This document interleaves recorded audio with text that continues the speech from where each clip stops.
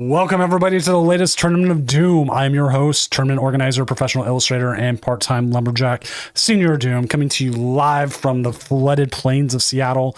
Okay, it was still kind of flooded. It was flooded last week. Now we're 90% flooded, I guess, is a way to put it. Yeah, we're coming here live. I drove out to a lot of those flooded places. They're still pretty nasty. It was supposed to get worse this weekend, but the rain hasn't come, and it was a little weird. But I mean, I will take that. Joining me tonight, though, is After Crash YT, right? I always see YT at the end. I don't know if you want that added or not, but After Crash, why don't you go ahead and introduce yourself?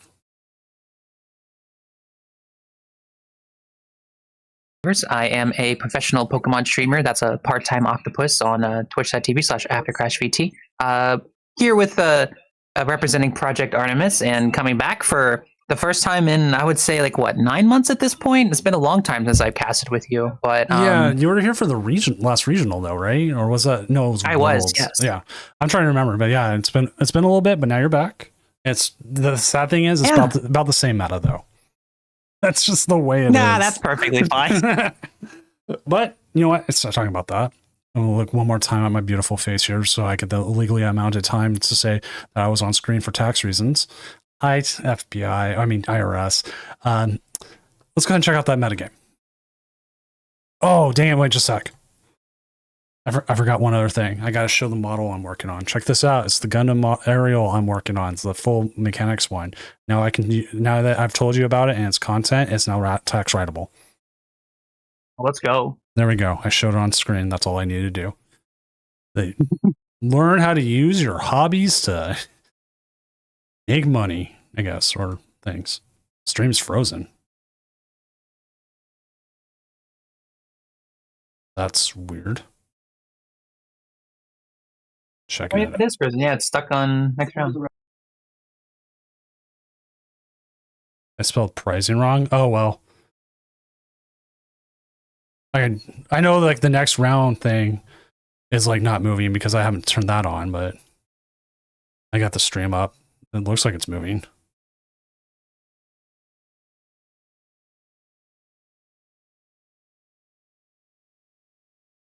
Check it. We already had to restart the stream once, so. You can do it even more. Okay. It's I'm sitting here 20 seconds. Is it working? Is it working? Is it working? And then finally I was like, yes, I'm working. But okay. Back at it. Metagame. Dragonfall Duskmoor, number 1. Raise your hand if you're surprised by that, because I sure as hell ain't. I'm not. It's a good deck. I mean, it does what it's supposed to. It's not like it's going to go anywhere anytime soon. Yeah, I think at one point I remember hearing Azul saying that this deck is not placed well. I'm just looking at this meta spread. I'm like, I don't know. I think one of the things he said was it's like a dad deck, which I'm a dad, and so I'm like, oh, yeah, that sounds right, because it's the deck I'm playing, and I've got to practice for Seattle so bad. I got to practice for Toronto and EUIC. Oh my god,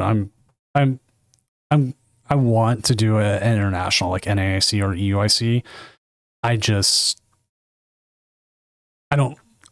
think essentially Mrs. Doom's you can do either one of the, you can do NAIC or you can do Worlds. And from the leaks that was out like a year or two ago, and just some of the stuff that from the rumors I've heard about Worlds, I'm even if I'm not competing, I kind of want to be there. Yeah, I definitely get that. Especially with that stadium thing. I mean, they did it last year. Well, this is a bigger stadium this year. Oh, they're not. Last year they did still in a convention kind of center. This year it's in an actual NBA size stadium. So that's crazy. We've gone from bingo halls to the ECW Philly convention. But yeah, and the big thing is, and the thing I keep hearing is, it's the 30th anniversary.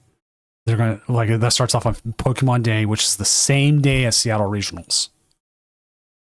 So I'm a little hype about that, because the Seattle Regionals, they're taking the entire floor of the convention center, and it's about 30,000 square feet bigger than the area they had in stuff like in like Vegas. Vegas was a huge one.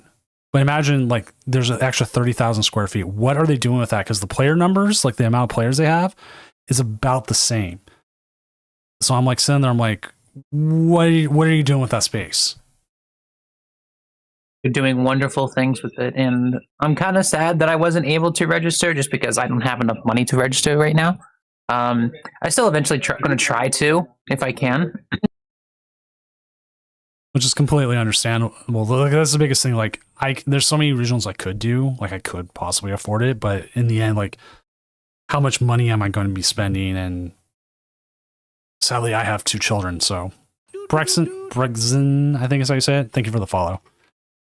Kids got to eat. So, yeah.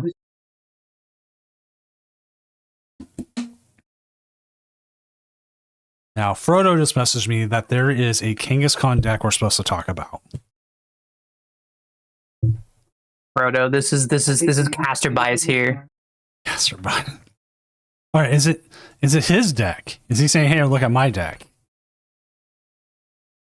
No, he's playing Raging Bolt.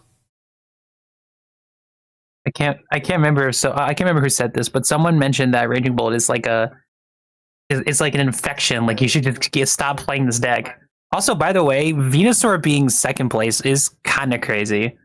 Hopefully, it stays there. I love Venusaur. The best games I've played against have been against Venusaur players, like in person.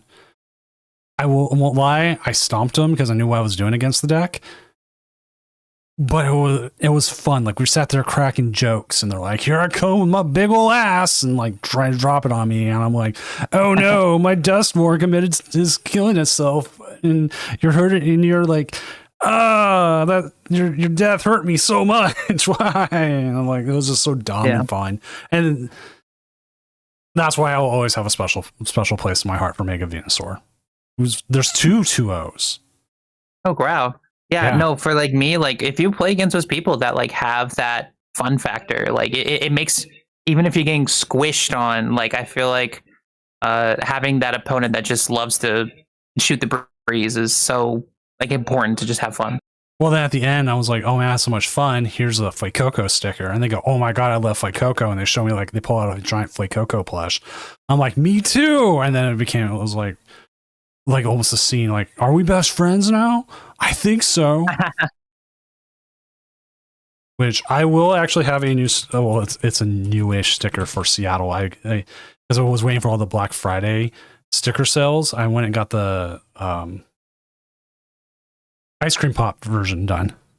Also, Brexen, tell me what table you're in, and we will prioritize you since you did put my game on stream.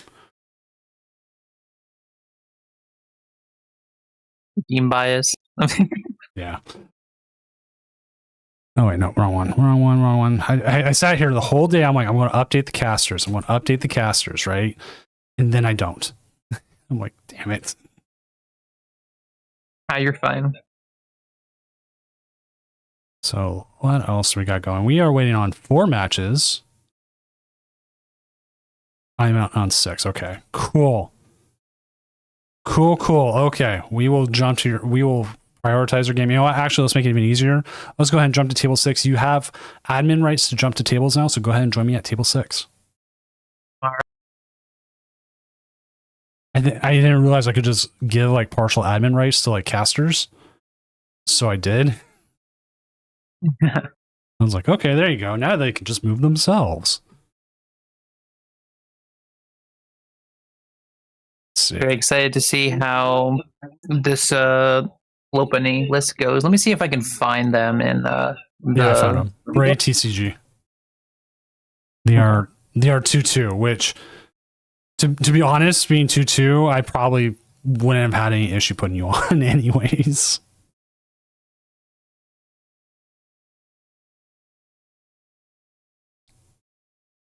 So Bray TCG, and then we don't know what their opponent will be, but let's go ahead and look at the deck list while we're here. Like I said, here we go. Got the Klefki, we got the Explodey Boys. We've got Gravity Mountain, we got Wally's Compassion.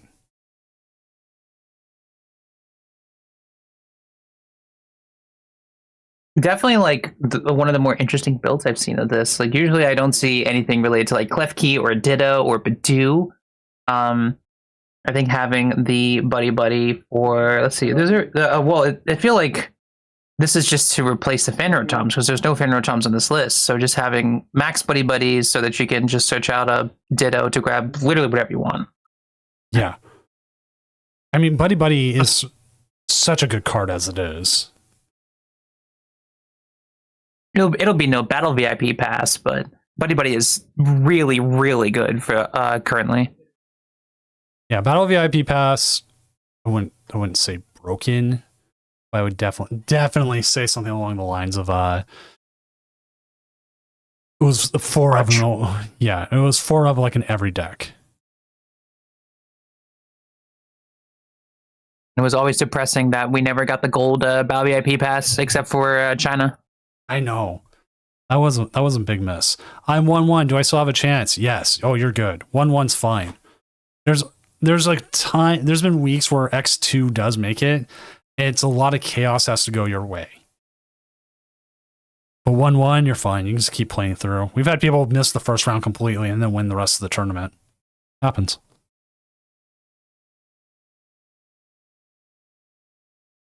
Like the switches. Hilda, always good. Pardon me, what's your take on playing Dawn in a deck like this? I think playing Dawn here is so valuable because you get Lopunny for your stage 1, and then you get a Pidgeot for your stage 2. Like if we're playing, because like I would think of like how Charizard plays it. Like you would just grab like your Pidgeot and Candy. Right. So if you because you're playing the 4 rare Candy, highly doubt you're gonna whiff it. Especially like on like an Iono, like a full Will's Determination Iono. So I would say a Dawn here is fine. However, I feel Hilda is more important because getting the Jet or the Enrich early is important to start swinging.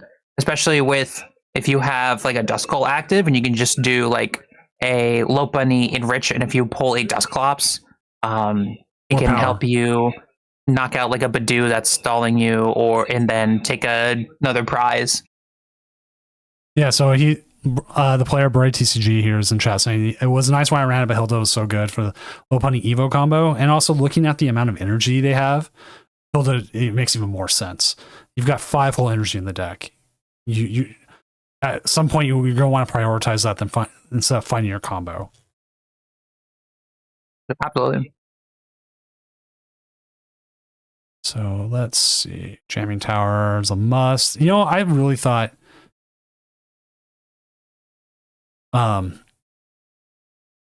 Tool Scrapper might see some play, but Jamming Tower just seems to be better.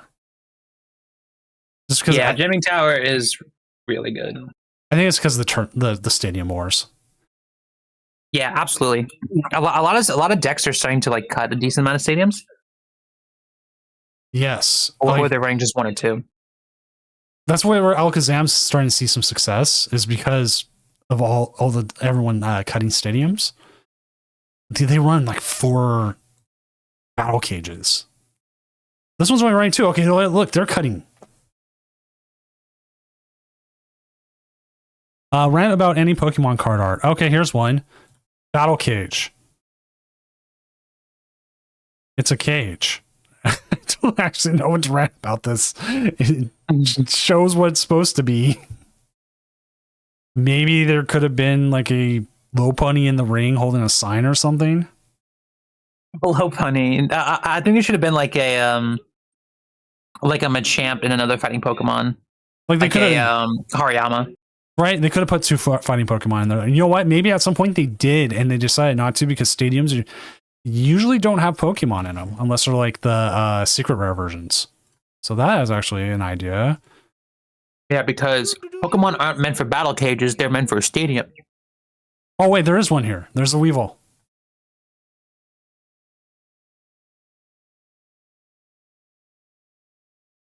That is. Because if you look at the full art ones, you can always find a Pokemon. This one's got the Weevil. They started that all the way back with Power Plant, the gold one,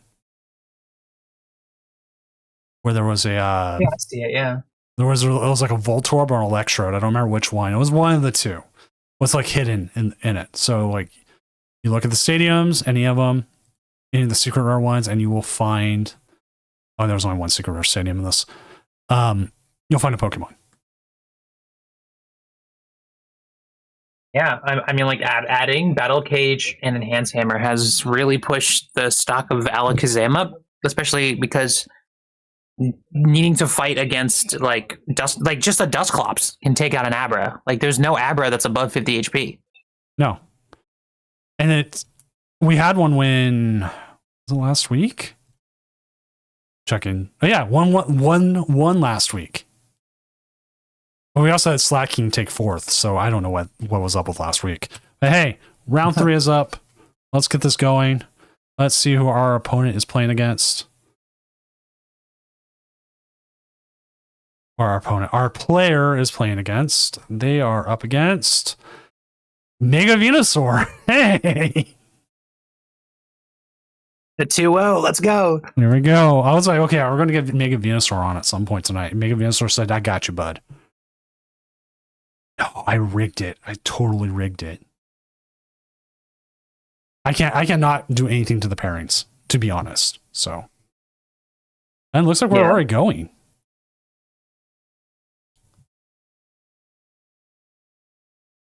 And I'll be honest, tonight has actually been really quiet on the judge calls. And now I've said that, I'm going to get 10 of them this round. I completely agree with that. But I do want to point out something. The fact that this Venusaur deck has Genesect from Phantasmal Flame. This is the first time I'm actually seeing this card being used. Wow, okay. I mean, like, 20's okay. That's a little bit like... Well, okay. So you get 4 on there, and with the... whatever it's called... Meganium on that becomes 8. That's only like 160. True, but I feel like Genesect would probably be best for like early game sniping, because if you just attach 2, you're doing 80 damage, so that can go around, like kill whatever, like especially early on. Putting Stadium down now is a bit risky. Yeah. The good news, however, was we saw almost every stadium within Bray's hand go to the bottom. It's way deep down on the bottom now. Okay, so bind down kind of works here, but probably not as much as they'd want. I could actually see a KO move here. Yeah, I mean, like, I feel like just going for the jet here would probably just be better, but setting up a board state is really good. This does threaten the fact that if they get a rare candy, they just win. Got the Gravity Mountain, though. Got the bump, yeah. Yeah, because imagine if they hit candy, if they hit candy there, they could have Ultra Balled candy for the Noir. Oh, no, not wait. They can't retreat. Yeah, you can't. Whoa, no. Yeah, but he's setting up a... Yeah, he can't. He can't. He can't retreat. I kid you not, by the way. If he pulled one rare candy with that Ultra Ball, he would have won the game, because it would have been Ultra Ball Pidgeot to remove the lock, and then Pidgeot rare candy to Bulbasaur, and then knock the Ogre Paw. Let's see. Did they play that again? Oh, if they even this turn had just grabbed the Pidgeotto. Oh, we just saw it draw past, didn't we? Yeah, it was just a draw swing. I mean, like, now there's a boss's orders. We're taking 2 prizes. We're taking 3 technically. Seeing if they're gonna need to use the boss.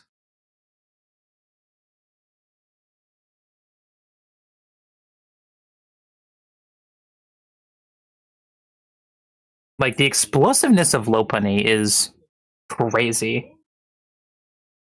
Oh, we're gonna go ahead and take the 230 here, Gale Thrust onto the Teal Mask. Get a 3 prize turn here. This game, I'm not. It's not out of reach for Mega Venusaur here, but it feels like they've already been smacked in the mouth really hard, and they're not in a great It's place. pretty bad. Oh, but we are going to go for a stall. I will say, by the way, if it wasn't for this jet energy, they wouldn't be able to stall. But there's 4 jets in here. I honestly don't know why they're stalling. I guess it's just to waste the jet. Which, I mean, it makes sense so that, like, if need be, they can go all the way to the end to stall. Yeah, I could see them trying that. Like, either that or that Iono they did early in the game. Okay, now there is another Iono. I thought was probably was taking them out of it a little bit. And they just get a jet.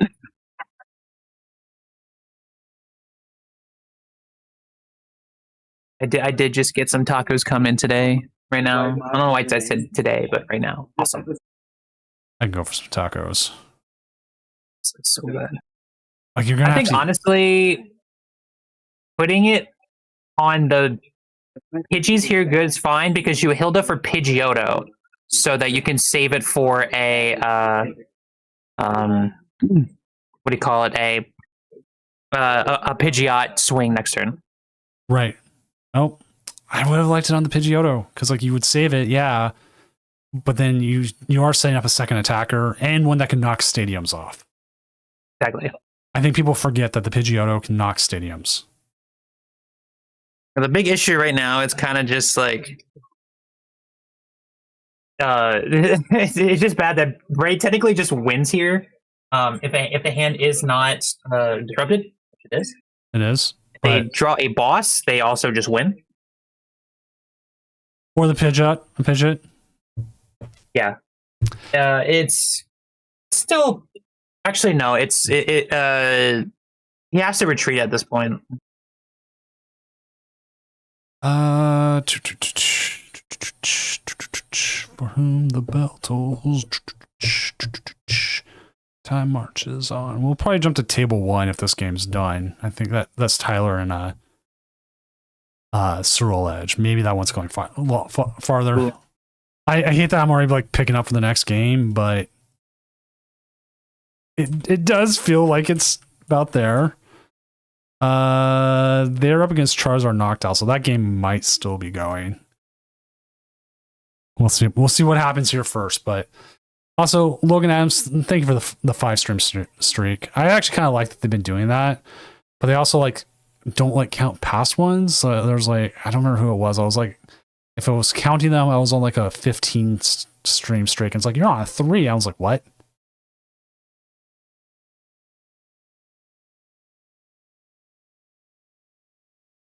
Yeah, that's game. All right, let's jump to table 1.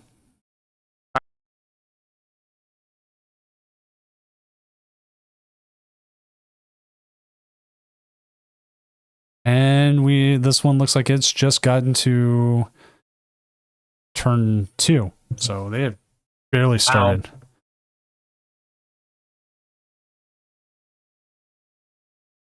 It was a pretty bad start for Surled. Yeah, going up against the Charizard Noctowl, which I haven't played that deck much. I should because I like Charizard, but I just haven't. So, all right, let's go ahead. Like right here, it's insane to tell you that one Noctowl could get us the game because all they need to do is just pluck 50 with the Duskull onto the active and then just Wellspring Knock.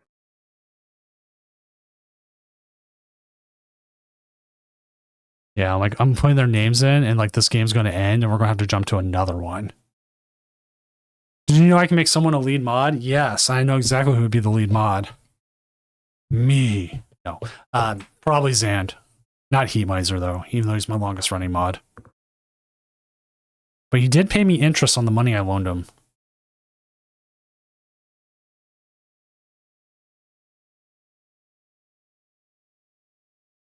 All right, let's see what happens here.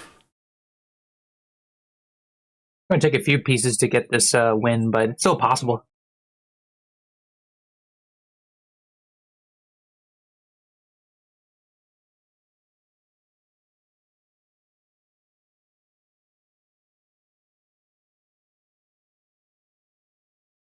Okay, there's the bird. Hey, Bray, I'll also just message you in Limitless. I'll just say, hey, can you jump on if we need a game? Or just stay in the table and we'll always jump to you. Like if you're in the tables, I will always jump. Even if you're like 3 and 5 and we just need to get something on because the winning in was a dead game, which happens, we'll get something on. Like I want the quality of the game, or like not so much the quality of the game, because you can be 2 and 6 and be a really good player. It happens sometimes.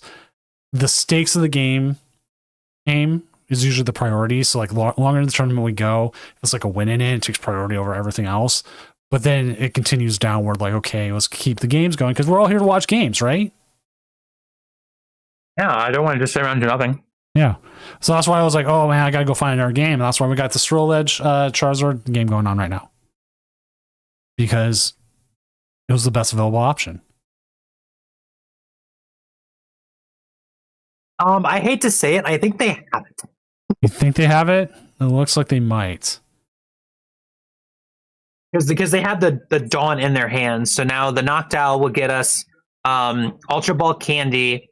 And then because the stage 3 was already picked, the Ultra Ball will be for the Noir, and then the Pidgeot will be for Candy. Yep, they have it. They've got to have it here. There's the Yep, Noir. they do. GG's. Which we will jump to another table here then. We'll just start moving down the tables and we'll jump to table 2. And we'll just go from there and figure out where we're at. So let's make sure we see what they're doing. Okay. Into Charizard. Okay, we see it. We see it. All right, let's go to table 2. All right. Quickest amount of games we've seen. This is Gardevoir versus Garchomp. So let me figure out based off names who we're seeing. Well, at least one part of it is easy Gardevoir, so that's only 20 players tonight. The person's name is Toxicnator. Let's see if there's anyone with that name in here. You know what would be actually easier than looking through all the Gardevoirs is find the one off Garchomp who's playing.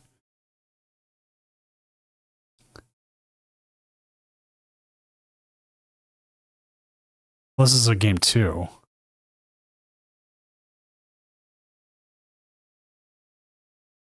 I'm looking through all the Garchomps and oh, there it is. Pokemon's most hated versus Toxicnator. So was it toxic?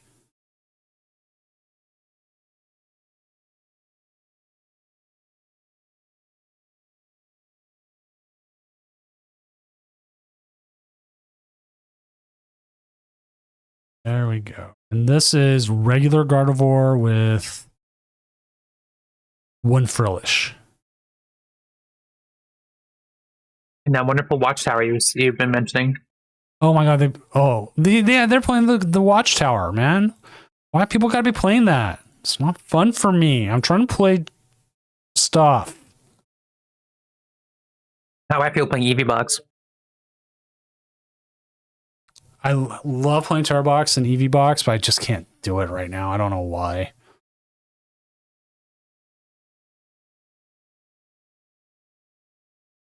Wait, did it put 20 damage on before?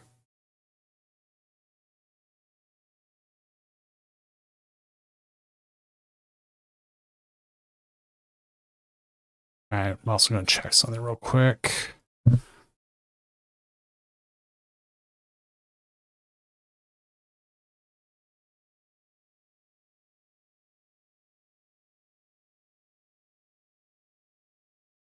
Okay.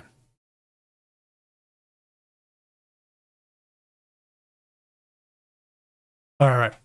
This joke has been the funniest ongoing joke. I always ask a question when we someone comes when we join, we have tournaments set up, right? Can Kiwi, or like, I don't even know how many years now, like 2 years, has only ever answered Palkia V-Star.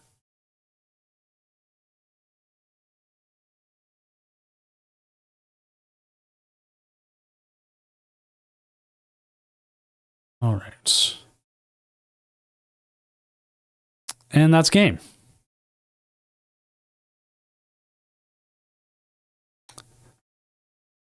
All right. Do we just want to continue going down the tables?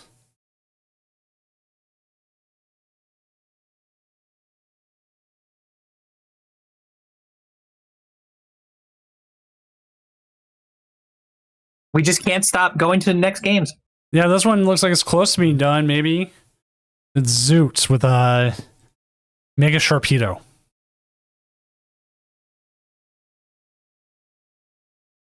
Mega Sharpedo's secret tech for Charizard.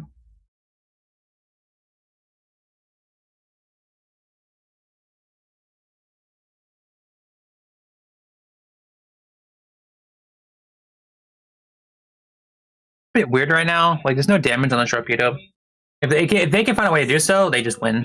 But I don't see a way right now.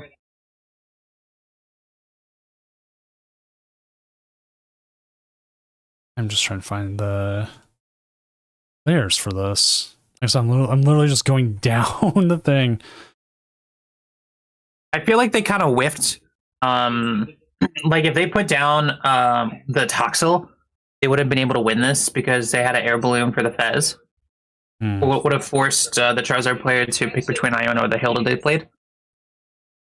Also, by the way, this has Greninja. This Charizard list has Greninja. Yeah, that's weird. To be honest, that is like, okay, it's not just weird, it's extremely weird. How many cards that's in this person's hand? I have a strong feeling Boss is in it.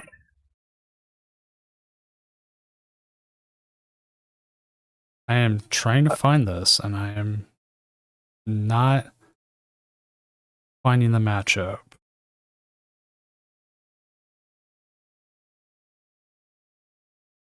I mean, like, he's debating right now between passing. Makes sense to pass, as there's no damage on their side, but I would be very shocked that Boss Wars is not in his hand. So that's Chatter99. And there's the boss. Well, next table. Next table again. Oh my gosh. All right. Just see you at table 4. Table 4. We're going down the carousel. What games are we playing? What is this? Oh, he's playing in HDR. It's so bright. So bright and so wide. All right, so this is 100% like a 40-inch display. I wonder if I almost want to change like the brightness settings. I'm not sure how I do that, but let's just find what they're playing. It's a Grim. They're on Marnie's Grimmsnarl. They are up against Charizard Pidgeot. They are currently both 2-0. I'm interested to see how this Charizard's going to go around this. But they're 30 off of the Pidgey. Oh my gosh.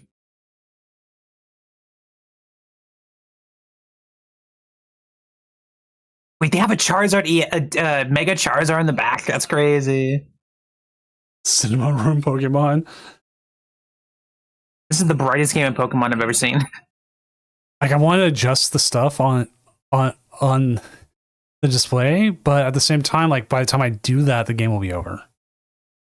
They have a really strong turn next. This is so stupid. I would like to point out for everyone who is in chat, this is our 5th game we're watching. Yeah, we have just been jumping from game to game, just trying to, like, either watching the end or watching the game finish in like 3 minutes. But hey, this is the beauty of doing an online tournament like this, is that we can jump from game to game if something like this happens. Absolutely. Like, You're not going to see Every us. time we go to one, they were just like, "Oh, it's 2 turns off of losing."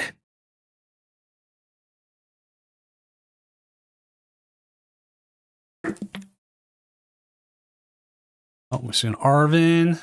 We're going to see off the Arvin card, of some sort, or Candy.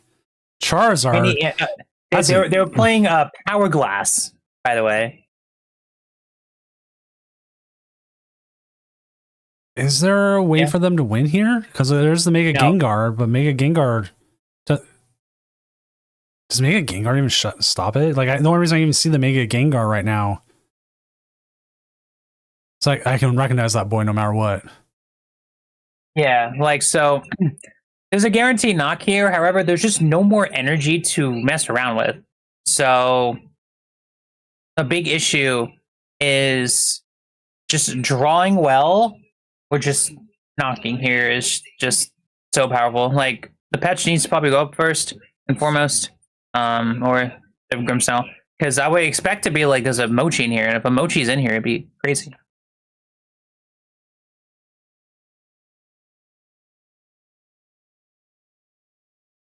Honestly, just keeping the Charizard up is really good. So the only issue we have, once again, okay, well, we have a Stadium Bump, which is really good. Have the boss. So The boss's order is almost game. Yeah, if they had it in their hand, they just would have had it. But the big issue right now is they are currently 1 energy off of winning. Our opponent that is 3_4159265358979. Not the longest name we've had on here. Would not be surprised. Well, Cash's full name, that one takes up the entirety of the thing, like more than. Wow. And I think I was testing it. I was like testing his name with like the layout, and it was just so big, and the text was getting so small. I said, you know what, Cash, you're just gonna get Cash Vendor, and that's it, or just Cash, or Cash, quote unquote, the Pokestats guy, something like that. Like, I can't do your old name, man, as much as I'd like to.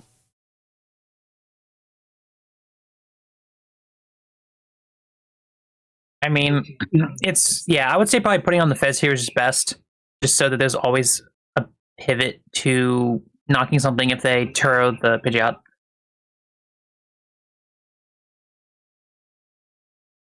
I do like As the legendary Tim Danklin says, it is basically it says something like it's basically over. It's like statistically over. I do like someone in chat said Doom Red Zone, and that is kind of true.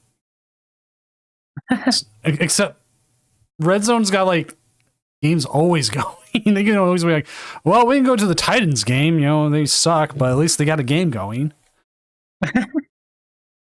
Also, these players this Charizard is currently stuck in the active, and these players also didn't turn timers on. Ooh, but the raw Turo. Why are you doing that though? Because the active is going to die. Are you going to? You should have put up the Tatsugiri, I think. Here's the Tatsu. Oh, here's the Tatsu. But a lick of damage would be the end. Well, Grimmsnarl just plays boss. It's over. GG. I mean, you could have just KO'd anything. Yeah, well, it was 2-2. All right. Z Goggles, they do nothing. All right, let's join me back at the casting desk. I think pretty much everyone below us is done. Copy that. As much as we keep going, like we are down to like 10 matches left for the round. So we're at a point where I feel like it's okay. We can stop jumping from every game and we can update the standings and see what's doing well. Yeah, true. All 3 stretchers were prized. Ooh. I guess he was trying to win. I would hope so. Look at this though. Mega Venusaur 3-0. Let's go. 1 loss, 1 won. Got Anti coming in with the Gardevoir Jellicent. Oh, but we have a Pidgeot control. Well, I'll look at 9th. Oh, who is this? Oh, I've seen this list before. Oh, right. Like they're using the Turtonator for stuff with the fully singed. Like you're trying to use that against like Dragapults, and then you got the LGM to move stuff around and. Natalie Psyblock. Pro Milk Tank player's worst enemy is the Turtonator. Oh yeah. The chiming commotion, the jingling. I mean, that's one way to discard cards. Chin Pao with the Stadium Knock. I mean, it works. I think this is a very funny list that's currently undefeated, which is crazy. Let's see what they beat. Charizard Noctowl. I can see it. Kangaskhan Buffalot. I can see that.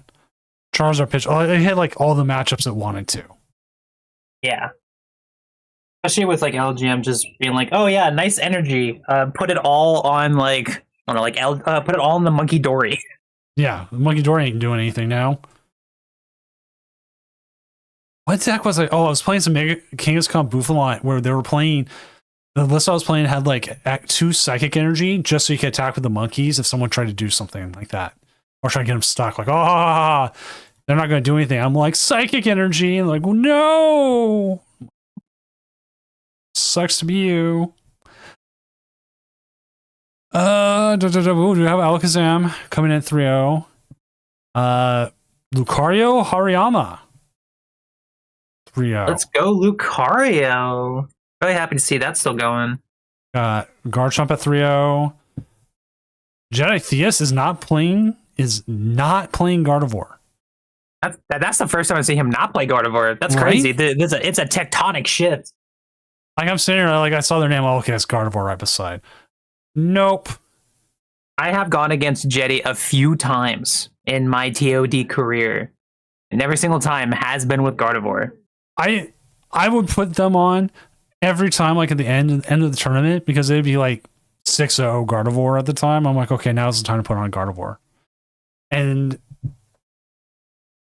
this is the first. They're 3-0 still. I mean, that's good. But what happened? What happened? We have to interview him at some point. Yeah. Why aren't you? Because like on top of that, we have Paradox. All they've been playing is Armor Rouge Ho. We've had them on like the last couple of weeks watching it because they're the one playing it and they've been doing fairly well with it. Haven't made a cut yet, but they're doing pretty well. Which if you haven't seen this, it's what it is, but it works.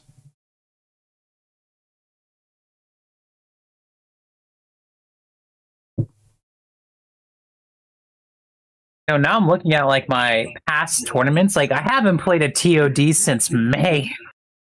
If I look at my tournament history, it'll say I played. Like, I'll even pop it up real quick on the December 6th one, but that's because I was trying to pop the numbers up to like over 600, and then a whole bunch of people late joined anyways. Like enough people did. I was like, oh, okay, cool. And the other ones I wanted to equal 300, so I did that. But before that, the last limitless tournament I played in was over a year ago. Yeah, like I'm looking at a lot of these. Like a lot of these I barely touch. Like I'm looking at like the last one I really got good at, and that was in June. That was the one Mickey one I ever had. So I'm looking real quick. I did update the DCS standings, which I might actually have time to make the video on it. Tide Infinite, we'll look at your list. Don't worry. Just we got stuff we're going through right now. Look, there's Jedi Theus, number 7 right now. But if you don't know what the DCS, my Oomphy Callimore. if you don't know what the DCS is, it's a year-long grassroots tournament where we're trying. I'm a second time. I'm trying to sit here and show Pokemon that we can run an online league, that there's interest in it and people want to play in it, and that's there. And we are all volunteers. I don't even break even running these. It does, like all the donations and everything, and even the Twitch subs, they all go to like shipping for prizes or other costs towards it, like the money, because we have our money tournaments now, stuff like that. So that's what it is. But you can see like Cal Connor right now is number 2. Joyful Sandwich, a player we just had on, is number 1. And the reason they're number 1 is look at all these placements. And because of the size of the tournaments, people get points. But the big thing again is showing that even with lives issues, we can still run a series for a year and we can work around them. And it gives them a baseline to be like, hey, okay, maybe we can do this. Maybe we can support prizes in some way. Maybe we should fix live because there's enough of people wanting the actual tournament series. And if we can fix it, great. But then again, knowing dev work, I'm assuming that a lot of these bugs don't get fixed because they're just trying to make sure the next set works. Whatever cards come in, the next set come in. But then those cards don't work. Right. It's just so many cards are coming in. Yeah. I'm gonna take a quick second. I'm gonna grab some water. I'll be right back. Okay. So TD Infinite, are you holding Kerr with the Dragapult Duskmar? That's currently who is 16th.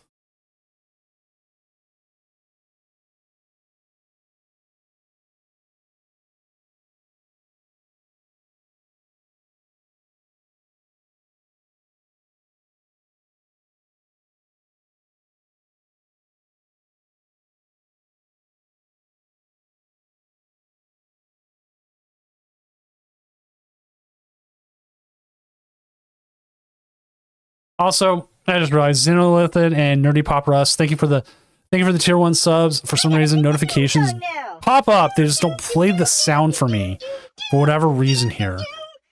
And I don't know why that doesn't do that, but again, thank you for the tier 1 subs. Welcome to Doomco. Doomco, the best place to get your sandwiches, because we used to be a corporate entity, but now we are not. We are now a sandwich making shop. So everybody get to making sandwiches because I am one hungry man. Let me see if I can actually fix that real quick. NS audio. Yeah, Joyful Sandwich, I only updated the standings today. I did not realize just how many what people were up there. Like Cal with like the 2 wins has been just insane. Okay, let's see. I don't want display capture. I don't want browse. Do I need browser? Audio output capture. Maybe that's it. I'm trying to remember how I hear it. Maybe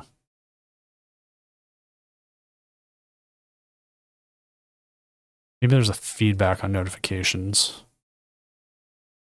To the Infinite, thanks for the follow as well. But no, I don't know if it's my... I think it's something with my audio board, yeah. I just don't know what. That's what I'm trying to find, because it used to work, and then I had to reinstall OBS and everything. And it just... I don't know why it just stopped. Like something went wrong, I guess.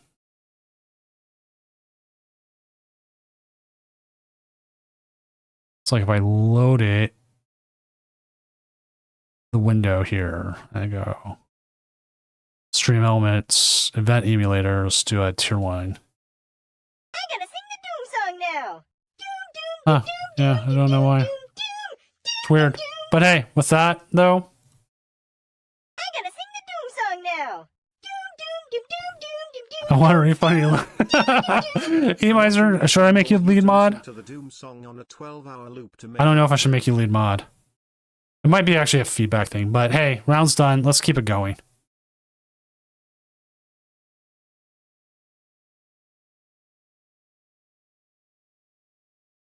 All right. We need to find a game. So let's do that as well. Sorry, I was trying to figure that out, and I'm being dumb and didn't set that end round. Pair next round. Going. Invader I mean, yeah, the Doom song's just too good.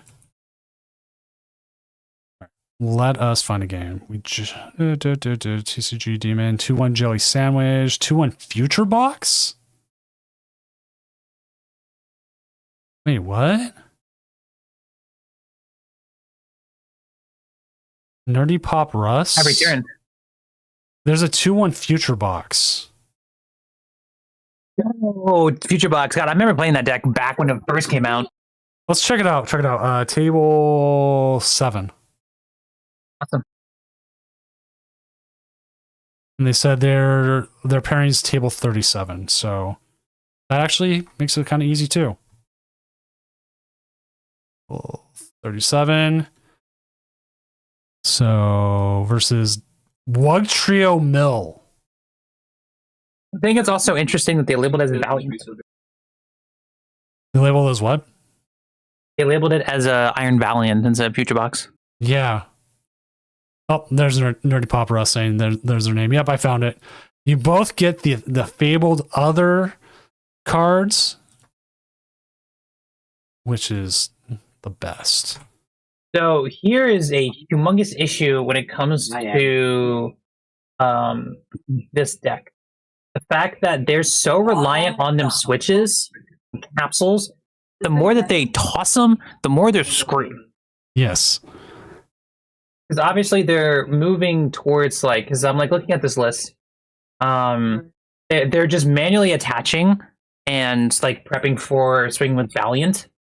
So the biggest issue is what if they just Countercatcher Crown reversal energy, and then they just start milling and milling and milling and milling and milling. It's going to be near impossible.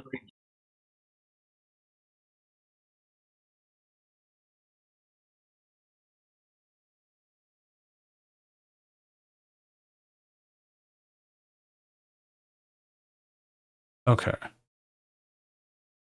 think I found the issue of why I can't hear them.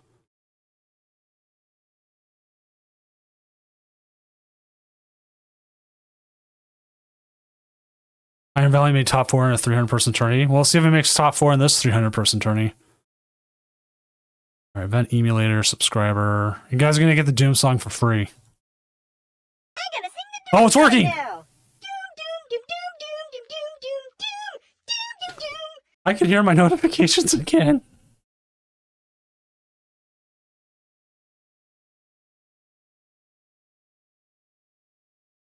Are they using the Miraidon? Do they have the Miraidon in the deck?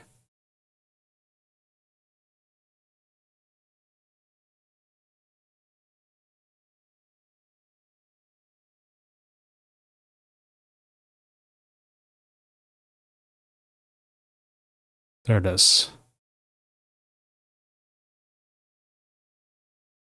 Yeah.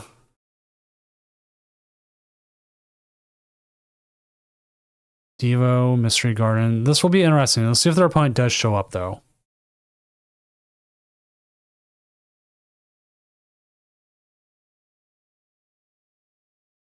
Because at 2-1, maybe they see the matchup and they go, I don't want to play against that. Happens more often than you like to think. Yeah.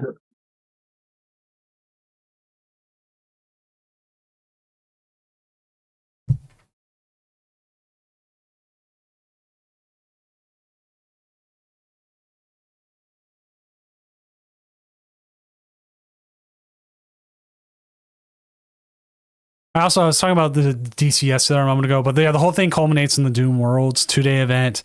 Everyone can play in Worlds. It's just if you top 16, we might even go up to top 32 just from the amount of players we have now. Get an instant day 2 because I can't give them a round 1 bye. There's just no setup in here. And when I asked Limitless some time ago, they're like, yeah, we'll put that on the list of other things we need to do. And I'm like, that's probably on the bottom, isn't it? Still have yet to see that them having to add. But I'm Nope. curious to see if the Wug Trio just dipped. Which is crazy, because I feel like this match would be really favored for them. Right? I don't know if... No, I announced round 4 is up. Oh, they checked in. They just checked in. Hey. It's... Some people will go, oh, they checked in late. How can I play?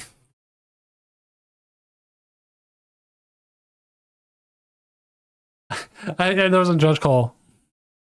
I said, how can I help? I said, how can I play? And I went to say, how can I help?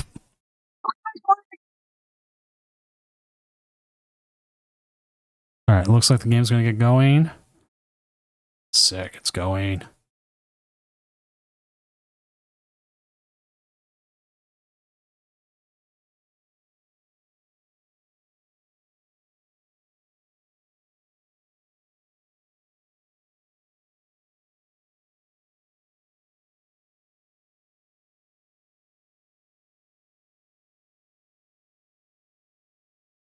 That's interesting seeing a cursor. That's a plus instead of a cursor.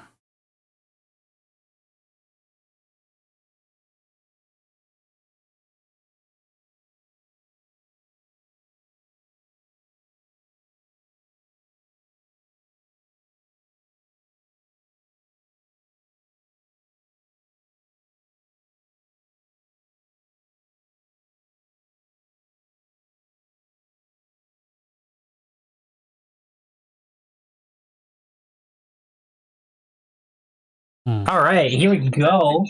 This is a insane start, by the way. Wow, okay. I can. Well, we can at least confirm they have Valiants to play.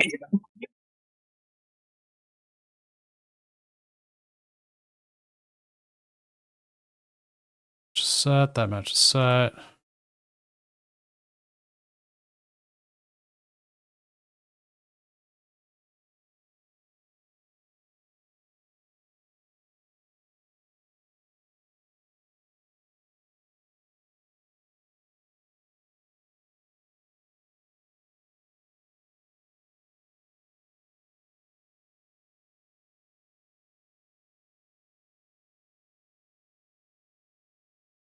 At that point in the night where people are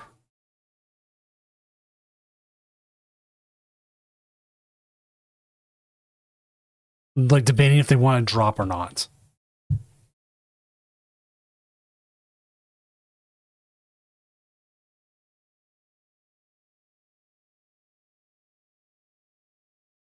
Which makes things so Yeah, weird. so it feels like right now they're just going to try to ignition. Yeah, but they're just putting on the aggressive right now. Like if they just keep ignitioning, if they high roll here, it's going to heavily hit Russell in the face.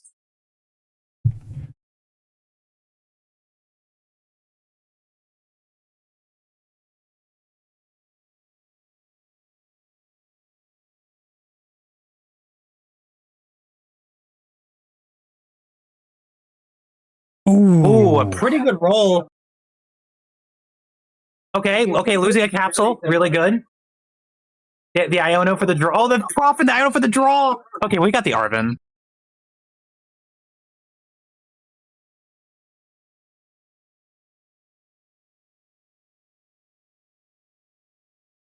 They use the radar on the energy. Okay, or not.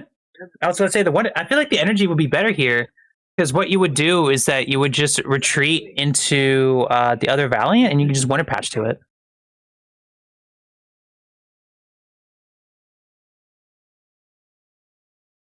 And here we go, chat. If they start swinging, it's about to be crazy.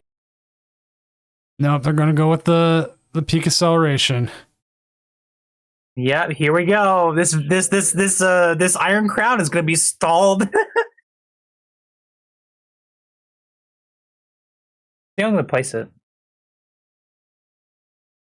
Oh no, it has. I think it has to be to the. Oh, I disagree with that play heavily. I think it should have done 1-1 to Valiant and Crown, so that the Crown cannot be stalled.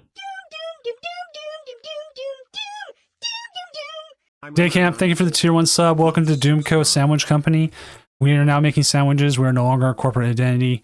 Hey, I'm turning 40 in about 3 months, so I am old. And now I'm just singing about the song. I'm a man, I'm a man, I'm a man, I'm a mighty fine man. Okay. Oh, man's man. I usually sing, I'm a lumberjack and I'm okay. That's incorrect.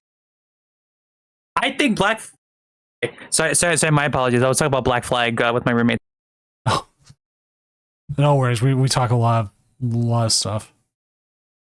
All right. Oh, just a 3 hit, but that's still more than enough. Tossing another Wonder Patch. Campfighter, the nightcap. Ooh. I will say though, Dorati does play Hilda. Airy, but using the switch here makes sense. The biggest thing right now is the moment this knock is going to hit, it's going to break all hell.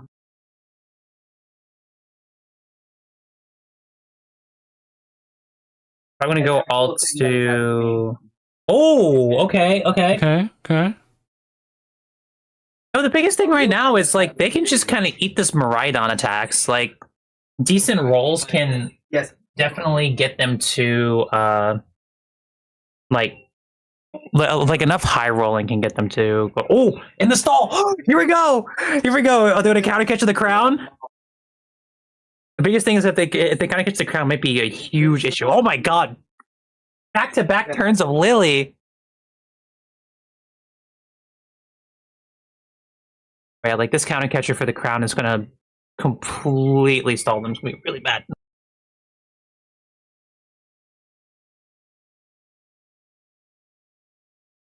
In my opinion, I feel like this deck needs I feel like one flute would be really interesting.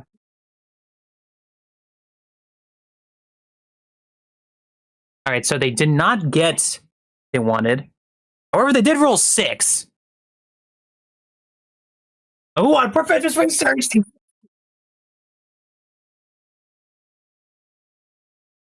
How about the Prime Catcher, though? To be fair, though, the Battle Cage is really hurting their crowns because they can't do the crowns on the bench. No. And we just saw more stadiums. We just saw more stadiums. We just saw more stadiums go. Oh, exactly. Yeah. I don't think our viewing player knows that he can't do this. I'm very interested to see what he'll do. It has to be active. I mean, if you're playing this deck, knowing this, you have to know what Battle Cage does. Yes. Dixie does not knock, by the way. But I guess going for this is perfectly fine too. So, interesting enough, we actually had someone call a judge today because they didn't understand how Battle Cage worked.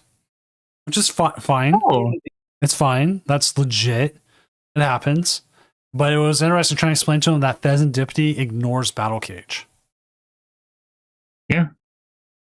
Because it's for abilities. It's abilities and placing damage counters from attacks. So Dragapult it works around.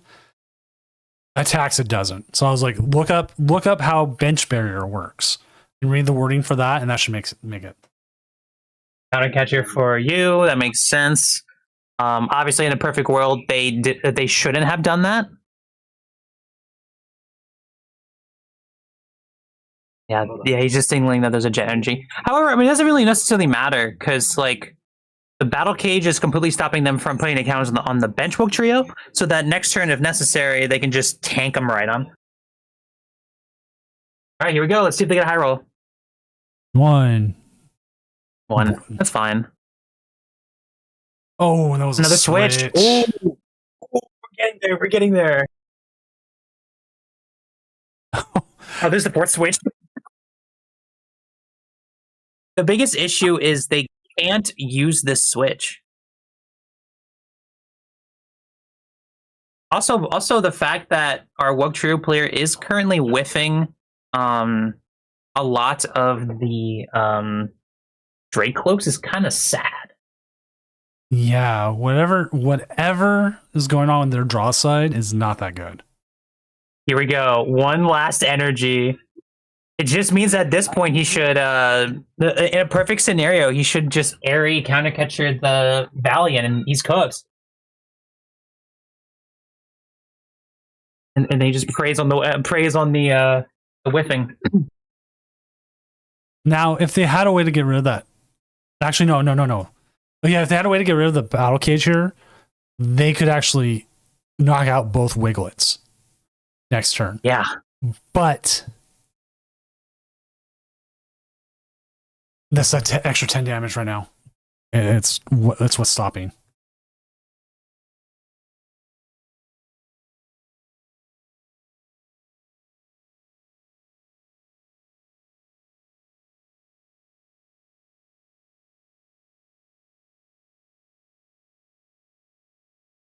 Congratulations on the 4-0 Tide Infinite. Because like even with the single ping of Valiant, Rhydon cannot kill. Prepping the bench rogue trio, I think he does see the fact that they both can be knocked. But grab the Drake instead. They are down 2 of 3 counter catchers, which is a bit of an issue.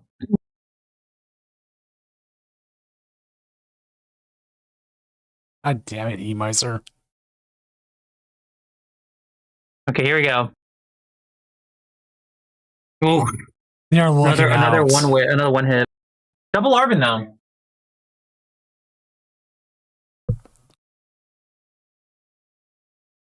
I think he's trying to see if it's worth swinging with Rhydon right now.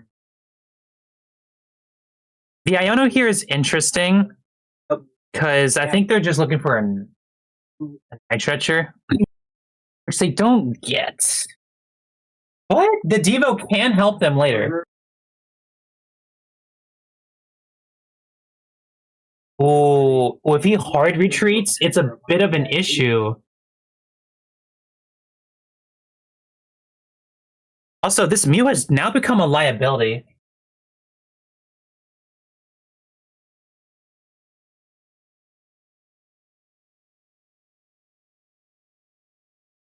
Oh, that sucks. Someone's phone died with 18 minutes left in the round, and at that point, it's the point of no return. We can't. Yeah, you should just charge your phone. Because then like I have to give like a 10 to 12 minute extension, and that slows the whole tournament down. Usually by then you're on like turn 4 or 5. Prizes have been taken, and it just sucks. And it's not much more I can do about it. But if the earlier it happens to you, a disconnect, the better. And this is again talking about like for Pokemon, like showing them, hey, we could do this. It's like, okay, we have rulings for like disconnects, like internet problems. Like, how do we punish them? I do want to say, go for it. I think if Karate does get a high roll, he can win the game because there's no more stadiums to bump Battle Cage. So if he continuously gets Wug Trios Like and this. swings with them, he can win the game.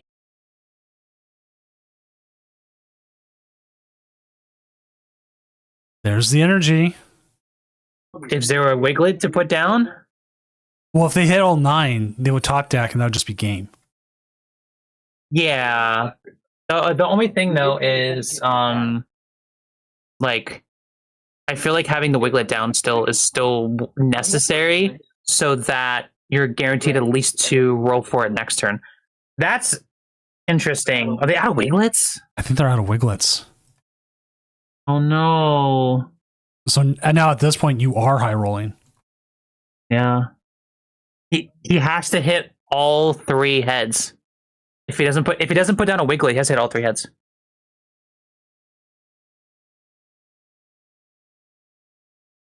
One more recon directive. They're down to almost taking themselves out. Well, they haven't used Iono yet, and I'm expecting Iono to either be in there. Countercatcher. Here we go. Oh, okay. Okay. There's the Here we tunnel. go. Here it Let's do goes. the high roll. Oh! Yikes!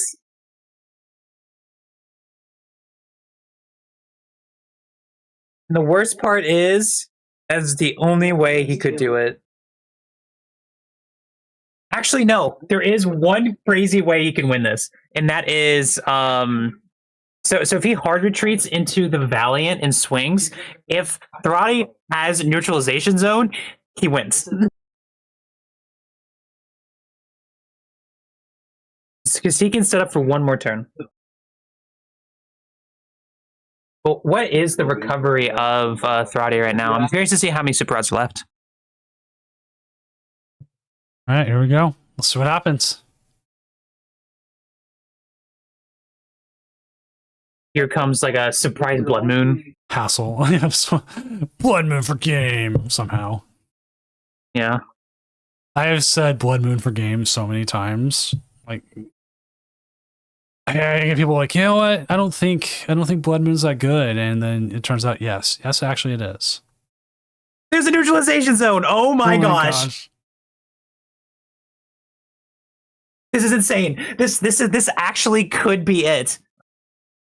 Please, I would like to see what our energy count is. I want to see our night stretcher count. The big thing right now is night stretcher. If they are out of both night stretchers, they just lose.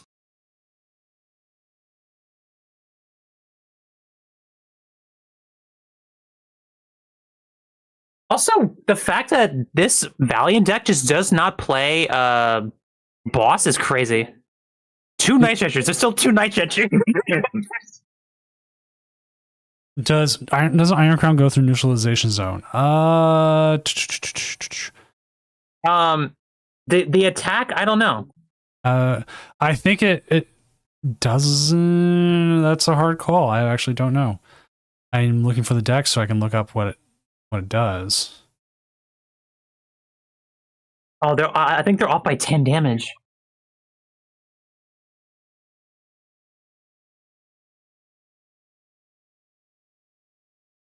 Oh, but they're in. Oh, never mind. No, they had it. No. Oh, because they had the capsule. They have the capsule, and Iron Crown does 20 more.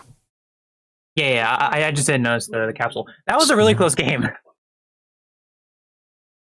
The biggest thing was whiffing, I think, 2 of the 3 rolls, because he had 2 1 rolls and then 1 zeros. Yeah. Like okay, they need to hit 3 and then they go 0 for 3. They hit 3, but the wrong 3. All right, let's go back to our casting desk here in the virtual world.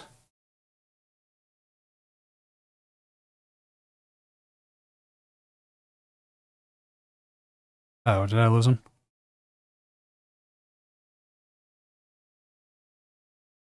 I lost you there for a moment. Oh, strange. All right. Yeah, because I had to look up Iron Crown EX. Oh, Iron Crown does go through it with twin shuttles, but... Oh, and Jadithius did lose to Carl. Let's check this out. 95 Plus, thank you for being able to stream. We appreciate everyone who is able to. Seeing that you're a Future Box, and Future Box isn't something we've had on in months. Like, what more can you do? The way Venusaur is currently 4-0. Oh my god, Dylan Carlson. They have beaten... Oh, they should have stopped Cynthia's Garchomp. That should have been an easy stop. They beat Cerulean Edge. They beat the Bolt, and they beat the Boof. The King of Boof. Crazy. Okay, I know why they beat Cerulean Edge is because they didn't put down a Mega Venusaur, and they only went for Regigigas. Oh, you know what? That is true. Try as many one prize. Get the one prizers out. Don't give them. Don't give them. Or they could spread energy around and then Turo the Mega. I thought this was the one playing. Oh, it is playing the Genesect too. And 2 energy Genesect does kill Charcadets. Yes. Congratulations to Dylan. Honestly, like the fact that he's also but yeah, like the fact that he's 4-0, going crazy with it. Also, by the way, I did like the fact that he made the Raging Bull player quit. That's always the best when you watch your opponent drop after you beat them. You're like, you beat them so well that you make them. Oh man, there's this quote from Star Trek about it. We used to have as one of the gifts here. What's up, everyone coming in from Crumbrion? Yeah, that's right. I just say Crumbrion. Crumbrion stream. I'm Senior Doom, professional illustrator, tournament organizer, and part-time lumberjack. And joining me tonight is, and I have just completely blanked on everything. Aftershock. After. I'm sorry. After Crash. VT. Thank you. Funny enough, I've actually talked to Crumbrion, I believe, at one point in time. Well, All right. hello again. It's been a long time since I talked to you. The worst is I've one time I did, like, Frodo's been on quite a few times. One time I called him Samwise because I was trying to remember what Hobbit name he had. Yeah. I was like, and join me, Samwise, and like everyone was, oh, haha, that's funny. You're going with other hobbits, and I was just sitting there going, the dementia's setting in too quickly. No, I don't have dementia yet. I'm up there. I'll tell you what. Hello, Crumbrion. I hope you're doing well. Hopefully your stream went well. I need to get a new dumper emote. I'm at the point I'm just going to pay someone to do it. I'm like, I can do it myself. And then the If backlog. anyone coming over from Crumbrion stream, if you just want to lurk and go out and do whatever you're doing up at the long stream, I would definitely probably say that would be best. Make sure you pace yourself more than anything else. Yes. We actually have quite a few people fall asleep to the stream. You're like you're the Pokemon version of Rothalite. Yeah. Well, I've had people go like, oh, your voice is so soothing. You're the worst, I wouldn't say a backhanded compliment. It's hard to say worst compliment, but someone called me, I was like the grandpa from The Princess Bride. I'm like, what? They're like, yeah, you're telling me like a bedtime story about Pokemon games. I'm like, what? Which also, rest in peace, Rob Reiner. 7. All right, we are just waiting on 4 matches. Let's find out what those 4 matches are. Wait, what?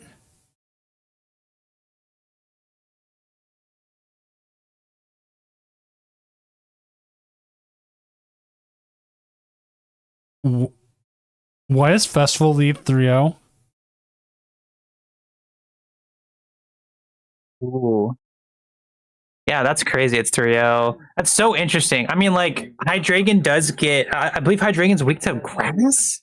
Yeah, I think the Hydreigon's weak to grass. I think they're hitting all the weak... Yeah. And then they've hit... Festival lead.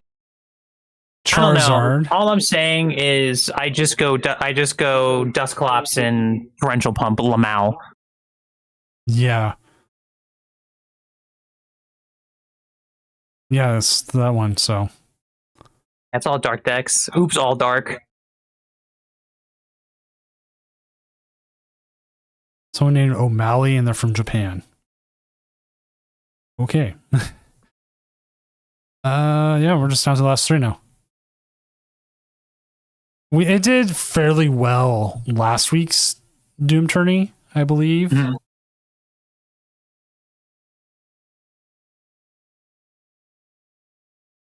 We also had like a United Wings recently. Like it looks like it was going to cut and then hit like 5-0 and then it went 5-4.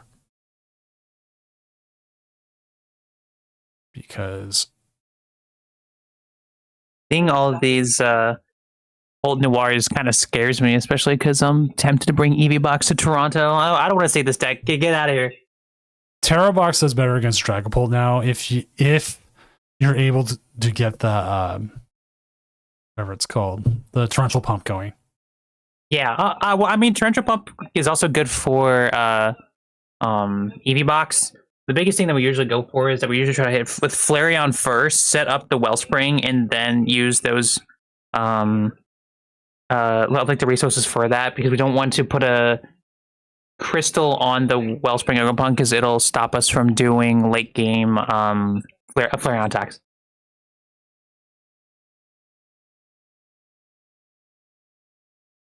Bangle and BB train black belt training. Yeah. It's a lot. It's a lot of damage. All right, so the round's done, but we do have a judge call. IWOPS, thank you for the follow. Oh, that sucks.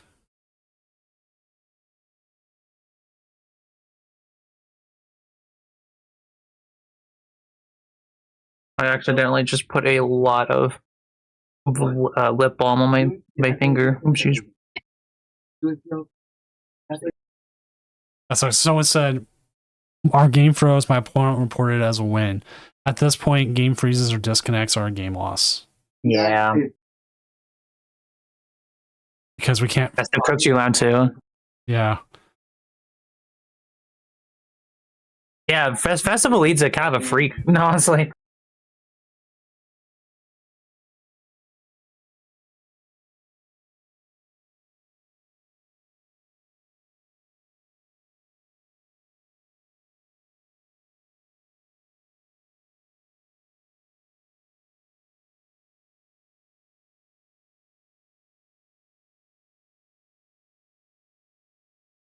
Oops, sorry. So I do see on my side, Frodo did send the list.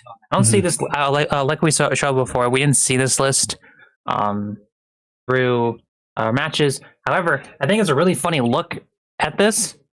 So this is the first time I've ever seen a dangerous laser be used outside of locals. I forgot that was a card. Yeah, no, it's a card. You will never be Plasma's laser. Photon laser, I think it was. Yeah. Oh my god, I hate that. I was introduced to that card through expanded when I was saying like Toad Scrolls. Or not Toad Scrolls, Seisma Toads. And I had no idea what item lock and stuff. It was like baby's first expanded tournament, like 2018 or something like that. Also, round 5 is up. Let's find a game. I don't want No jelly. toxic laser. We haven't had Paradox on yet with Armorer's Box, right? What are they at? We have not, no. 3-1 versus Mega Absol Box. I think that'd be a good random matchup. So let's go table 8.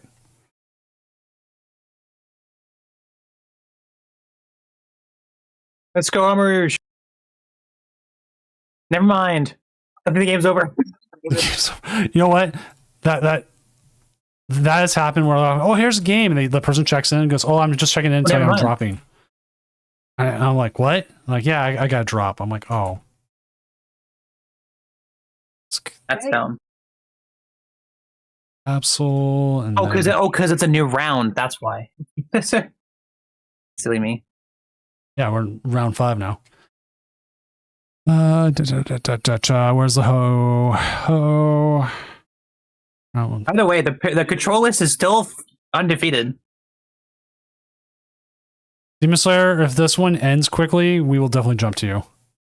Because hopefully it doesn't, but we've had a couple games tonight do that. I'm actually going to look up what he's playing against. Paradox is currently going to go against Absol. Demon Slayer is up against. They are playing Marty's Grimstone. They're up against. Oh, the item lock deck is just 4 Frillish, 4 Jellicent, with 4 Pokemon League headquarters. I love that deck. That's a crazy deck. Yeah. You know what? I'd almost do that.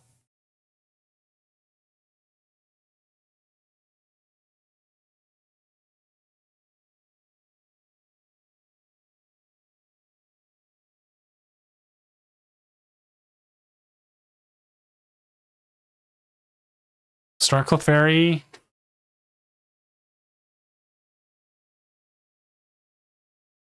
What a pass!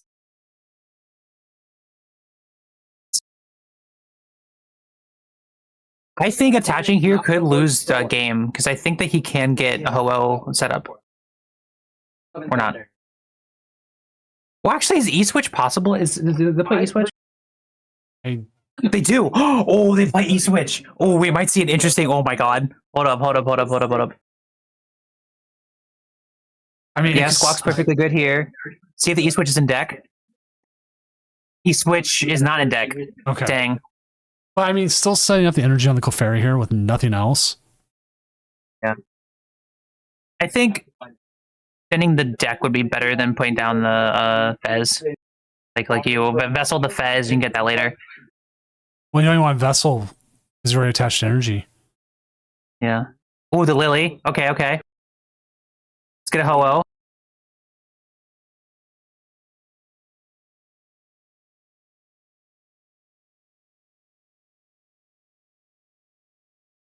I think a Latias would be best here.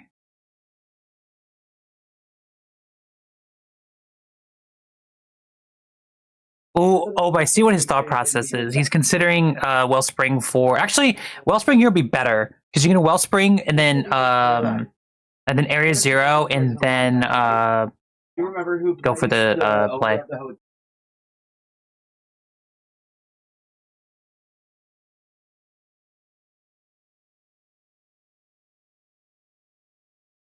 He's just doing one. Whoa! What? No, Area Zero Lily. That's interesting. I think he was expecting an Iono. That doesn't make sense. Why did he do that? I don't know, but now they got a Kangaskhan. I mean, Kangaskhan doesn't really matter at this point. I mean, like Kangaskhan is a kind of a threat, but like there was just no attachment last turn either. So what's the point? There's the Iono. I'm very interested to see if this will backfire later, because like he could have definitely just.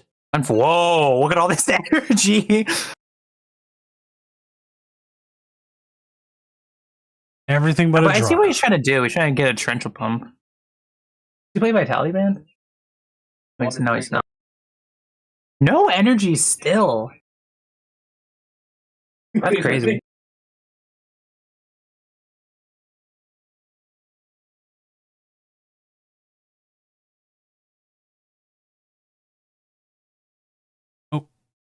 Got an issue. It's not been too bad.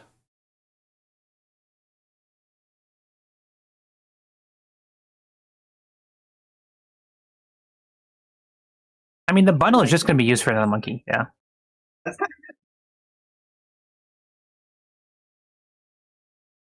He gets a boss here.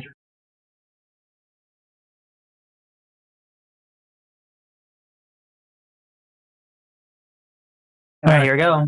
There we go. There's KO. All right, I have to talk about this bug on Limitless real quick. If your opponent doesn't check in, but they like send you a request kind of thing, or if it doesn't automatically have you win, what happens if you both check in within like 3 seconds of each other, it doesn't show up for some reason. Yeah, I would say probably by the 2-minute mark, just refresh the page. Yeah. Just give it a quick refresh. Totally there. It's totally fine. Call a judge, be like, oh, hey, they're like not checked in, but it's not doing this. Like, that's what I'm here for. And it is just like me tonight, but that's because like it's been a fairly easy night. Not like when we had like 600 players and we had about 30 judge calls within the first 2 minutes. All right, so they got the Kinga. They've got the Pecharunt.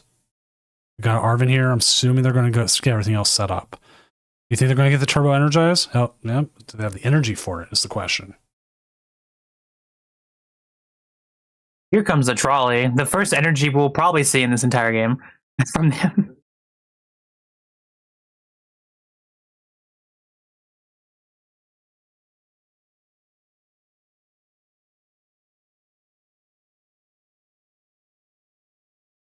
I think honestly, the fact that they did not Lily here and they didn't Arizona Lily is kind of setting them back because they're kind of in a slump right now where they're just not drawing anything.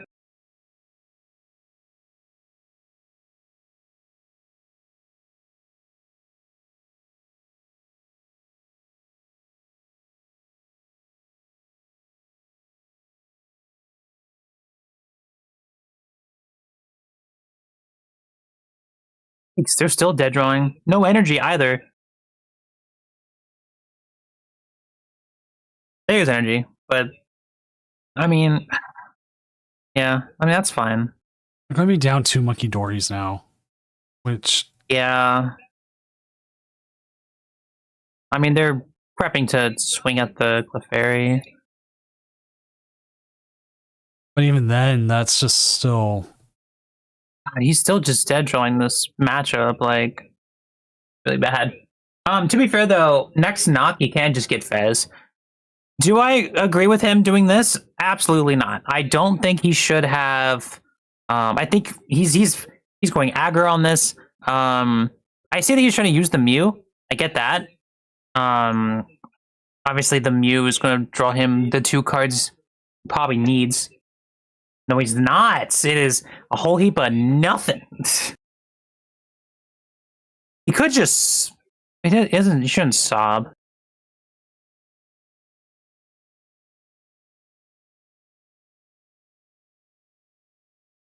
Another ogre pawn.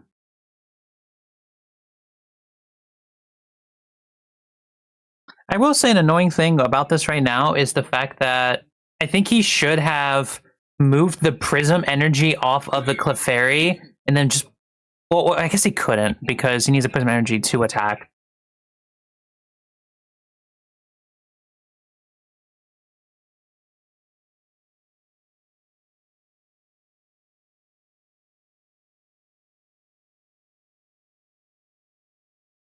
I believe he also plays 4 Prism Energies.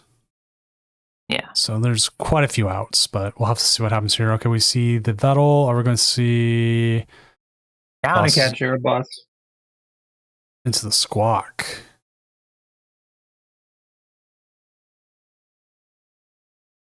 I mean, I'm okay with that. I mean, Squawk can still kind of attack. Wait, I- well, there's a monkey door in the back.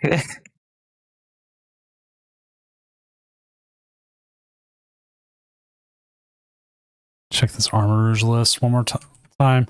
He has no way to escape this, by the way.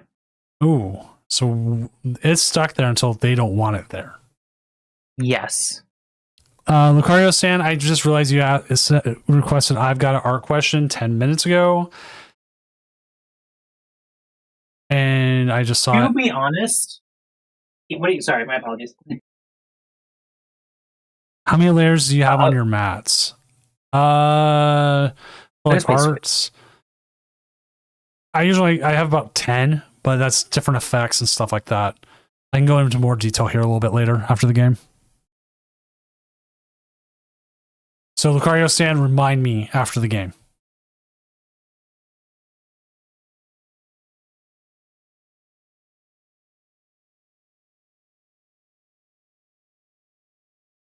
Yeah, so the issue I see with this matchup right now is the fact that it can't move damage around. So at least it's only 8 turns of this. Thank God. Yeah. If they just don't come up here and just finish it out and use the claw to get rid of some of the at least one of their cards. We'll have to see what happens.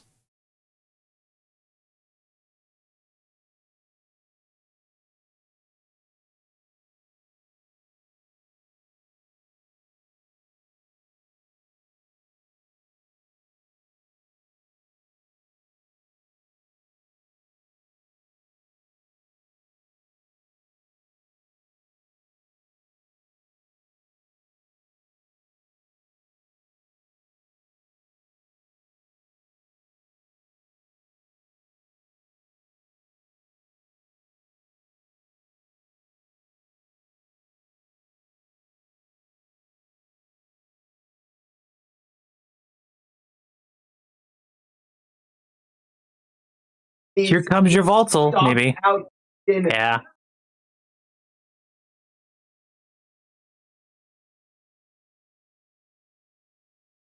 To be honest, doing the subsequent chains is a really good idea because now that the Monkey Dory will have 2 damage per turn.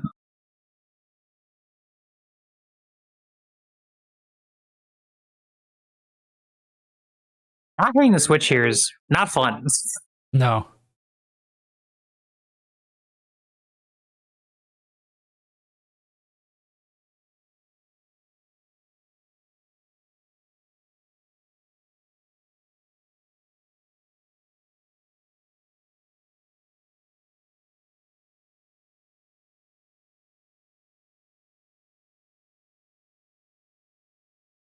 Yeah, right now it's a bit of an issue. Like, I feel like Nathan is predicting to get this switch out of the way so that he can fully lock something. But the biggest thing at this point is there's not necessarily anything to stall except the Squawk ability since it's doing the least amount of damage, but this will be gone in a moment.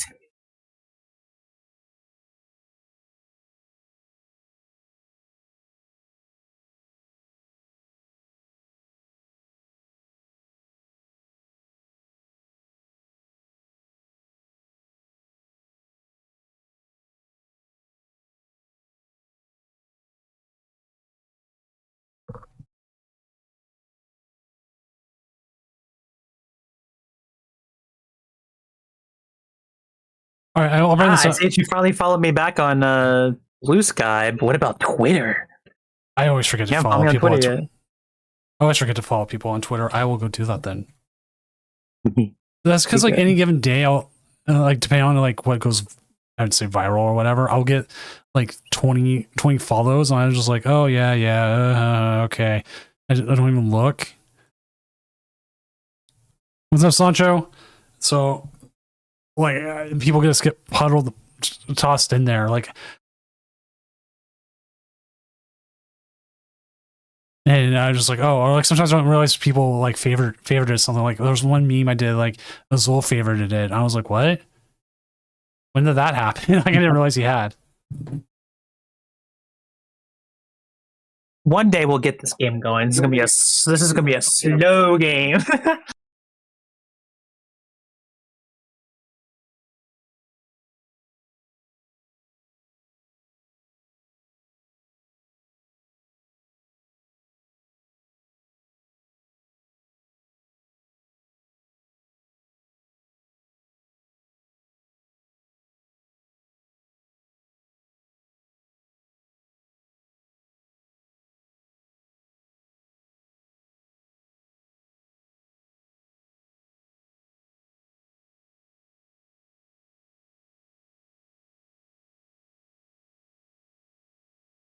Okay.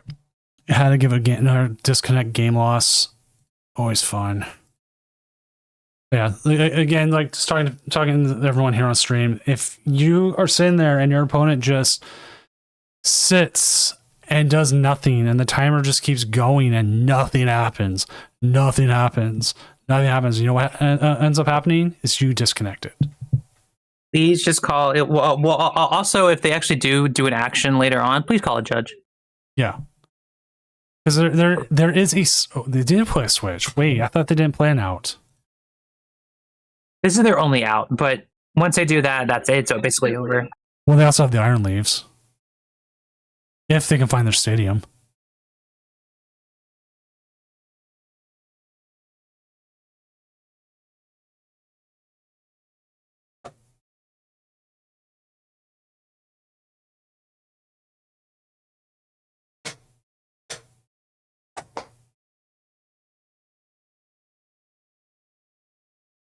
I don't know if you want to burn the Iron Leaves now.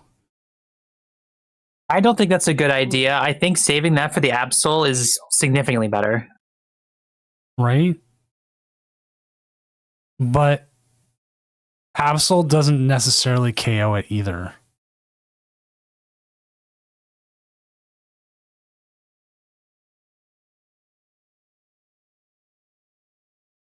And there'll be no damage counters out there for it to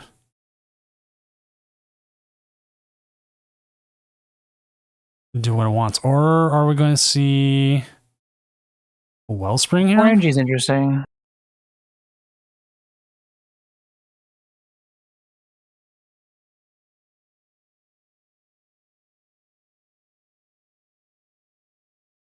I see the Aho. Okay. Definitely an interesting setup. Oh, they're looking to heal possibly. Yeah.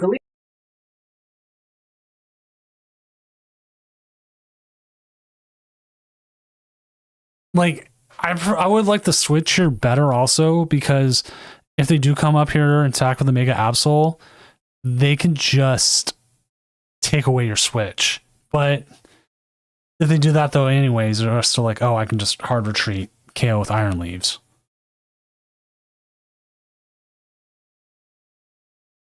I'll have to see what they do here. Yeah, I mean, like, there's enough like recovery for for Nathan to just keep stalling at this point.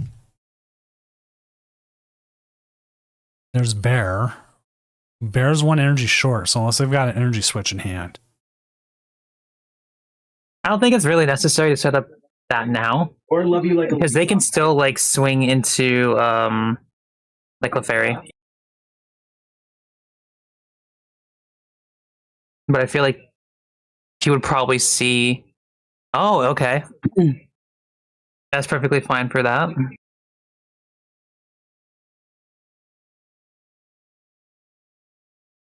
Big issue though right now is that all they can really do is stall. Also, Lavely Stadium makes it impossible for Ursaluna to take the knock. Means they're probably going to counter catch her around.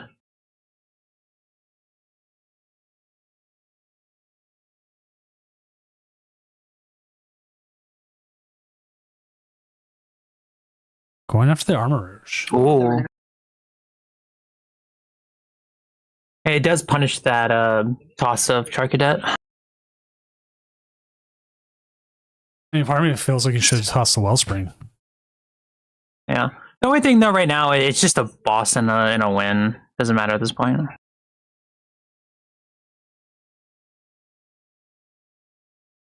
Part of me would like to see the energy go down. But you know what? No Charcadet? No Charcadet. Wait, he plays Legacy, not Prime Catcher. Fez here would probably be best. Because there's no way for him to he can knock the actually no he can because of the stadium. He has already used both of his stadiums.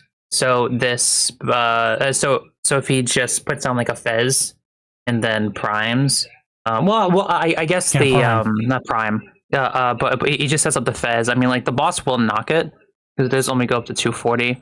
But See- I think that would be enough to find like the boss. This is where I would like to put like the energy onto the Wellspring, because you could have popped up the Wellspring, sobbed for a turn.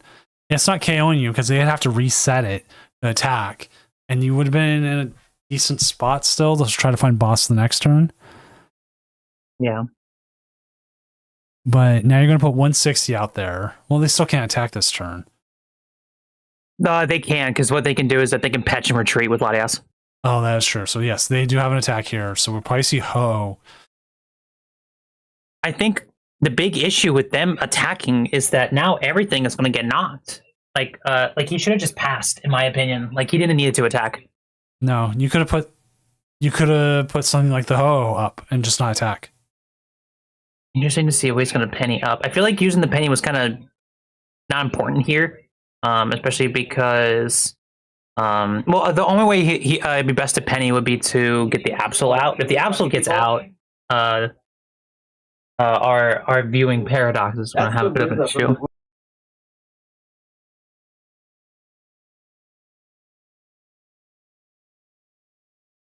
C12 Nation coming in with the Alakazam at 4-1 right now. See if Let's see if the Venusaur is still. Yeah, we're down to 6 matches left, so they should hopefully be done. And they currently are. I can't find them. 4-1. They did lose to Carl SoCal with the Charizard knocked out.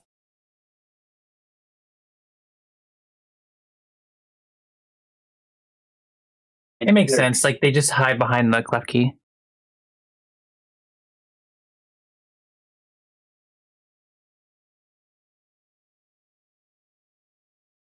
Bringing up the Kangaskhan is kind of not a good idea because they needed to make it so that the Absol stays gets away. Because now, if they just find a boss, they lose.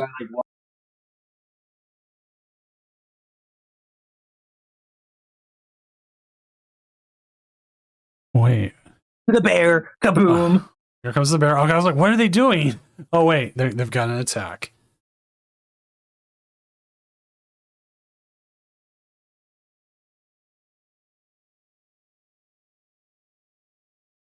Yeah, the big thing is like the counter catchers and balls are now just going to be so effective against Paradox. Like swinging here might cost him the game.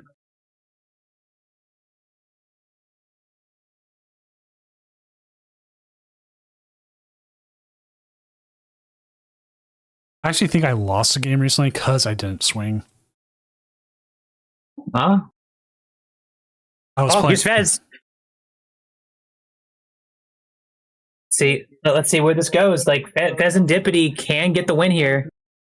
I feel like you have to play the Fezandipity here because if you get the boss, you just win. Yeah. Has he played a single boss this game? I've not seen one. And how many bosses do they play? They play 0. Wait, what?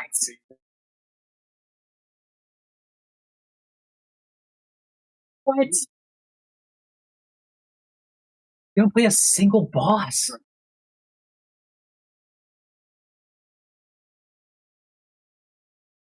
At this point, It's insane.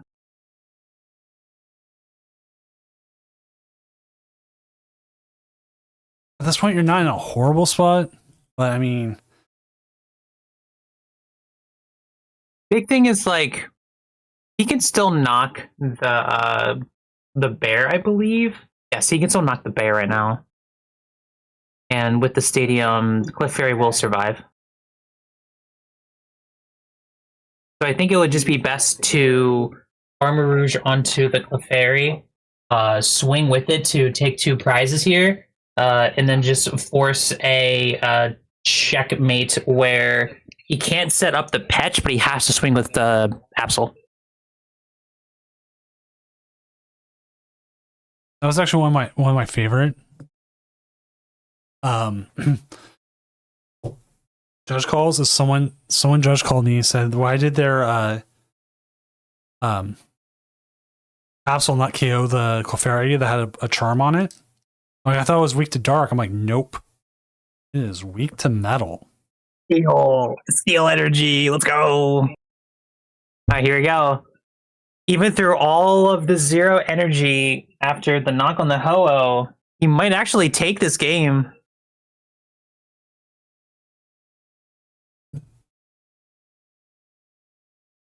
If he finds an area 0 here, like he just wins really bad.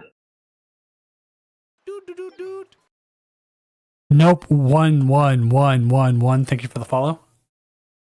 1. That's like binary. I'll always look at my oldest and go, why weren't you born on 10/1/10? Binary day. And they're like, I had no control over that. I'm like, yes, you did. You're a meanie at that time. Yeah, my mother was almost born on the best day ever, 4/20/69. See, yeah. That would be the best. And I remind her of that every day. It's like, mother, you couldn't have been cold, but instead you're transphobic.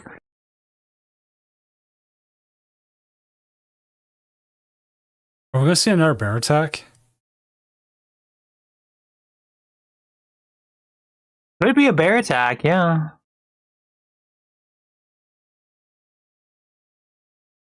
Makes sense. 'Cause there's no way for him to swing around it. There is. It just depends on if they can hit the 210 or 240. 240? Yeah. Oh, yeah. I see what you mean. Because they can't bring up. Can't bring up Absol, can't bring up Monkey, can't bring up Patch. The only one you can do is Latias. Well, actually, no, the Patch would be the best answer because it's 270 right now. Yeah, but it gets KO'd by the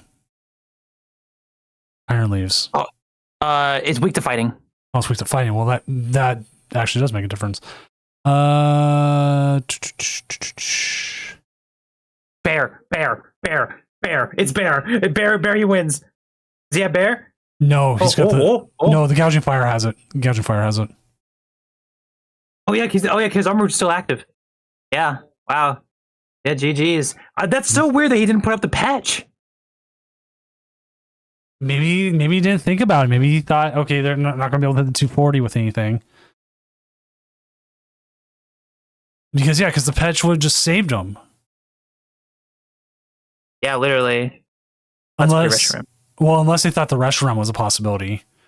Well, I feel like the biggest thing for them would have been they were considering if the stadium got bumped. If the stadium got bumped, it wouldn't have mattered. Shalance is correct. Patch would have been KO'd by Mew.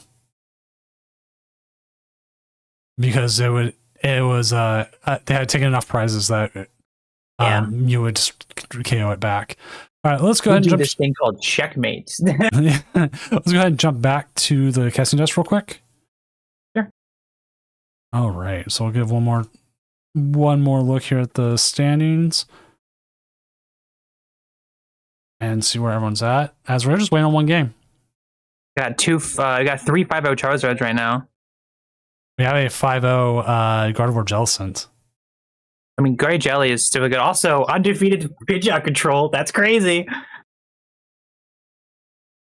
And that Pidgeot control.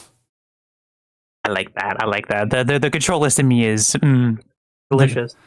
The control list hater in me is going, where's ADP when I need it the most?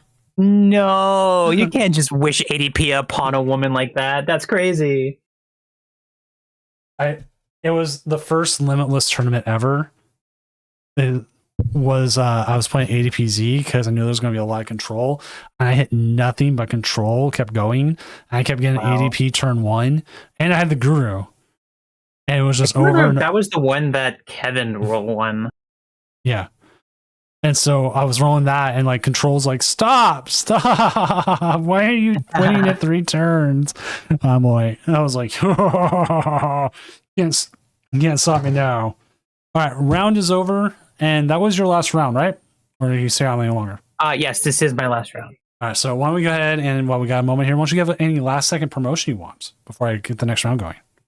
Yeah. So, thank you all for letting me stay, especially using your Doom. Means a lot that you allow me to come back on. I do want to eventually do this again. I had a lot of fun. For people who are interested in any other Pokemon content, you can check out Project Artemis on YouTube, Twitter, and Metafy. We do a lot of content based on meta decks, fun content, and I'm making a video by the end of this month about the old formats. So I would say definitely give them a follow. We're always welcome in person and online. And yeah, I guess I'll just hand it back to Doom. Thank you all so much for sticking with me. And I hope you all have a good night. Yeah, and real quick, one connection from Doom to Project Artemis. I designed the logo, and I was going to design the jerseys, but I didn't have the time to. Oh, you're the one that designed the logos. Yeah. I worked with Eliza on it well before they announced it. We're like sitting there. And Eliza's like, you can't keep a secret? I'm like, yes, I can. I've been under multiple NDAs. And so the secret's out. The secret's out. Now the secret's out, but the NDA, that's long past. So there you go. That's the connection. So yeah. I have a connection that way, but I don't join teams because I'm a one-man show. And then I understand that. Then I'm going to get tag teamed up by another team, and then I'll be like, help me. And like people are like, damn it, Doom, stop with the wrestling references. And I go, never. Oh, don't worry. They have to worry about me with the professional wrestling references.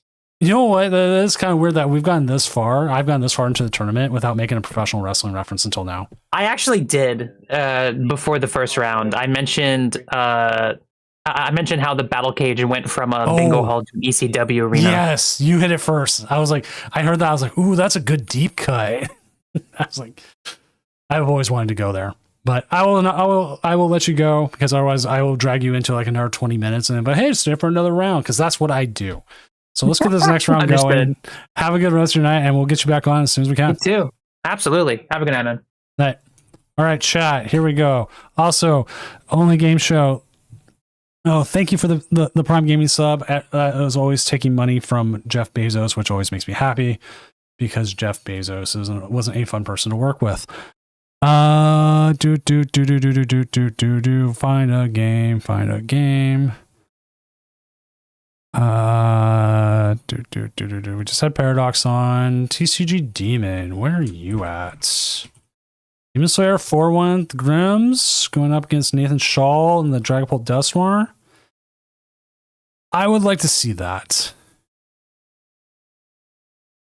I would 100% like to see that, because I've been on the other side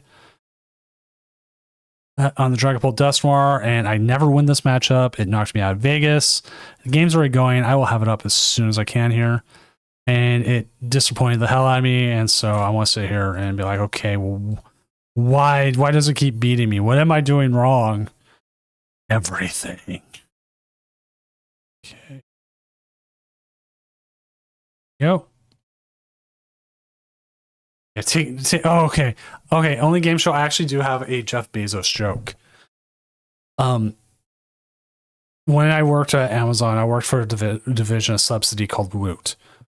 we would have the Uncle Jeff like clearance special, and we would have like the picture of like Jeff Bezos laughing, and it would be like ha ha ha ha ha, here we go, Jeff Bezos laughing, blah blah blah, and I'd animate it back and forth. One time we had a lot of it was like Cinco de Mayo, and we had a lot of Spanish items, and so I turned him into Uncle Jefe, and I put a sombrero and a mustache on him, and we had to take it down within like 6 hours. He wasn't happy, and there were some other people not happy. And I was like, cool. All right. Favorite story. Did not get fired for it. I worked at Amazon for like another 6 years after that.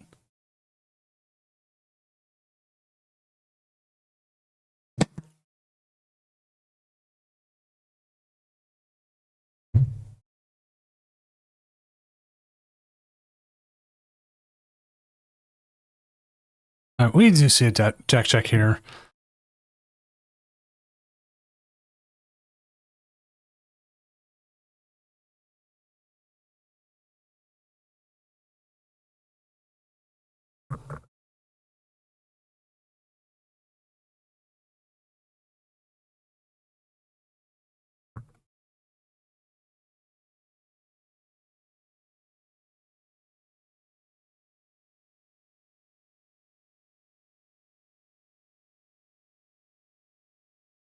All right. All right. Here we go. We see good old Lilies. Got the Buddy Buddy Poppin' in the Spike Myth Gym and the Toad School, which might be, hey, what is that for? It's a tech, usually against Goldingo, because Goldingo is still out there, is still terrorizing the people. Still sitting there going, hey, respect me. And you go, no, I do not.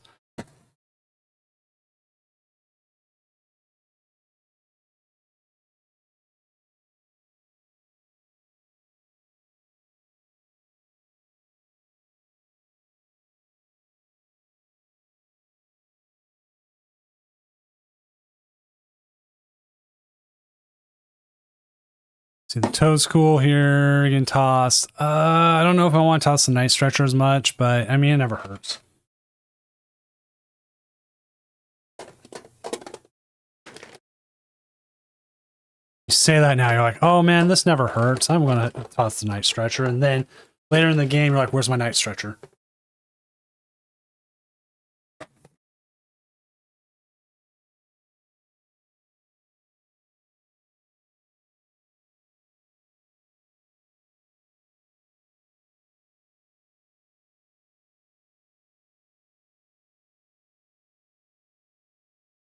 That to be honest is actually one of the skills.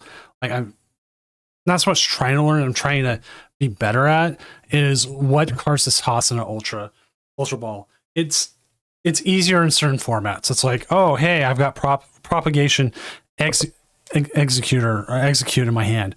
That goes to the discard pile right away. No issues there.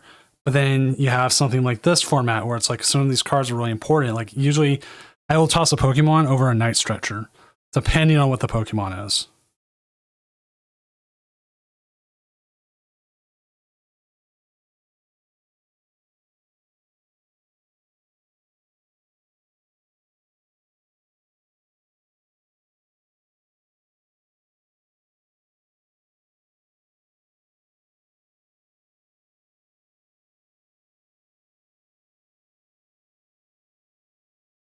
Do have the Tatsugiri there. Do have the Petrant. We do see one of the Dracloaks nearly set.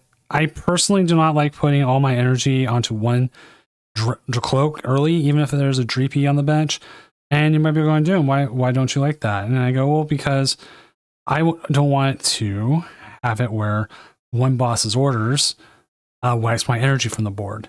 But then again, I also play Dragapult with what's the word I'm looking for here? Rare Candy, and the Rare Candy is great, and it causes a lot of people to go, oh wow, okay, I didn't expect that turn.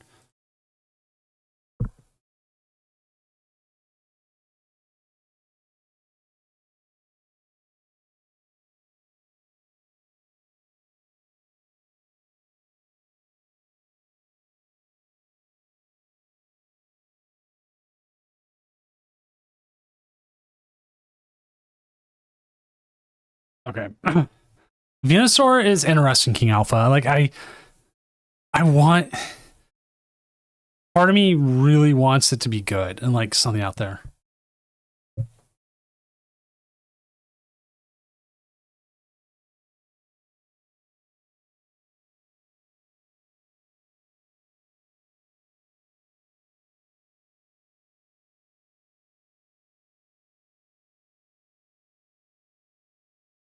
I'm like, we had it on when it first came out with the regional.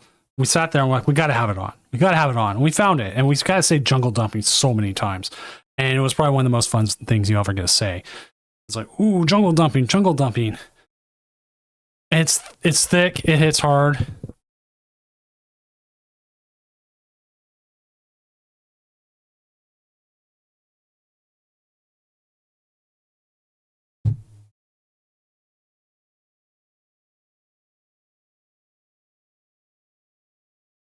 It does plenty.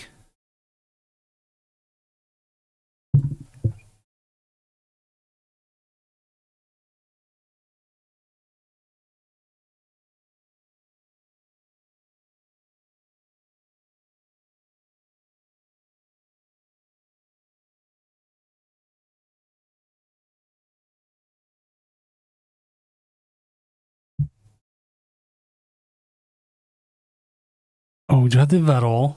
Now, one of the things that Dragapults hate is stuff like the Vettel.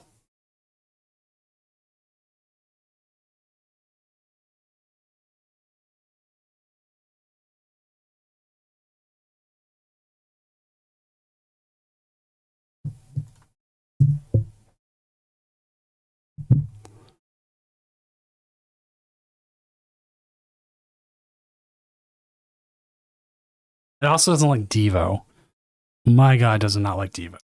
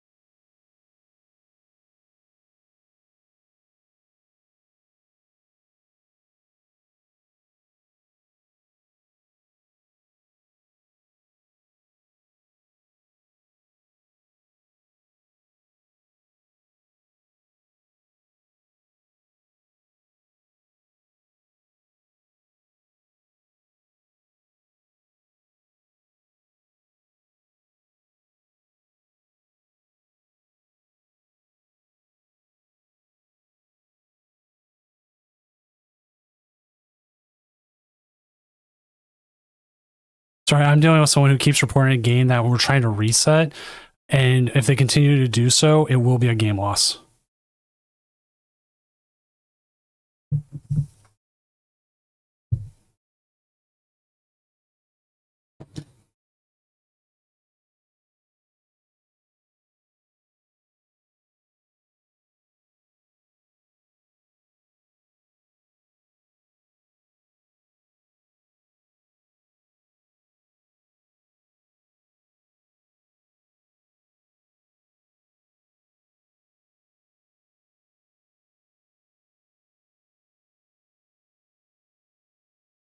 Right. I don't know why they kept reporting after I strictly said that it was a reset, that we were within time of being able to fairly and do everything. So I have no idea what was going on.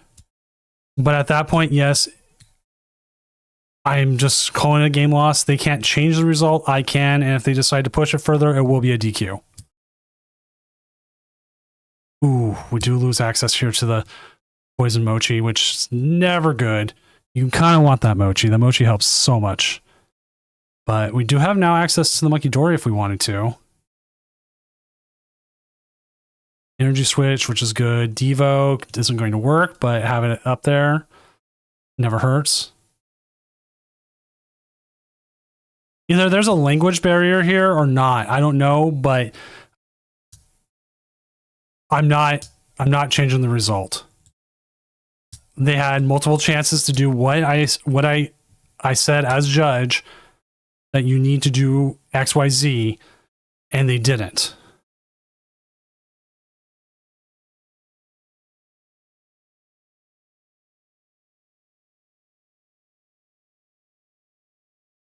And one of the big things about it is that you do get punished. Like people are like, "Oh, that's not fair. Maybe they didn't have a good hand, and they're saying they disconnected." We write down the disconnects. We 100% write them down. And so if someone keeps coming in, like I disconnected this, I disconnected that, at some point we say, "Oh, we're sorry. You're disconnecting. We have to say no." Because then it becomes very what's the word I'm looking for here?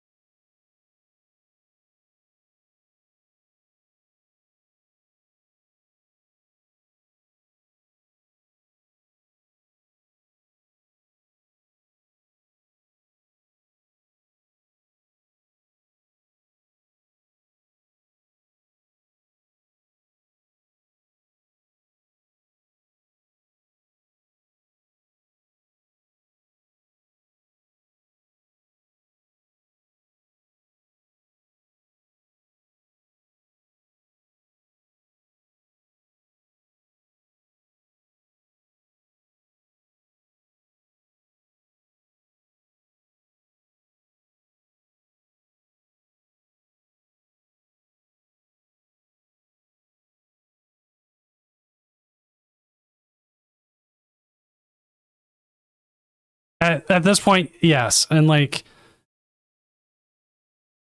there's like disconnects are awkward. They will 100% be awkward. Like if this game disconnected right now. At this point, this game disconnecting, whoever disconnected loses. That's it. There's nothing we're going to do about it. It just sucks.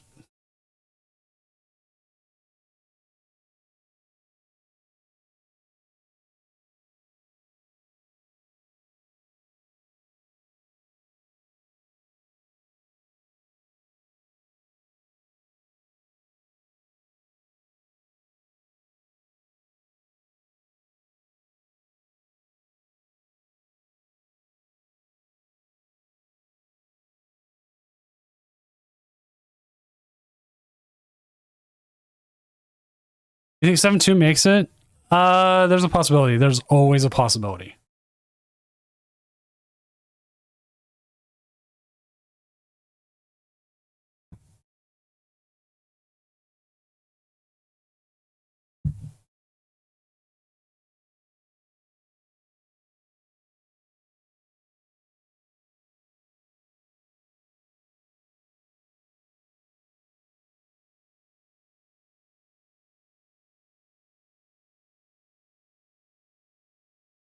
Also, we did have a judge call saying we realized that we forgot to turn on the timer. Not the end of the world. Not the end of the world. You can, if the timer's not going, it's just like, cool, okay. Just make sure to get it for future rounds. Sometimes you forget you turned it off because you're testing or other things. I mean, it just happens. There's not much more you can say about it. I'm going to turn a little bit of music on because it helps. Well, I'm going to keep it muted here, but it helps me.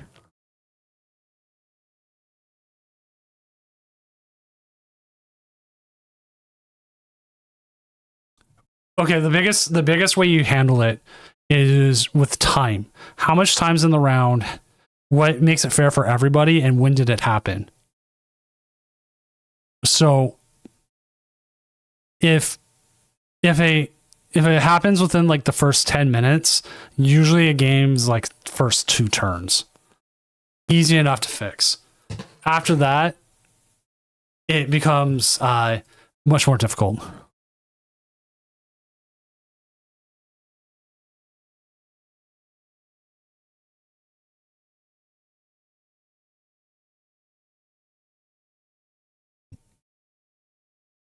And so like it's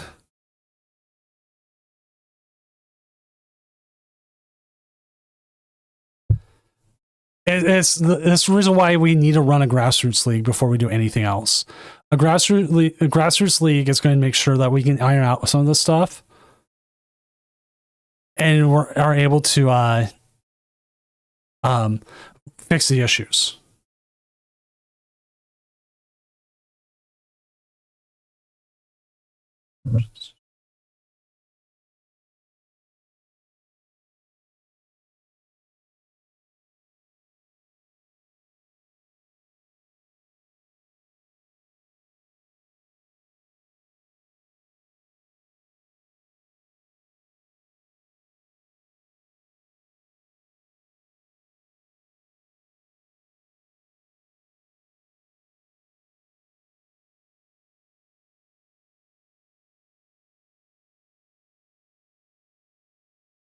And now this situation, from what's coming out, is that they didn't speak English, which is a whole different issue.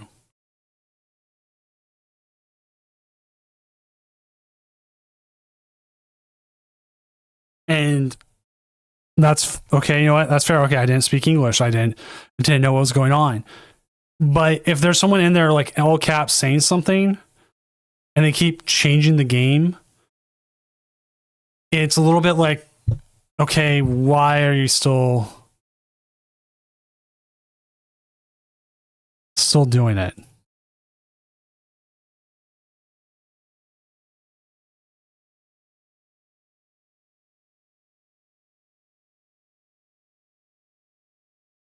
I am 100% like, you need to have outs to clutch.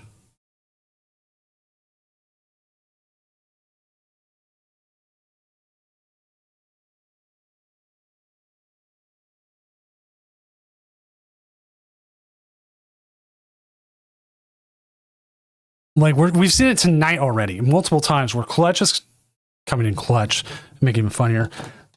Like stalling out the game long enough so that they can develop a board state. Like we all know the item locks. You come in, you Badoo, you item lock everything up.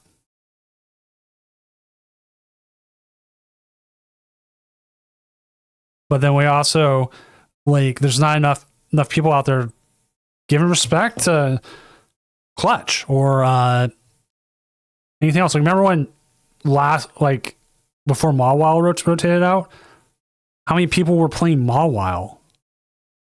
And like nobody was respecting Mawile. It was just like, oh yeah, whatever, Mawile.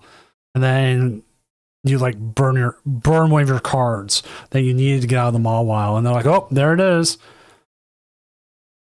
Or one of my other favorites is like if you play against a Gardevoir, oh my god, Gardevoir will disrespect the clutch so bad.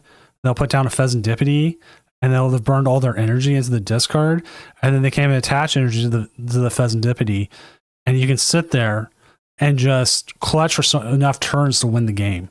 Like that is a legitimate win condition against Gardevoirs. If they put down the Pheasantipity, or if they overcommit, like if they overcommit their energy to a Screamtail.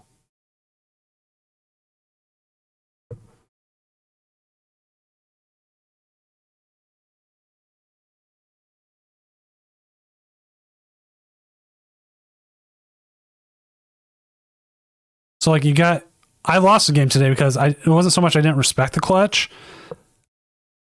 I thought I had my Turo in deck, and it turned out I didn't. And then so I ended up just saying, okay, I'm done. I lost this game.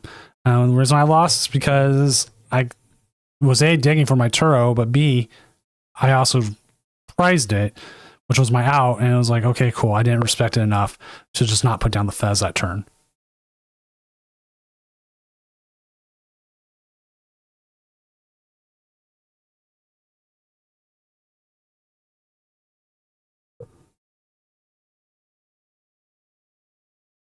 I want to say you're bad at the game. Is sometimes you have, one of the things I have to remind myself even is what's my opponent's win condition. Like we just watched what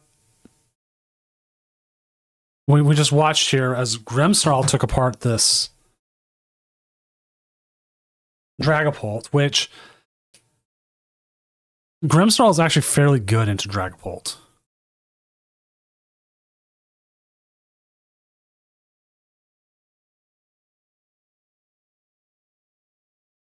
And like it sucks because like I play a lot of Dragapult, and every time I run into it, into Grimmsnarl. I hit a lot of Grimmsnarls for whatever reason.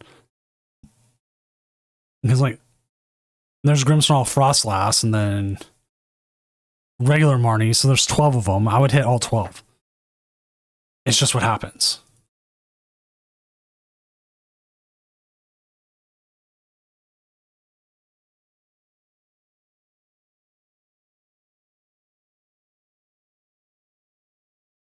So I totally blew this off, Lucario San. If you're still here, your art question was about like how many like layers to an art thing, right? If you're still here, tell me what your question was. I know it was almost an hour ago, and I've been horrible about doing like Twitch redemptions, and I'm trying to fix that.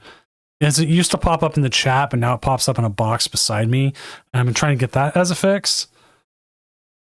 But like art in general, I can answer every question.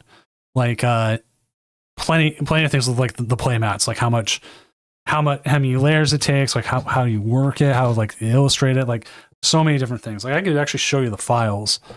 And like one of the biggest things I do, and I'll always say this, is like reference shots. And that's one of the hardest things to actually do with Pokemon, drawing Pokemon, is finding a reference shot that makes sense. Because some Pokemon have like 0 reference shots, like none whatsoever. And then you have some Pokemon that have a bajillion, like Pikachu. There's a reason why Pikachu is like the easiest Pokemon in the world to draw. It's because there's so many reference shots.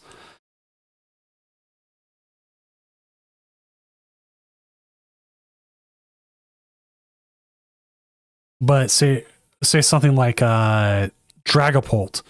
Dragapult doesn't have that many cards or that many reference shots as it is.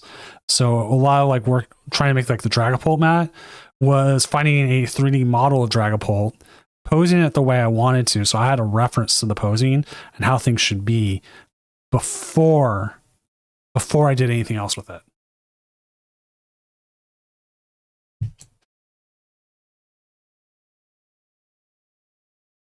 And then once I was able to pose it, and like the good thing about working in 3D is I can go through and I can what's the word I'm looking for here?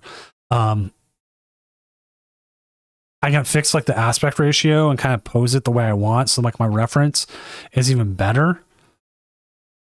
And then I can use that reference to draw what I want.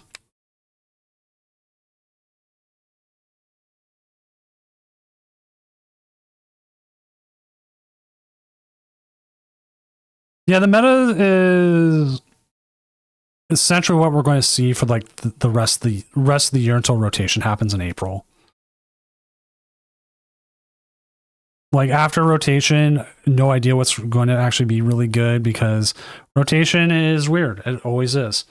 It never goes the way you want to.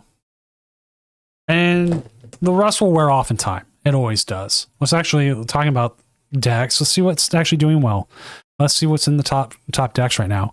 Carl SoCal here, killing it.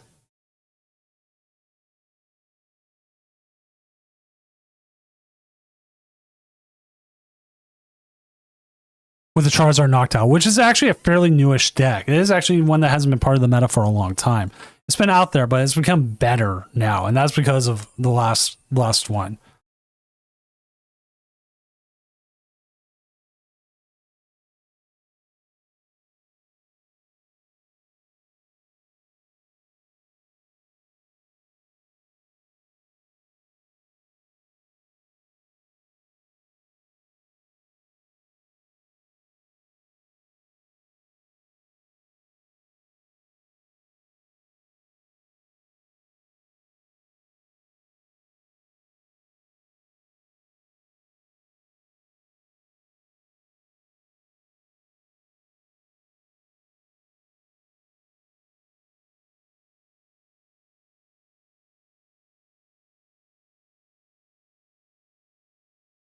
Yes, control is. The control is.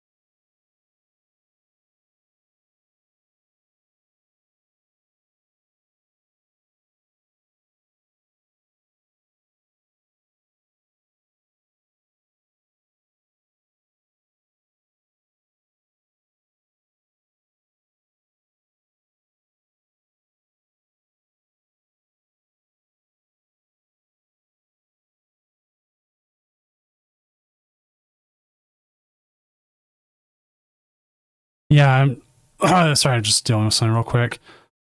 But standings, waiting on 2 matches.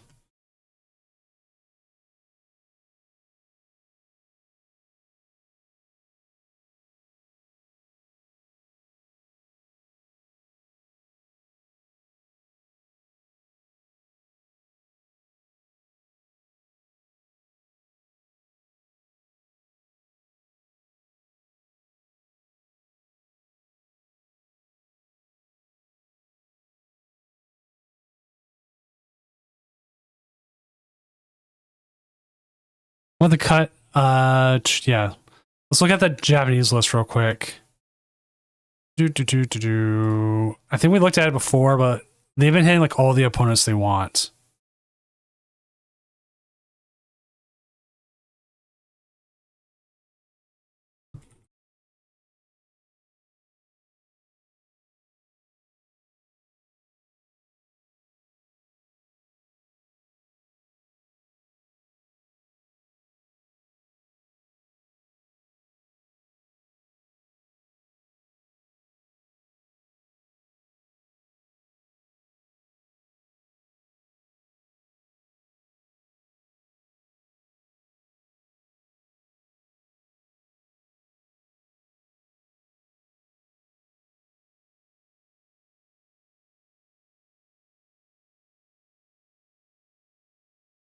All right, I was just talking with a person. The opponent was, they were talking to their friend about what happened with the one thing.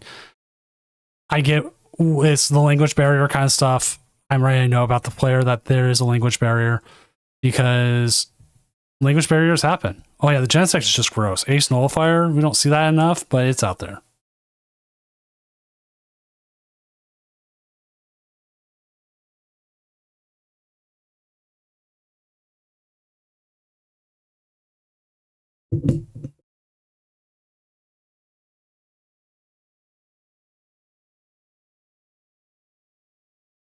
And I just put my hand into paint I got was on my desk, and that was really great. So I will be right back, chat. Have a watch. Let's look at let's look at Hector's deck.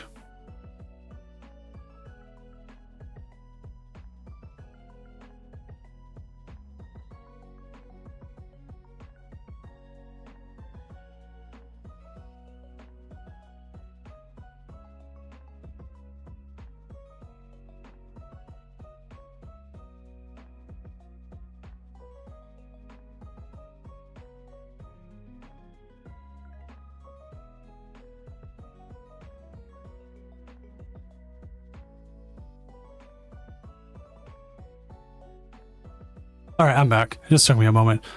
No more music for you. Yeah. It was chrome paint too. I was like, oh god, I gotta get this off now. Otherwise it's gonna stay on for a while.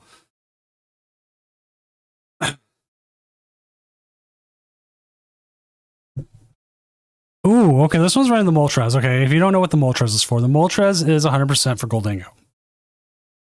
You already play a fire energy in your deck. And usually other ways of getting it. So you set it up, you're hitting 220, but it's not the Bengal, because what you're using this for is you're using it with usually a Dusclops. So like you give them a prize, and then you could take a prize a lot easier. Maybe set up a little bit better.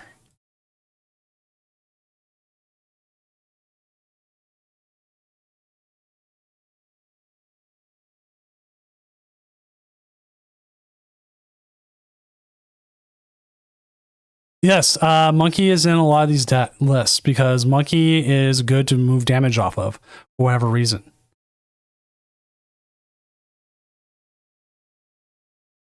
One shots Graspon and Genesect as well. Mizakari is correct. So there's a lot of things. Like I think of it as a Gholdengo thing personally, because that's because I'm like, oh, Gholdengo. But there's so many things it can go with. But hey, next round is up. Let's go ahead and get that sucker up. And let's find ourselves a game. Who do we have? What is some of the records? We know we got Carl up there. Paradox is doing great. I wonder if Dylan's up again. Oh. C12 Nation. Golden Cur. Let me see.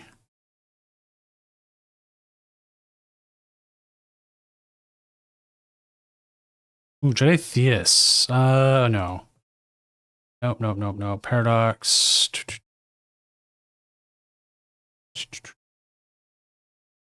I'm looking. Where can't I find the name?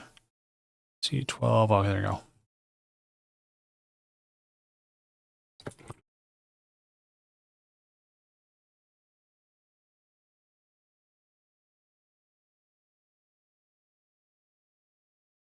We also have Rafa, which is there. Goldingo 4-2.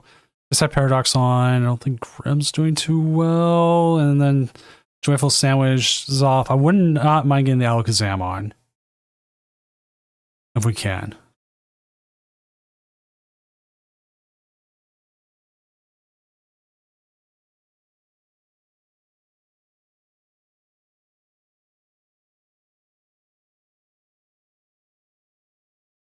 All right, they're not able to, which is fine. So let us jump to table 10. That is Rafa Murata. This is Dustpult, and they are up against Bite. Let's go ahead and get the game up, and then I will worry about names here in just a second. Because I'm trying to remember names.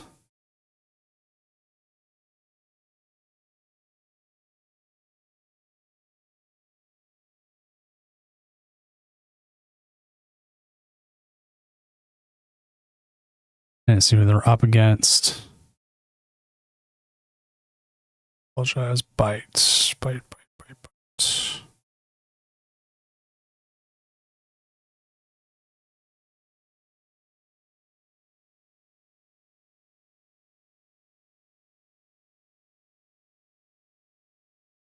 All right, it's Goldingo versus Dragapult Dusknoir. So I was like, oh, I don't want to put that on, and then I did it anyways.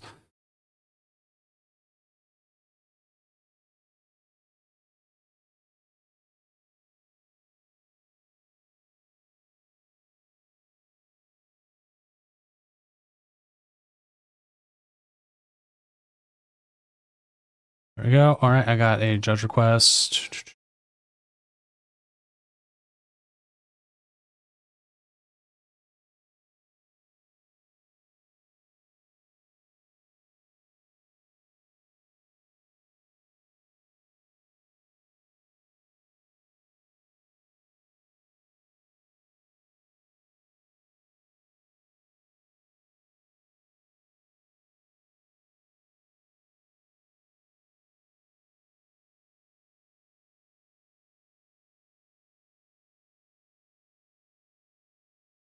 How's this game going? We got Latias, we got a...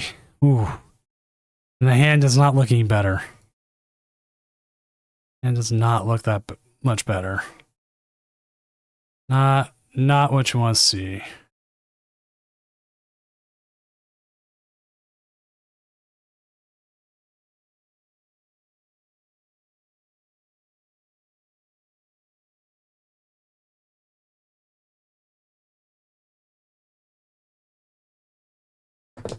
I think if I had a catchphrase, it would literally be, that is not what you want to see.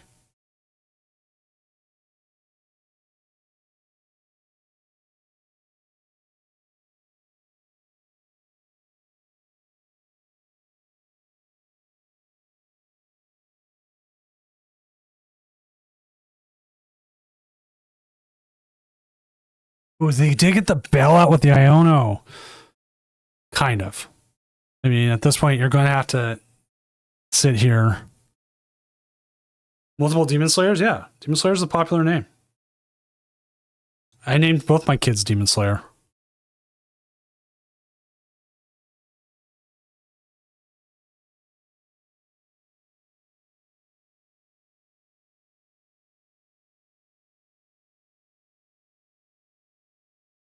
What I want to see? I want to see everyone getting along and everybody could be the Pokemon champion.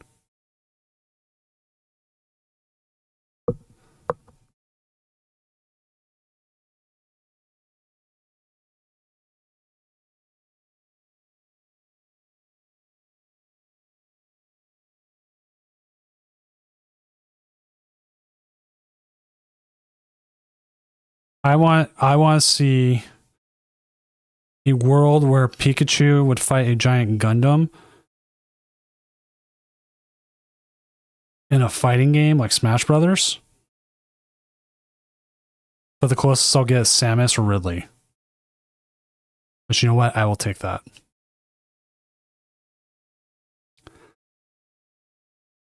I would also like to see an order from Taco Bell, but that is not happening.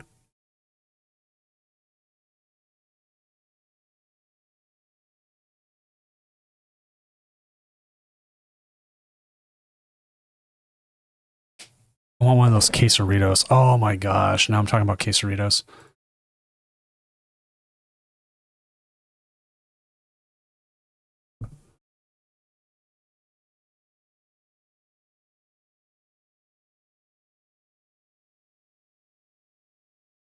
Clean cut today.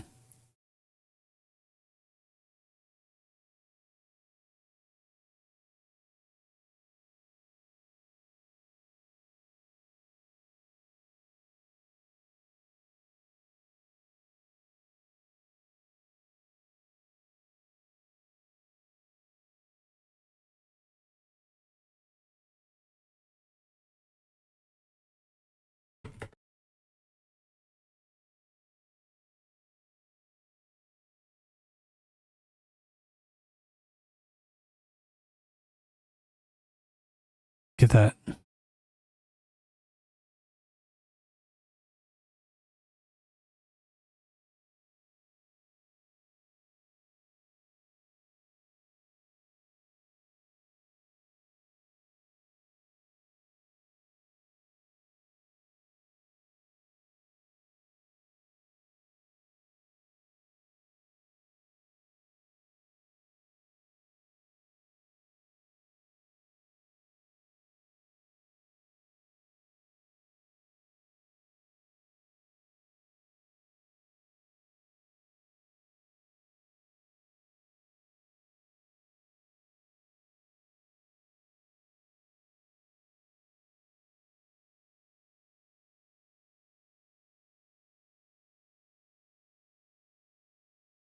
Take the no-shows. Always do it. Always take the no-shows. Oh, we're on round 7. Forgot to press the button.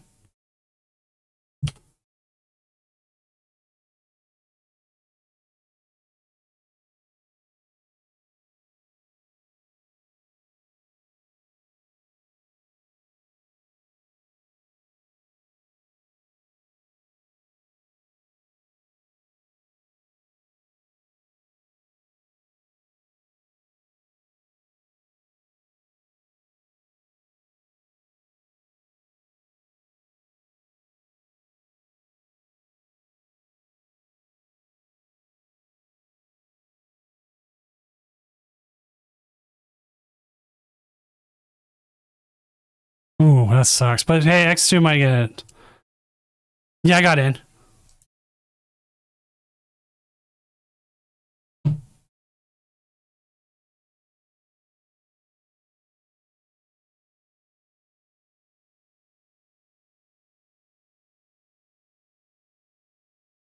right.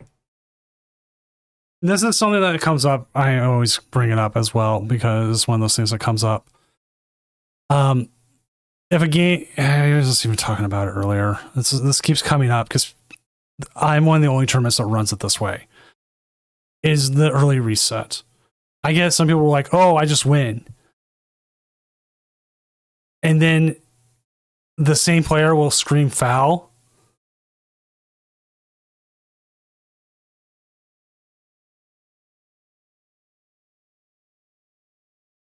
If they have the thing happen to them.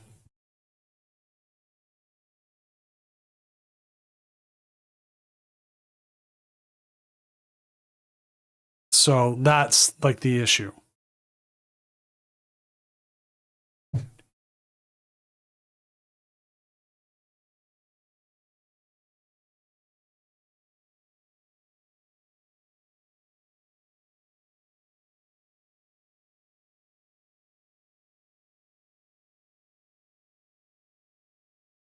Ooh, Latias, such an easy. Oh, with the bunny. Ooh. Hippity hoppity, here comes the kickity poppity.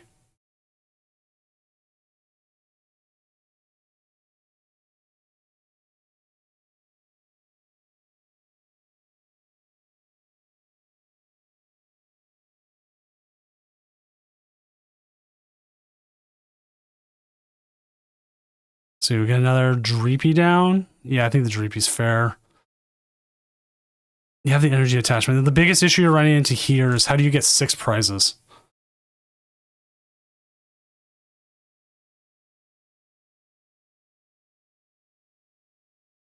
We have a monkey. We have another Dragapult. I would hold it.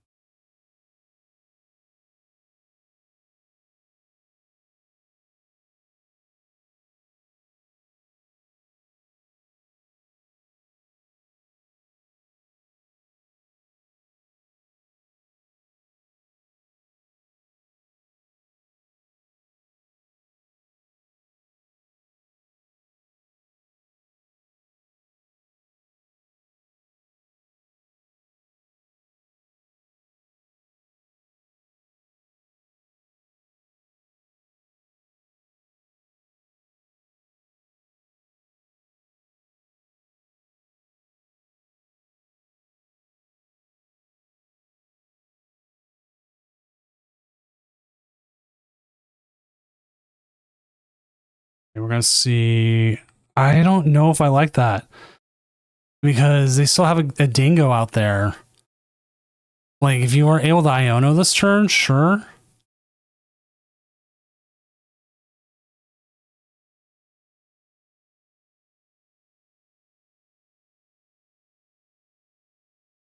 But yeah. Why evolve? I'm actually not sure myself.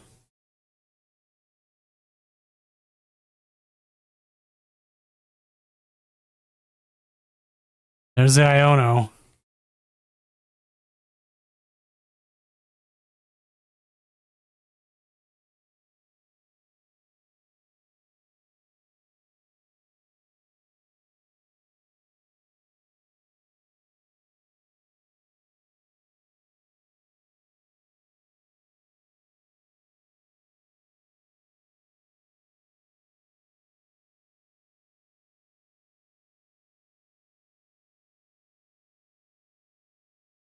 Right.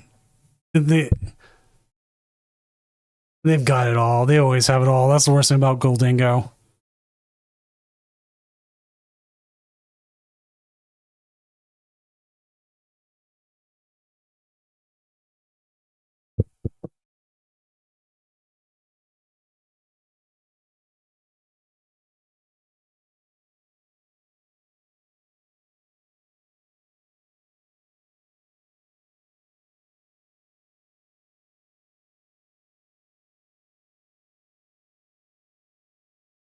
Now, funny enough, this is still something you make them play it out. You make them play it out because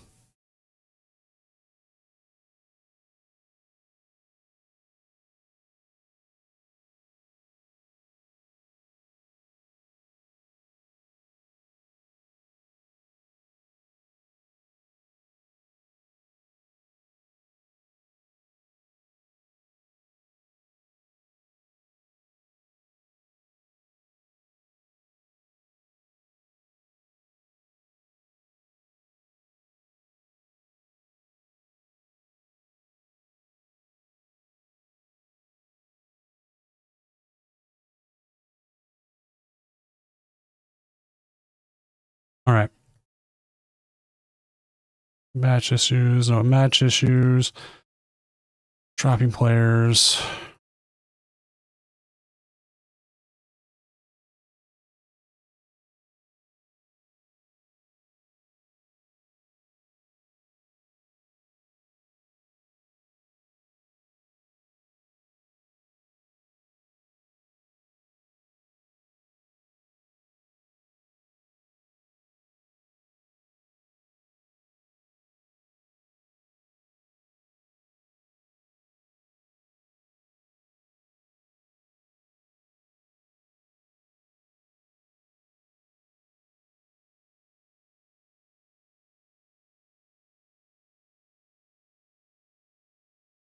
Yeah, Drago can win here.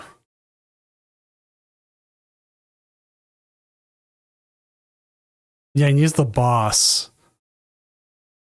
They can hit it here. Oh, I don't like the Iono.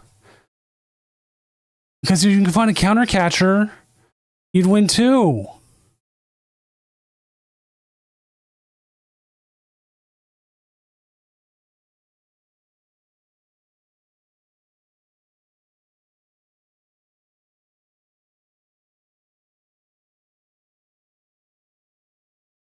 At this point, you got to retreat.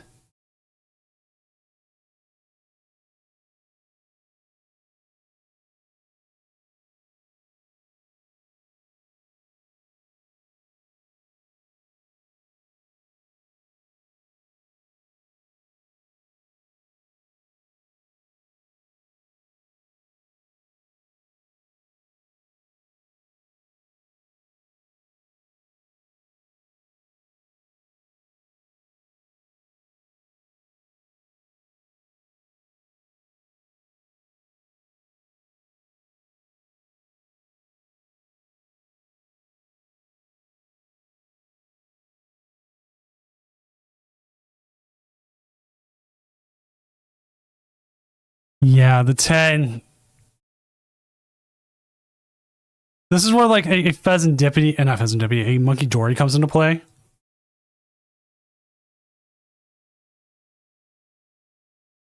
Like a monkey dory, he moves that damage that we were looking at earlier, and completely just gets rid of it. Gust energy, did they got it? They got it. Oh. But good play from our Dragapult player, though.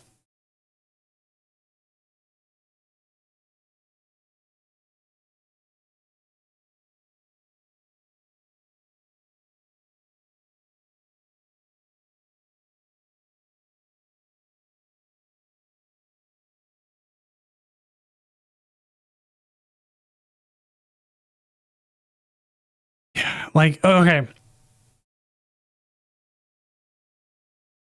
Here's the big thing about it.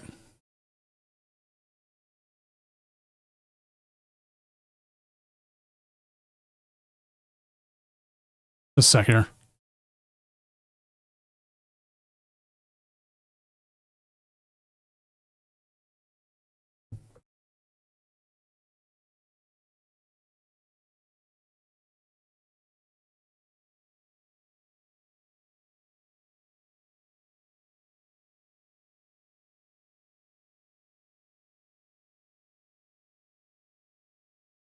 Taking care of a lot of things all at once, chat. I apologize. I'll apologize like 50 times tonight. But let's go ahead and update our standings to see where everyone's at.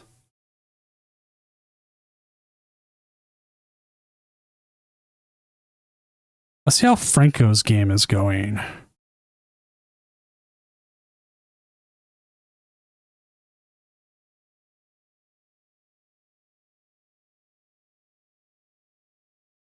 Oh, he's up against the ooh. There's the fans going up against the fan Rotom. Got the Charizard here. Don't have the Pidgeot set up just yet. I kind of like this. I like seeing what's here. Oh, we're going to see the Algium.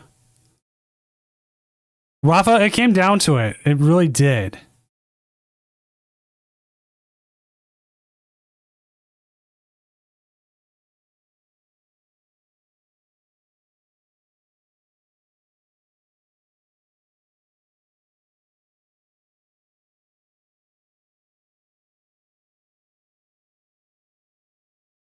GG Aquatic. I actually went and saw your game anyways. I was like, oh, at that point.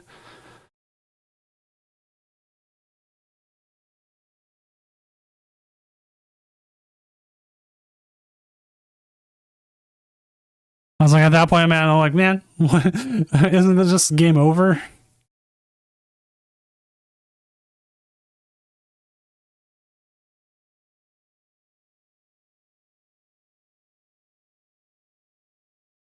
We're going to see the fan rotom come up. So they're going for the 70 again. They're going to be down to 2 prizes. They can actually KO something. It's a difficult matchup for Dragapult. It's because like your Ionos never stick. Like part of it is like you need them to trip and keep item lock while you set up and hopefully win early enough before they get too set up. So that's like part of your win condition. And like I've won the matchup as Dragapult, but it's still just like they can blow up so much stuff. It's like, okay, how do I deal with it, right?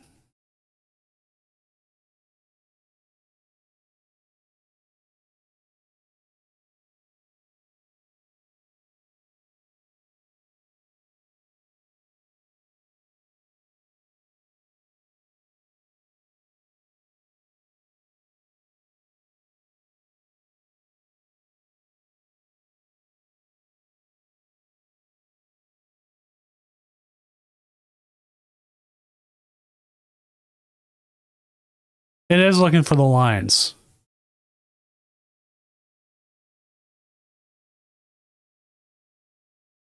X1 does make cut. There's also a possibility of X2 making cut, but X11 always makes cut. It pretty much always makes cut.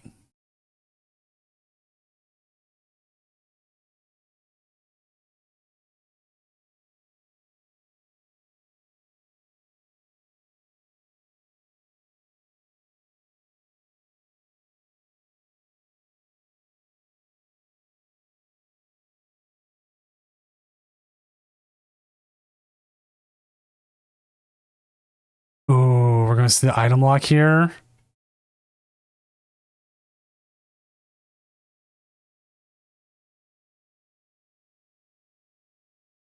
I love when people use like Arceus in that way. Like my Arceus damn noir or whatever. It's one of my favorite things. I wish that if I became oh, that hurts. If for some reason the Arceus came down from the heavens and said, Doom, you are a caster now, I would try to use Arceus, damn it, in a game and possibly get fired for it, but it would be worth it.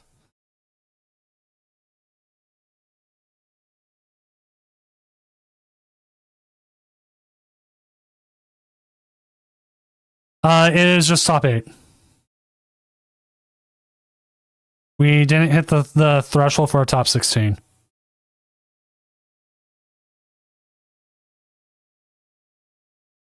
Game close. Not even close enough, but I mean, we could have. I was actually surprised with the number of players we had. I thought we'd have like a 230, 240 turnout this week, but we hit well over 300.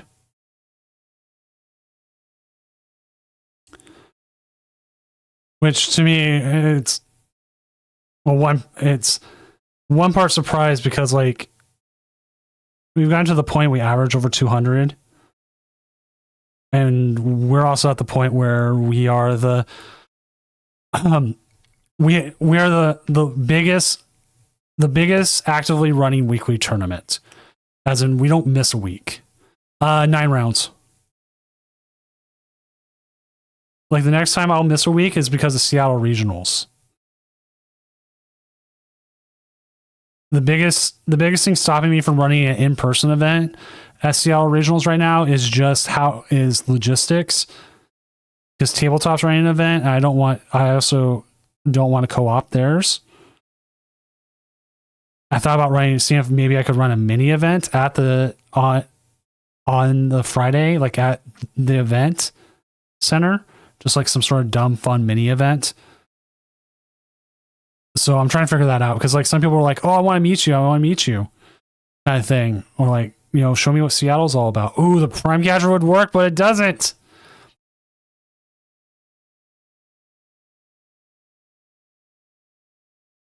So like, that's what I'm trying to figure out. Because like Seattle regionals, I would be able to stay at home. I'd be able to get to downtown Seattle at a good time. I don't know how you evolved Zard. We came into this late.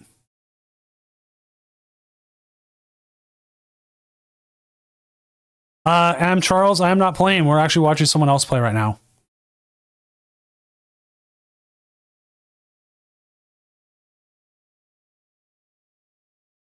Currently, they're item locked and they don't have a way out of it. I mean, they can Iono here.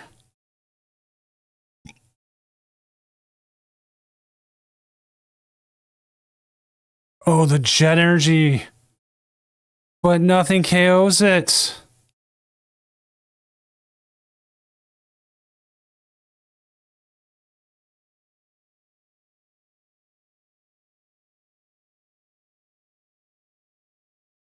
I think you pass here. Well, I'm watching them as it is because if they're I know they're trying to think it out right now, but this is the thing about them watching is like their time is running out. Their time is definitely running out.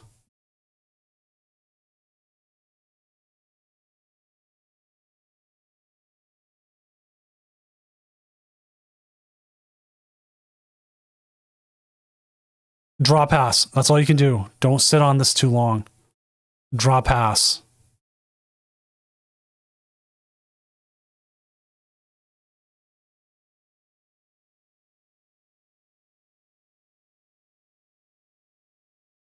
Right? Because at this point, their opponent could call me and say, hey, my opponent's slow playing. And they 100% would be right. Like, I know they're trying to think it through, but they do need to pick up their pace.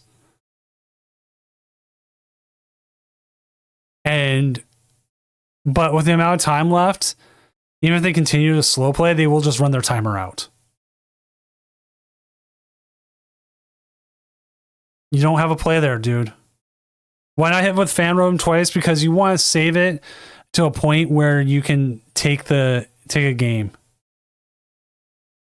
At this point, yes, I'm thinking it's pretty much blatant slow play. Like, they do need to pick it up if there's nothing there. Yeah, see? They're running out of time.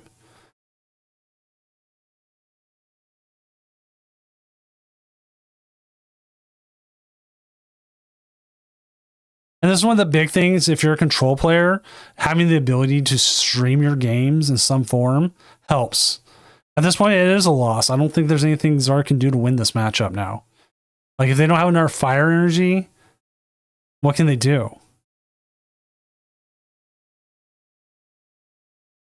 Like, there's a rod. They can maybe get KO'd here.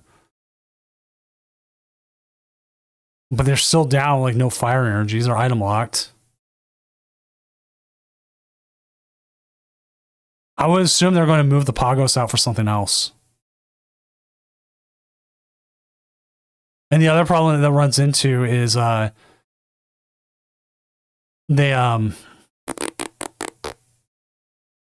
right, I don't know if he has it left. Like, I don't know what's in the deck.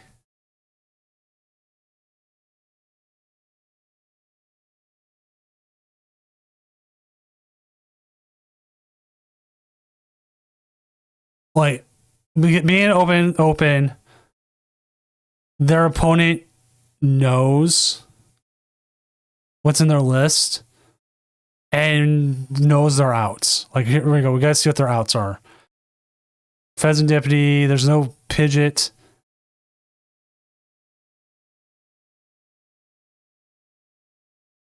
Yeah, they run like 5 fire. We can count for 3.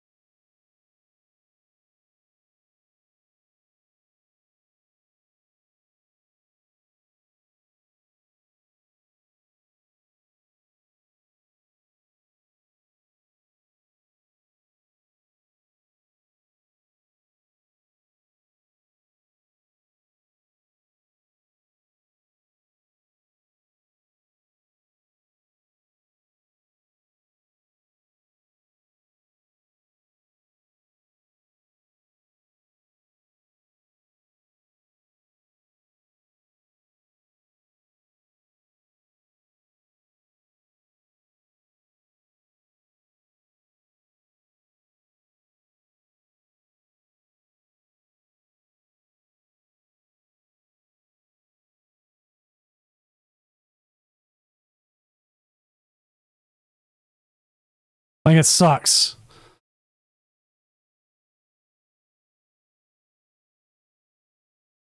And this is me being out there. I'm at least giving a warning to his opponent, to Franco here, because we're watching, we're all watching, and it's 100% like there's times that it could have been faster. It could have been. Like he's item locked and his opponent knows it, and like prime catcher.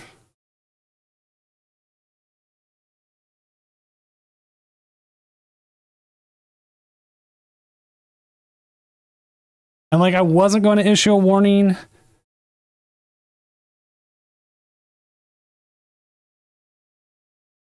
I wasn't, but it did get pretty egregious enough that it just needed to be said. And it looks like we're about to finish, so we will get on to round 8 here very shortly. I never announced round 7 was up. Oops, that is my bad. My bad.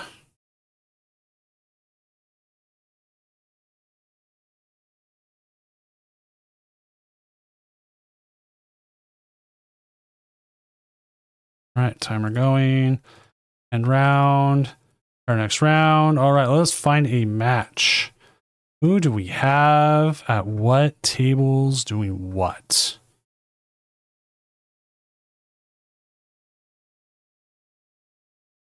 Carl Hector. I will try not to put that on.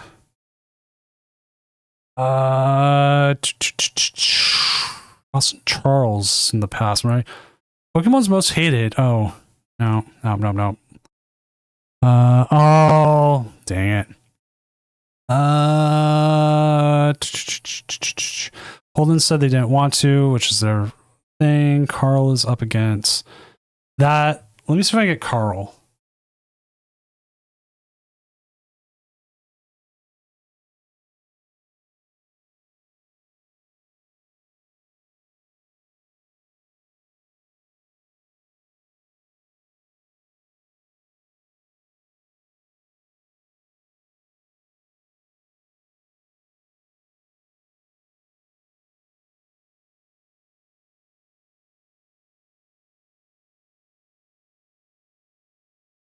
All right, we'll get Carl versus Carl SoCal TCG here, going up against CAL1N. This is let me double check the matchup here. Charizard Noctowl versus Stroll Edge. So let me get their names set up. We'll see from Carl's side.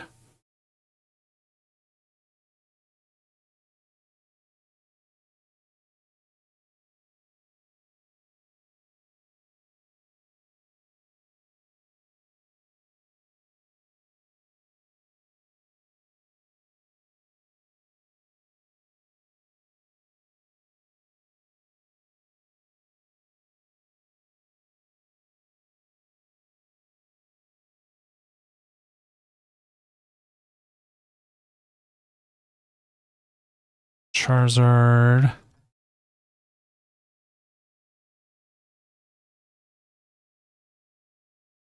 And match is going. Poltnoir Mirror. Ooh.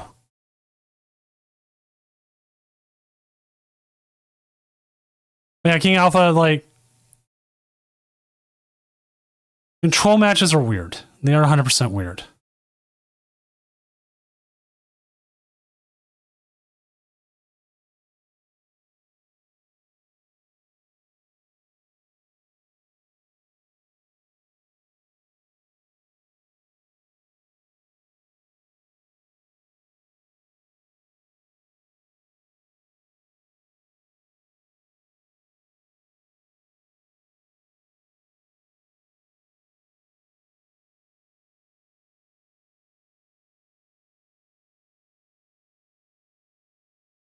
I'm also checking some of the other standings. So our Japanese name player is up against Dragapult Dusknoir, which can be interesting.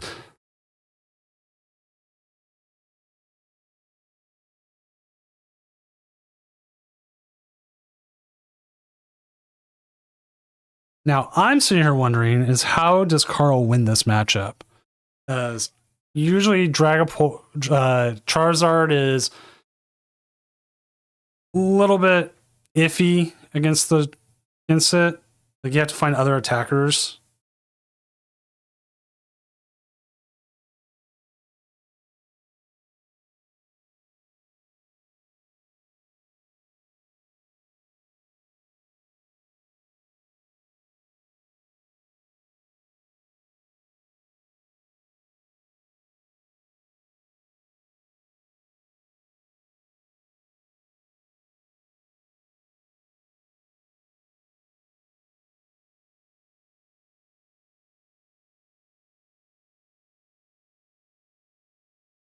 Oh, Mizukari,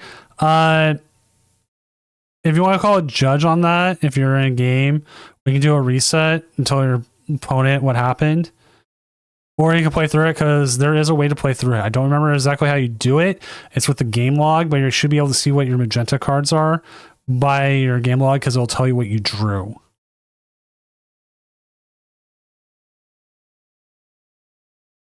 That has been the best workaround we've been able to have with it, and I'm trying to remember what player we watched do that, but it was actually really good. They played the whole game, the entire game with magenta cards and won.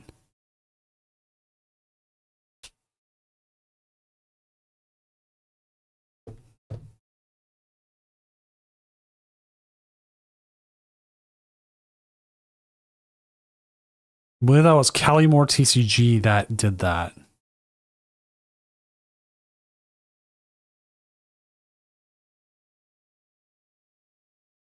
They were playing Gardevoir though, and like the magenta cards were all, energy cards. It's like, oh, well, that makes it even easier. Oh, are I taking 2 prizes? Okay. Yeah, after you start taking prizes, it gets a little bit harder to do the resets because it's just not fair.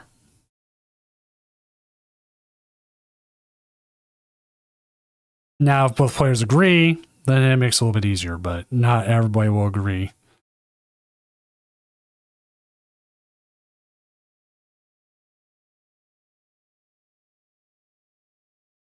Right? That one I have not been able to figure out, and nobody has really figured out what causes that bug.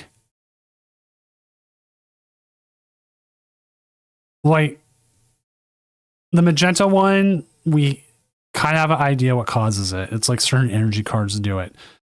There's just a few of them. It's like, okay, maybe this is what does it. Maybe this is what does it. It's like, okay. But there's some of them also, it's just like you can't figure them out. You can't figure them out to like fix them or give like help to like the devs in any way. Because like, if we figure out bugs, like what we're doing for it, it helps them out. Like maybe they can't replicate it in testing. Maybe they can. I don't know. Like I've had games where I can't buddy poffin my for my Badoo, but I've been able to work around it. Sometimes I go, oh, so I'm just playing hard mode tonight. Okay.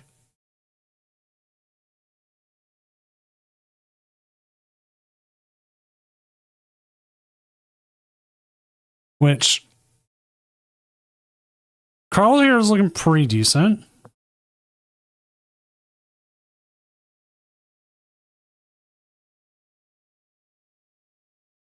Yours is a Soul Rock. Yeah, see, like, that's the thing. It's a Soul Rock. It's like, okay, why is Soul Rock the card that was chosen?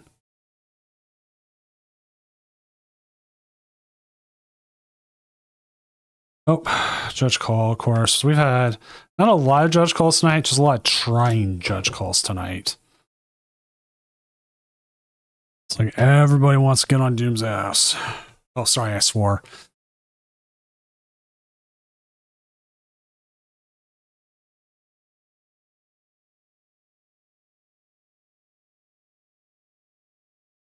All right, just one moment, chat.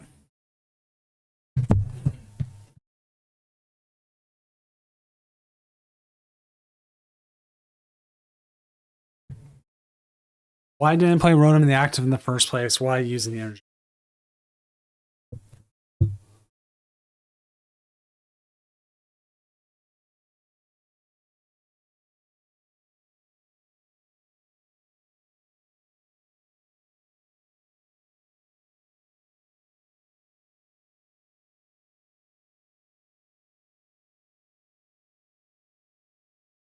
All right. Well, yeah, the right click one, like don't I know part of what causes that is you do not do it while you're moving damage counters.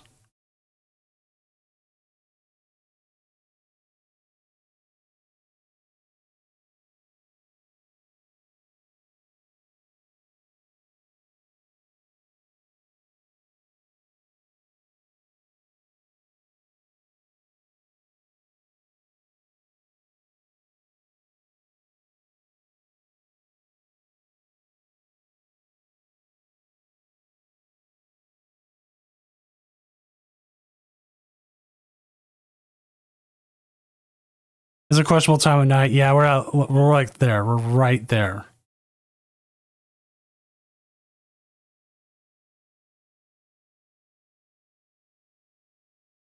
I you know what my hardest thing is trying to get back up to the point where I'm back in the ELO because I hit like just every bad deck in the world or weird deck and like they all hit and like they probably feel like they're king of the world afterwards. I'm like, come on.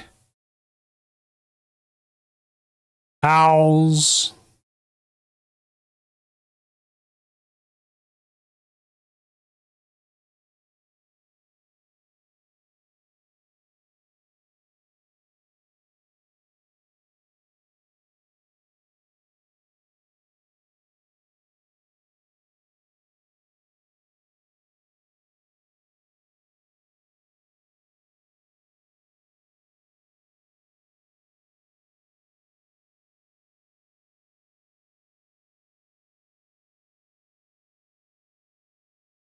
Carmine. Oh my god, the unfair stamp into Carmine.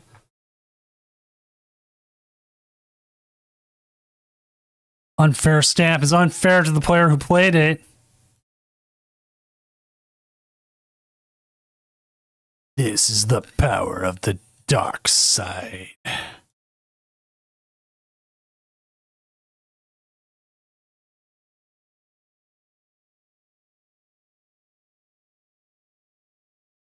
Okay, usually when I cast by myself, I keep music on in the background. I usually put some lo-fi music on.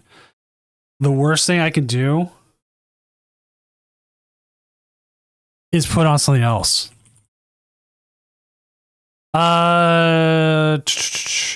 Rafa, does it say your opponent because of time? Or is it or does it do it because your opponent just straight up conceded?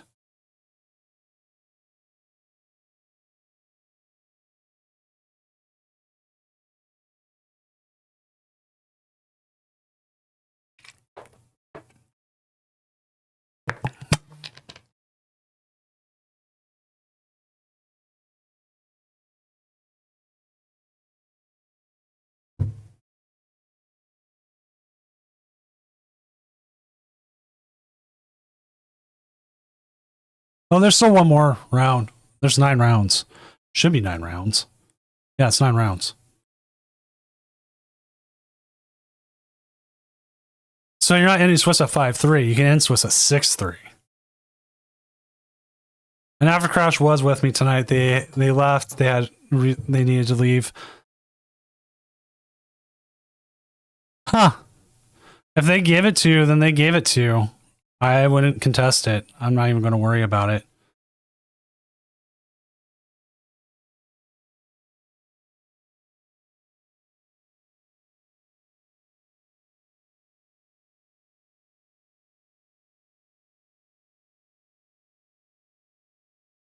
I mean, that happens. We have people who like leave themselves on here like streaming like all the time. Like I've had like when Pete streams sometimes he freaks out.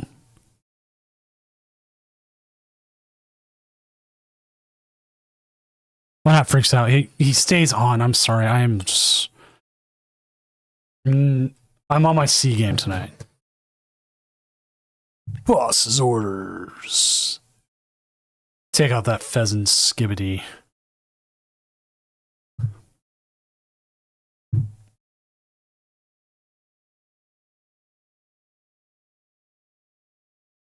See, you play around the bugs. A great player just takes the bugs and goes, I'll win anyways.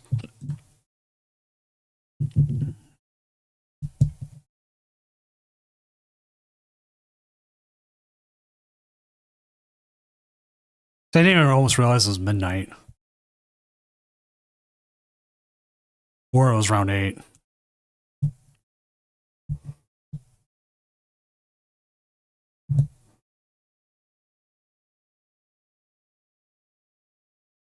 All right, you know what? I would love to have achievements in this game. 100%. Like, it would be a great thing to put in. But here's the problem. This is 100% the problem.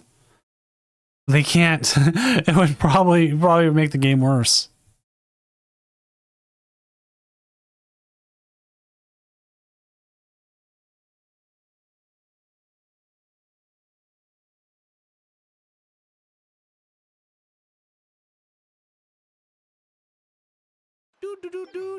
Do.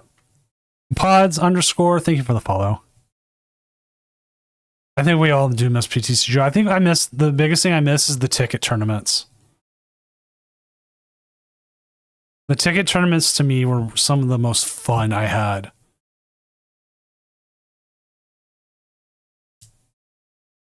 I miss the Players' Cup, but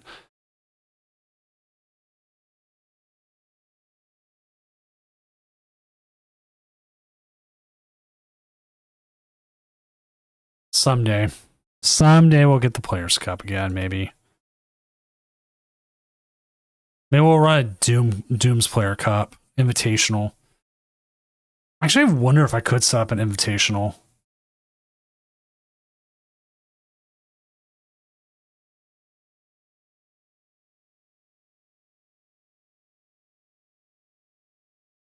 I guess that's the question then, chat. If I did an Invitational, how would we want to run it?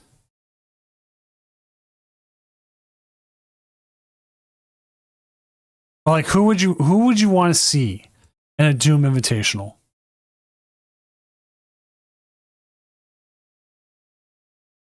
Like, we'd have to find a time to do it. It would be like a weekend thing.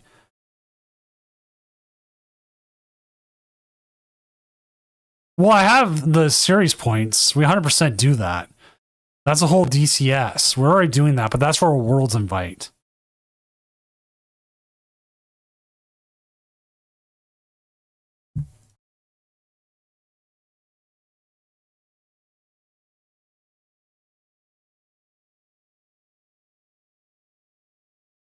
Yeah, Legacy can win them this game. Well, maybe Iona ruins it.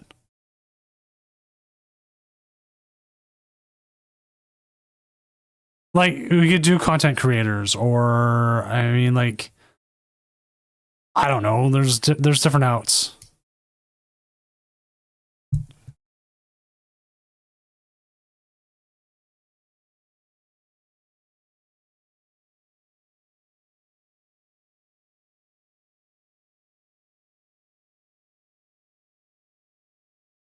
Like, there's so many different things. Like, well, here's the other issue is, like, for those people, well, it would need to be made worth it.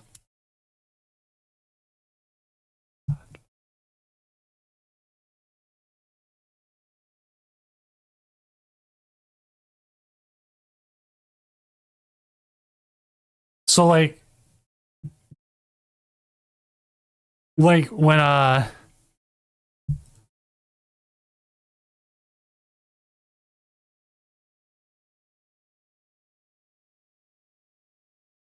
when Azul runs his stuff, like, there's money involved.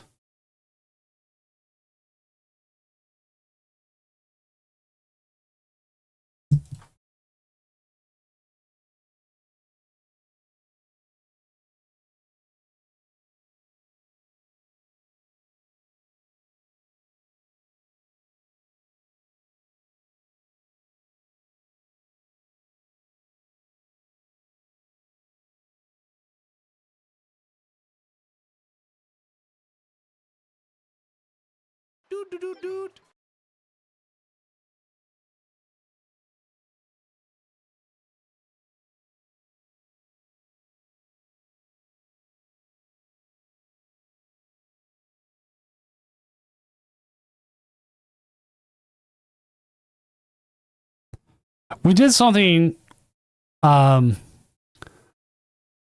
time ago with PTCGO when they had Decklist Wizard. We ran a bunch of content creators. It was with a group I talk with, where, or KDR, if you know who KDR is. We did that, but people learned how to game it, and it went from there.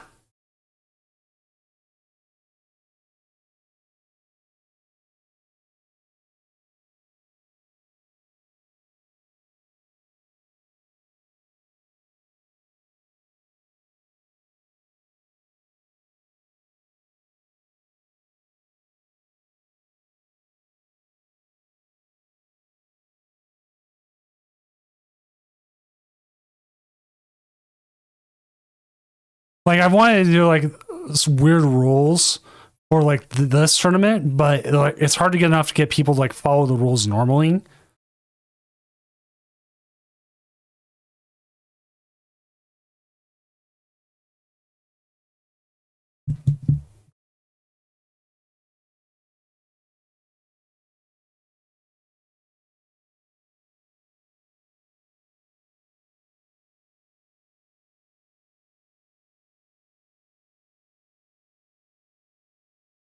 Like, you know what? Like a Battle Deck 100 thing would be fun. Like there's ways, and like it's just trying to figure it out.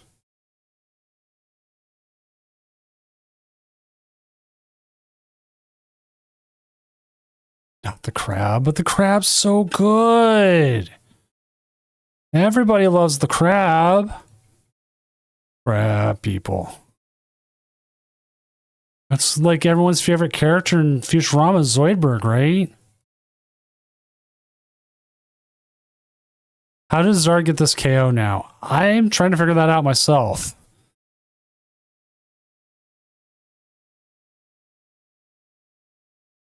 If they have bear energy... Oh, wait, the Pagos might be.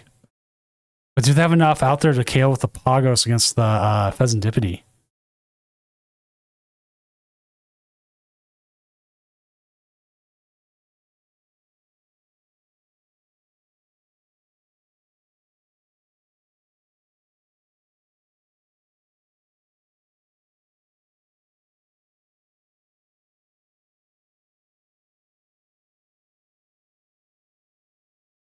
Like, you have the energy, you have the boss. Do you have enough Pokemon to put it up to enough to hit 210? I don't remember how much you need to hit 210. Yeah, the Sun underscore Os, 100%.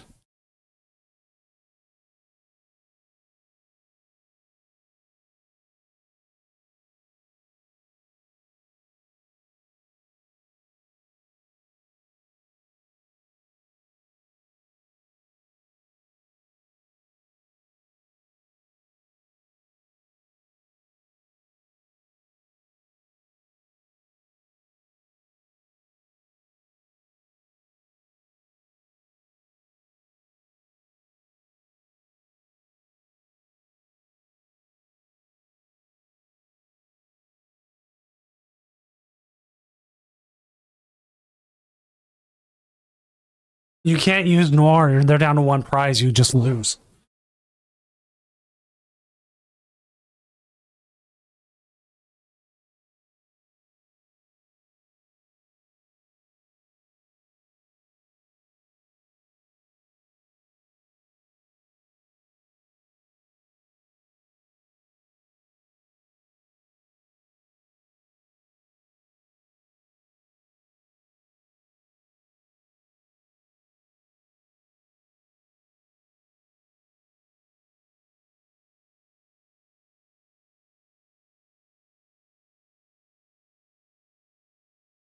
Like, his best out was trying to get our Mander down.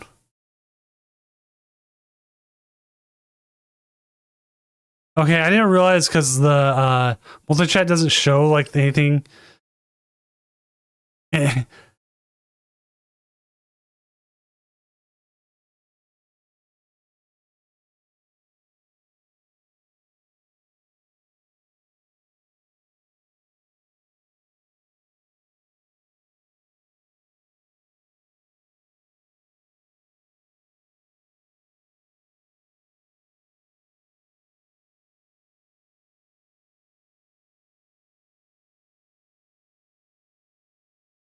Wow. Well, stuff happens. I didn't realize I doubled up the name. I had no idea.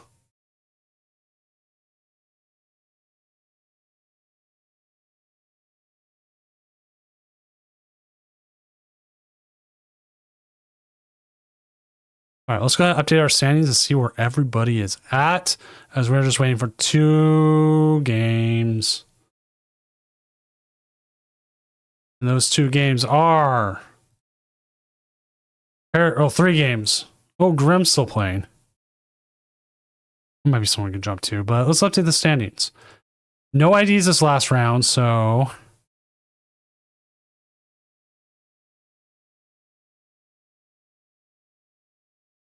I think we're not going to have a clean cut. No, we are going to have one person here. Greninja.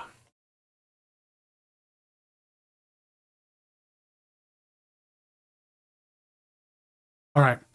Classes in session. This is called, do I take the risky ID or not?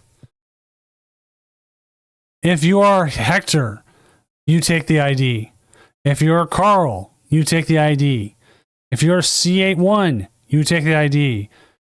Rollo here, kind of get into the iffy part. Kalongo here, kind of get into really iffy part. Osuzai, really iffy part. Sahil has to play. Austin has to play. So there's a lot going to it.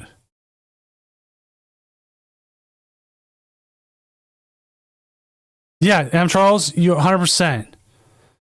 Like you're 9th, and your opponent's win percentage is so low, you have to.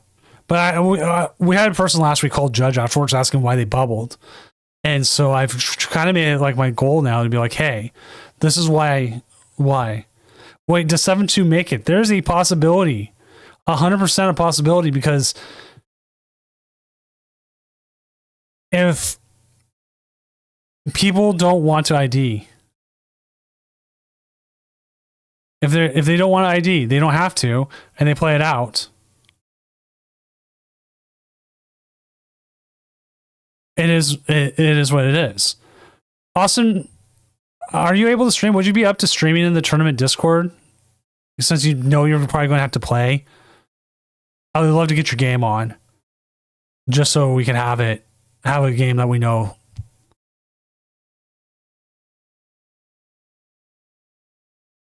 Right, son. And the thing is, like, this is the problem with online versus like in person.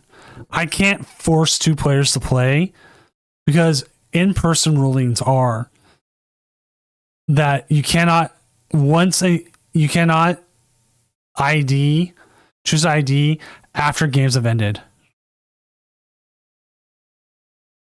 Okay, Charles, if it's we'll see how it does, but if it starts causing you issues, don't hesitate to disconnect or have me disconnect you from this Discord. Because I know how downloads can be whack. I have 1 gigabyte internet, so I don't usually worry about it. But that's me being privileged. So here I go, yes, my 1 gigabyte internet.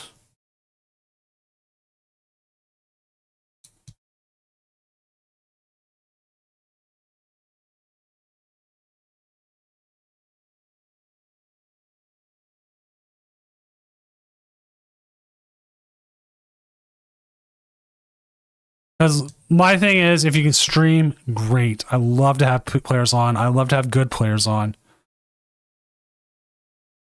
I thought we had like a judge call. Oops.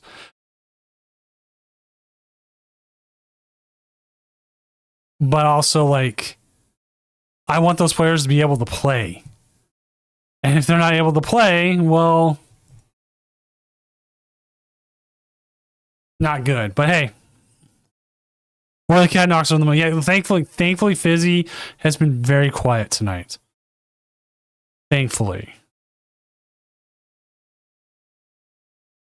She's been chilling. Usually she starts getting up when, like, if I move paints around, because I have been moving paints around. I put my hand into one earlier. Round 9 is up. Our next round. There we go. And let's see. So as it is, there was 10 here. So Austin is playing against. Oh, he hit the control.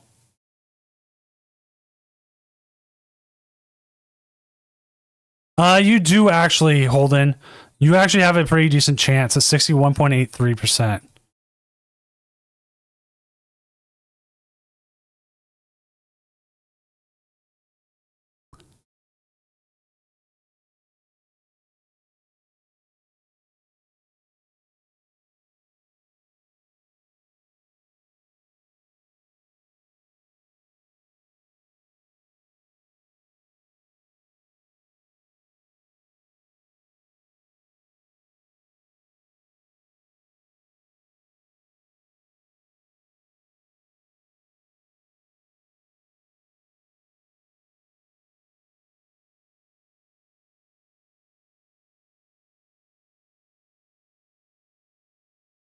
Like, yeah, like, it's not the worst. Like, if they did take the ID, say I just don't want to play it out, maybe I do.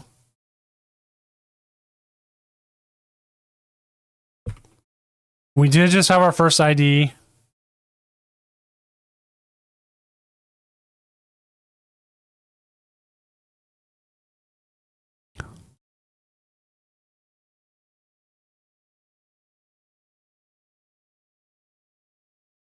Another ID.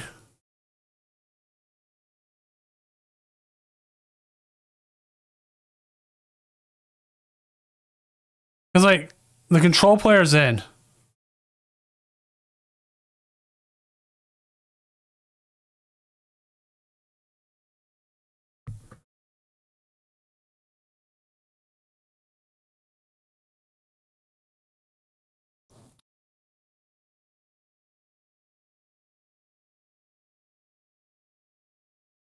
And now there is other game going if Austin's on.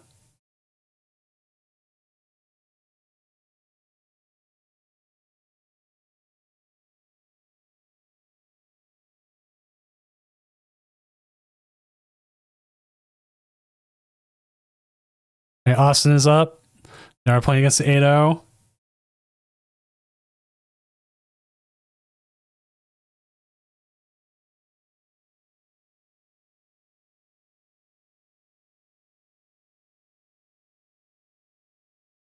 So I need to find a Pidgeot.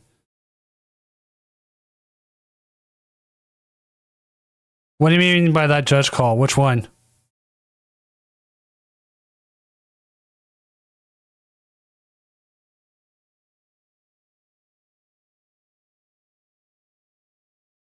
Now, this will be interesting for Goldingo.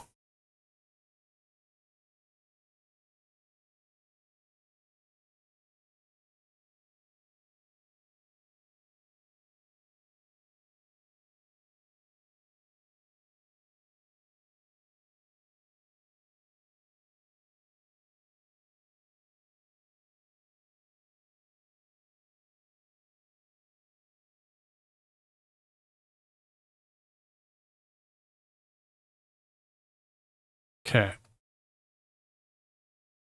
Now, is setting up a single Goldingo the move here? Never put anything else out but a single Goldingo? If you can help it. Or Baniri, I guess.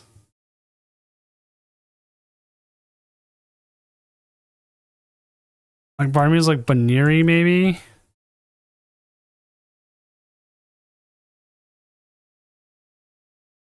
You gotta put down the other one now, though. It's like you have to use all your other attackers.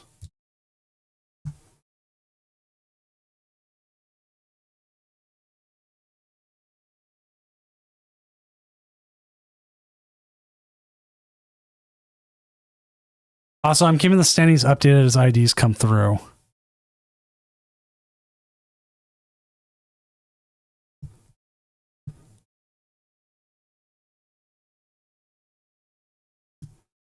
Now, worst case scenario for a lot of the people who ID'd and Fireball, I'm including you with as a part of it, just telling you, is if Austin wins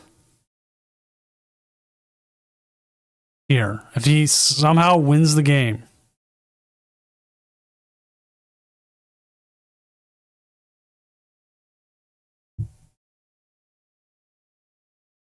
then that really screws up everyone. King Alpha, I kind of agree. I think Baniri might have been the play, the difficult one.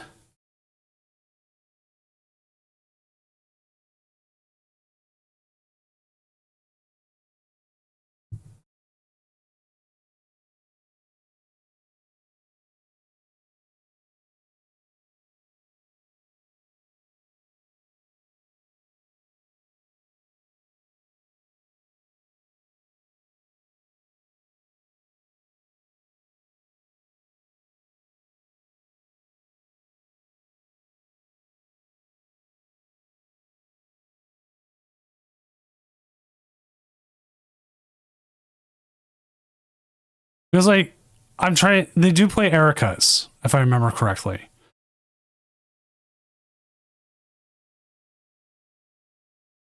I want to double check the list.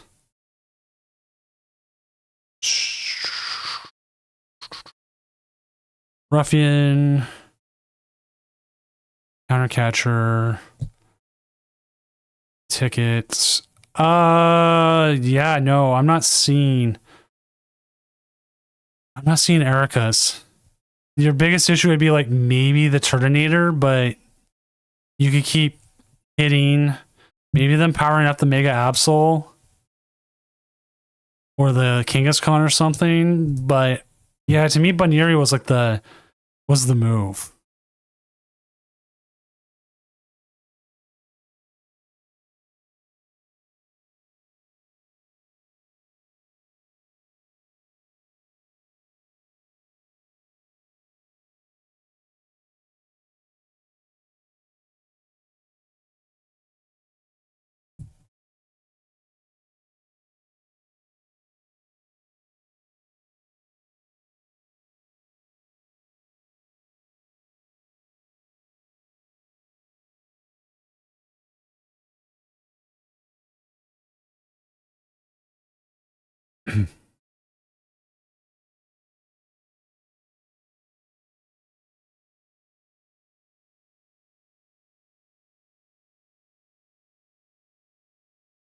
I mean, at some point you could just go all in.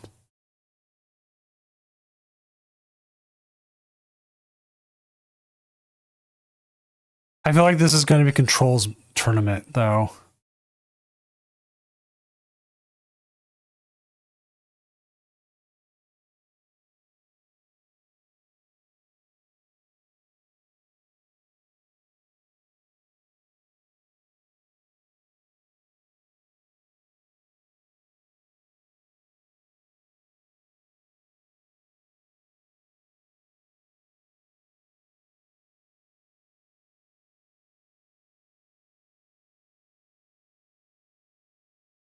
Now, here's going to be the problem Control's going to have trouble with. Best of 3.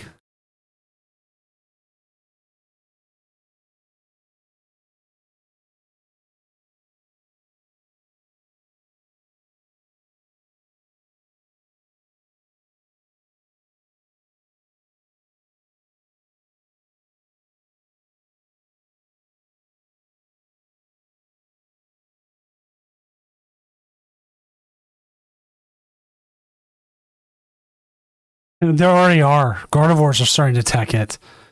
It's insane. I sit there and go, man.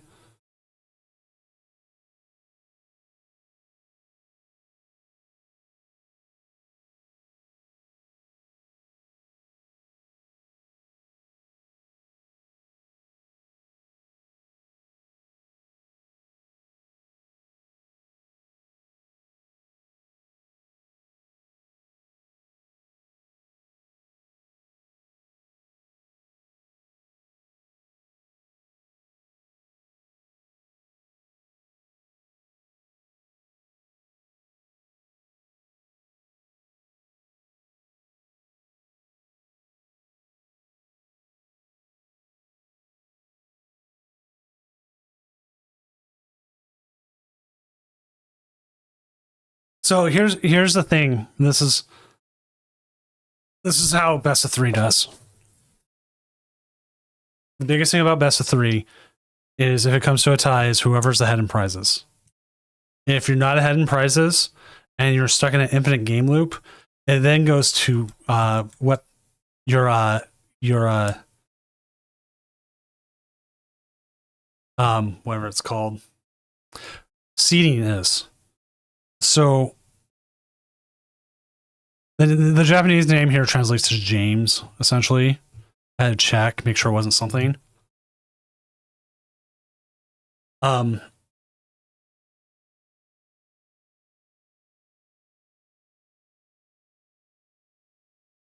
They going in as the number 1 seed helps them in situations like that.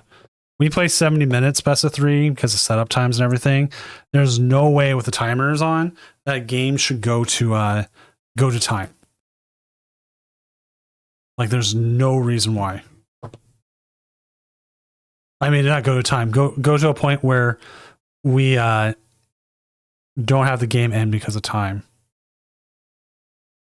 And the fun thing is we've had the infinite loop. We've had 2 control decks hit an infinite loop. And they both sat there going, what do we do? And I'm like, oh God, I don't know what to do. But that's why you learn. That's why you do things. And it was because of, what was it called? V-Union Mewtwo. Caused our first issue with the game. And it took us about 20 minutes of a lot of discussions and trying to figure out what to do about how to give the game. And that's how I found out, because I'd been a judge. I hadn't been a full-out tournament organizer. And I was still really fresh and young. That's when I found out about that rule. And then I studied more with the tournament organizer books and everything. Because, to be honest, that kind of stuff never came up in locals. And this tournament was getting bigger, and I had to have better rulings, and I needed to be a better tournament organizer. And that's what we just kept working on.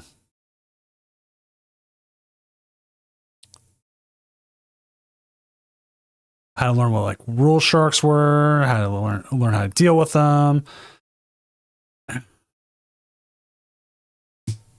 He's gonna go for it. I mean, if you're gonna play 3 prizes,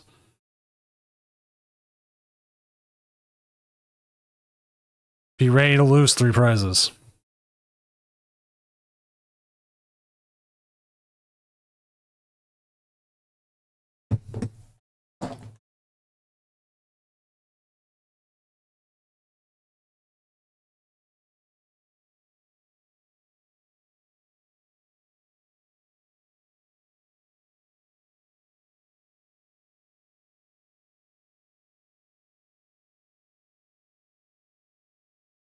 So, Cromwell, what regional are you going to be at judging?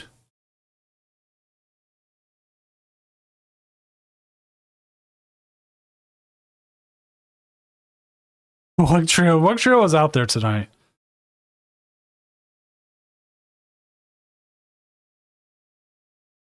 So, here's one of the biggest issues I run into. And What's a rule shark? I'll talk about it. A rule shark is someone who's looking for certain rules what's the word I'm looking for? Ooh, Toronto, nice. To justify giving themselves a win. Or try to put themselves into about the rules and try to get someone a penalty. A situation we happened to a friend.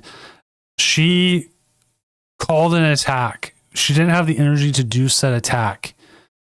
The guy called the judge, and what he said was, I wanted... Oh, we're going to get it?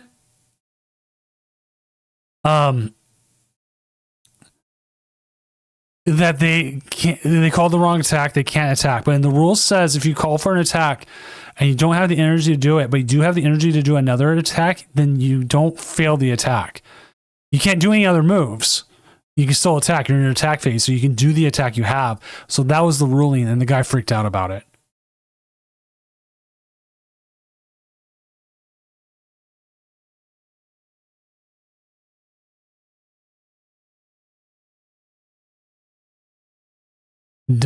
He has it, doesn't he? I'm trying to think if he has it here.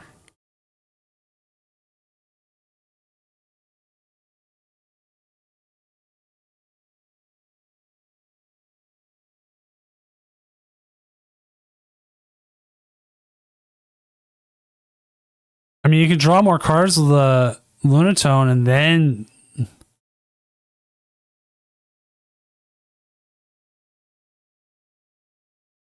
What is he missing? No, he got there.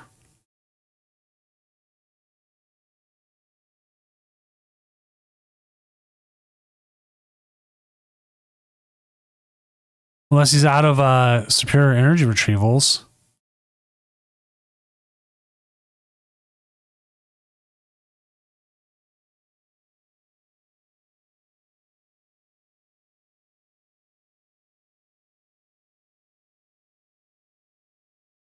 He's gotta be missing something.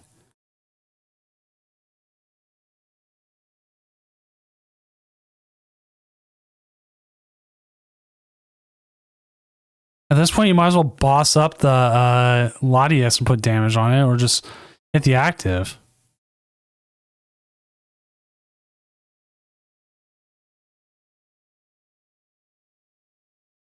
Didn't he have it with another superior?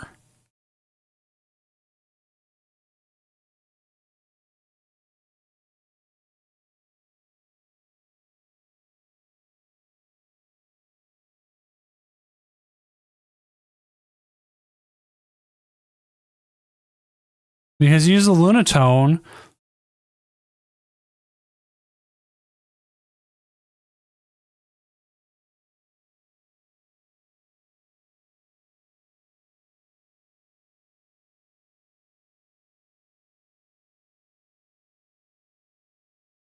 You had the Arven for it.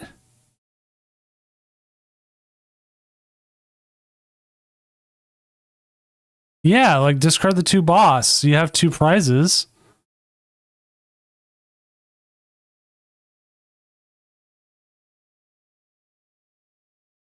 I mean, he's not in a horrible spot here as it is, but I felt like he had game.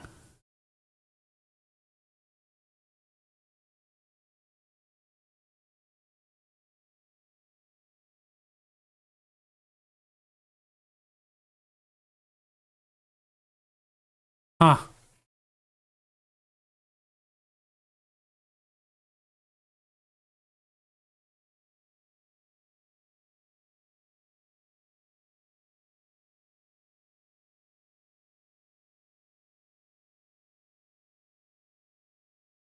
Because you gotta remember, Mega Absol is only 280.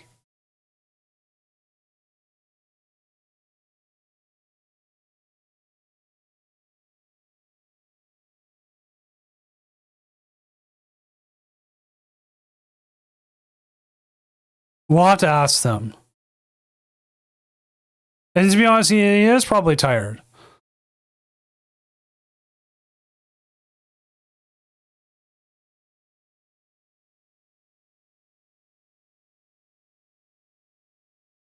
I don't think Iona ends him. He has plenty of draw power still.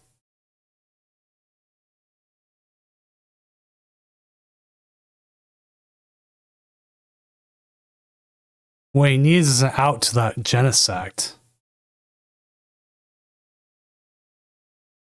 Wow, what a random one.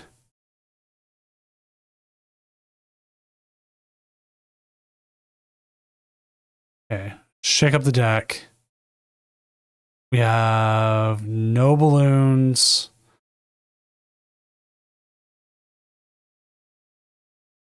No, he's missing a way to get the Genesect out.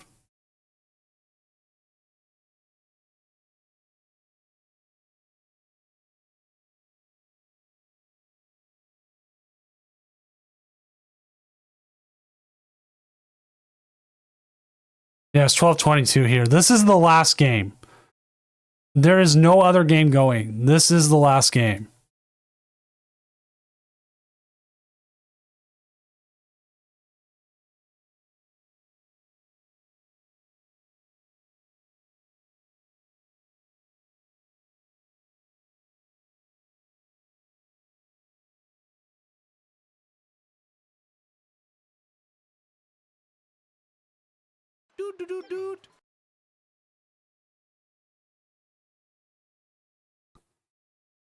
Pokemon's most hated. Thank you for the follow.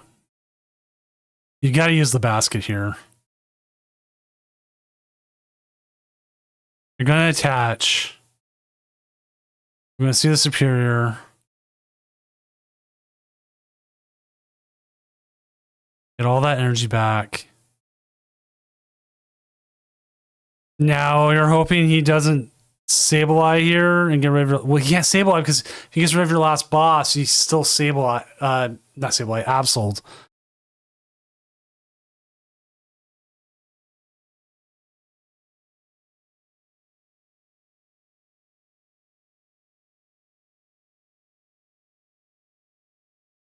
So as it stands, if Charles wins, Austin Charles here wins. Austin wins. Kalingo, who ID'd, will be knocked out.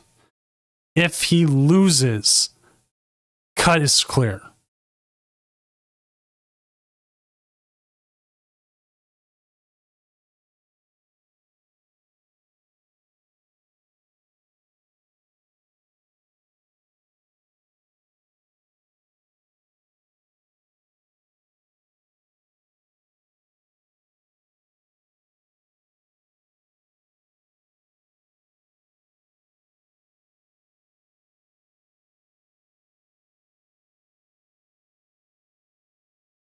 Smart boss.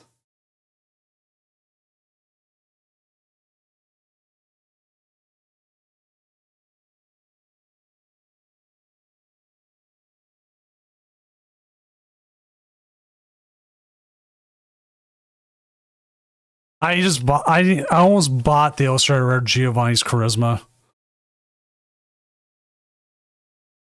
There goes one dingo.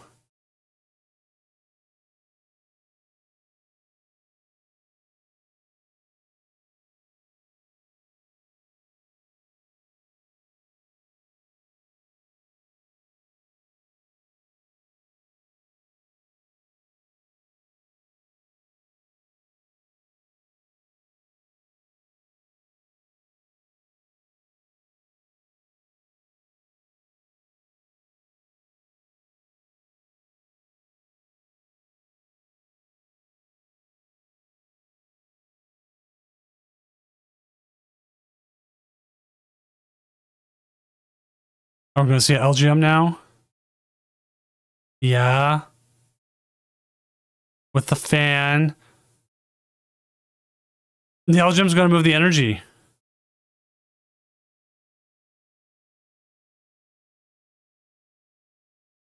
Now that Solrock has all the energy, and the problem is now you can't put more energy on the Genesect. So he's looking for his out.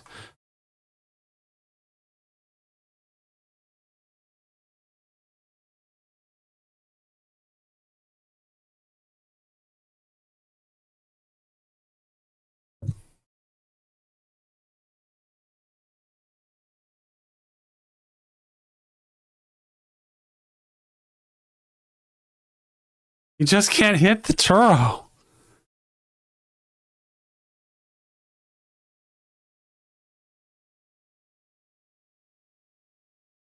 Dude, I thought Seeking Festival was going to do it. Like, I'm waiting for it.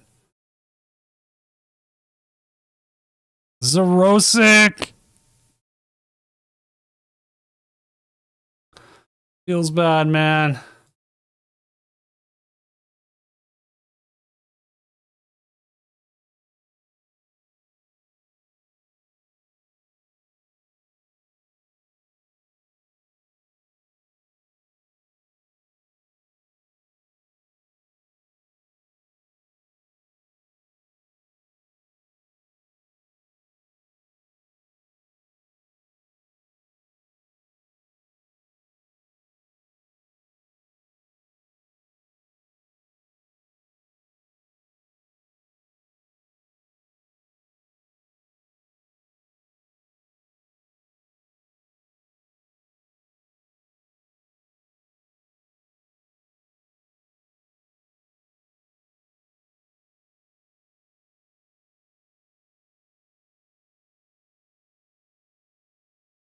You gotta bring the bunny up.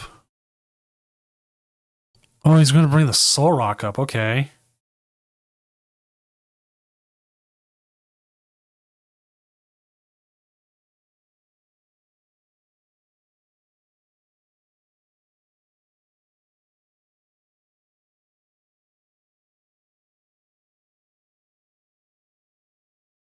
I don't know if it's over yet, but it's looking pretty close.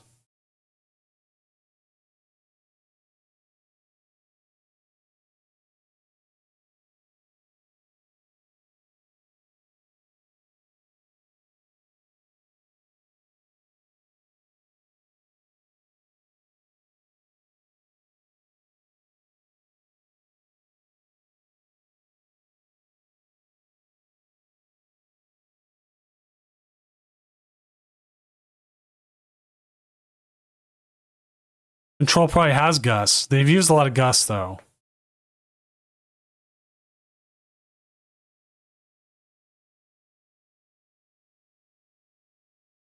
Okay, there's the bunny.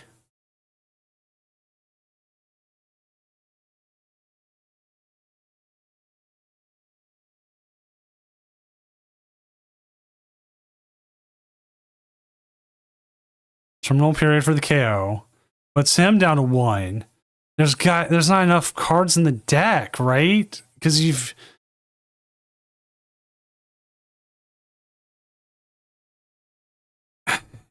need 2 more energy and you can win the game.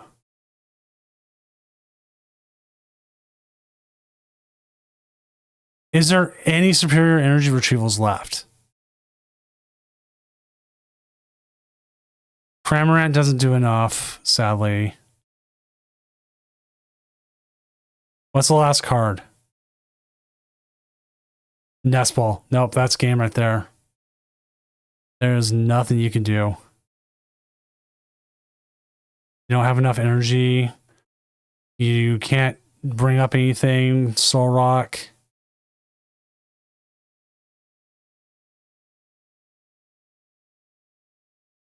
You can't even stick something in the active.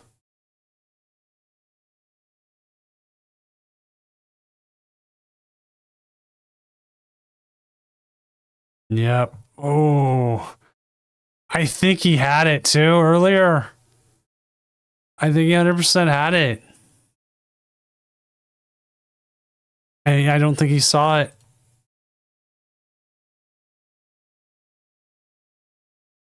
Well, it is very difficult to beat.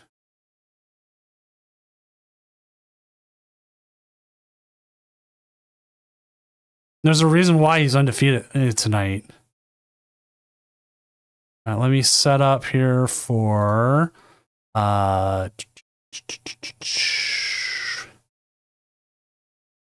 is it? Round countdown 2.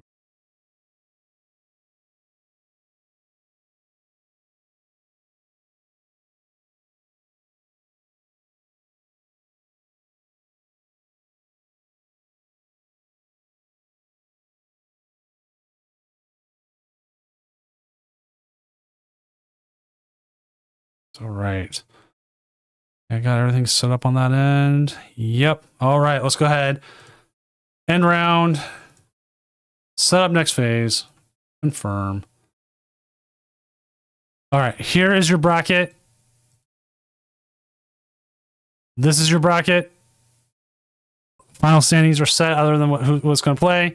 I want to pair the next round, and we're going to get this going.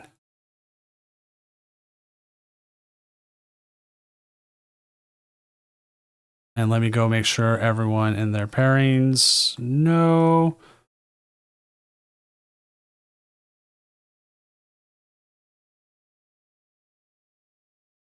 And we need to find a match.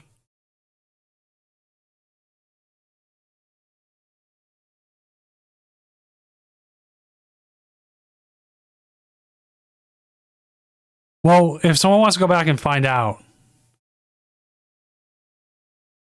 I thought you did.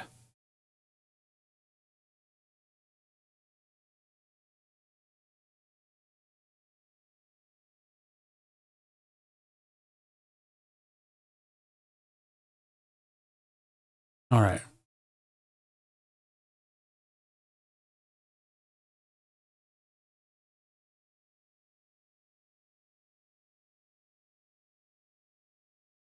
I'm going to see if Carl can. This is a rematch from earlier.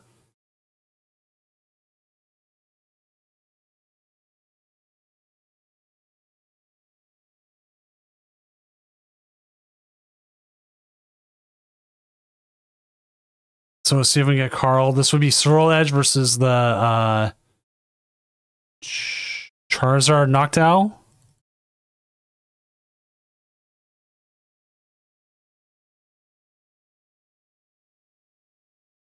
We also have Dexter. Okay. Let's see. Dexter is on. Is that Deox, I think? Let me check.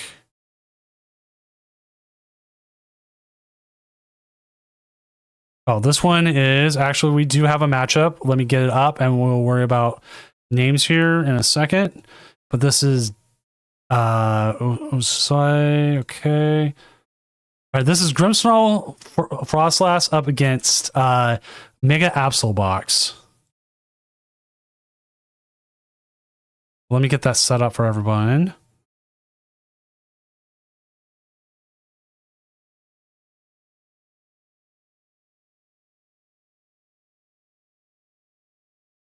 I will take any game we can at any time. So this will be interesting because I think I'm trying to think how Ozai wins this.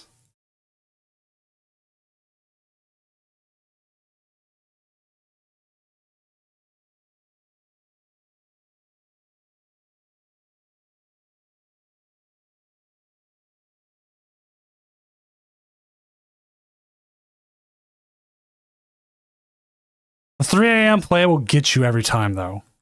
Every time. Like, there's plenty of times I've made, like, horrible calls because it's, like, 3 a.m. for me.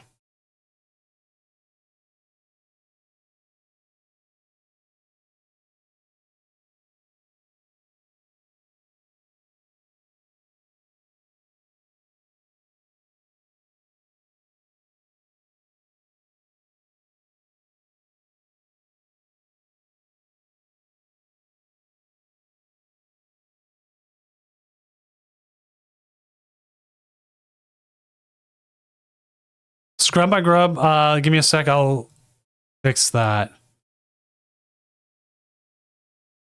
Here.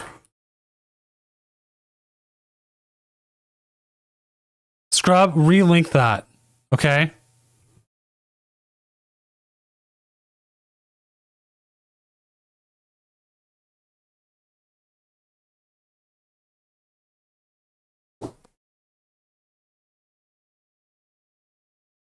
I gave you quick permission.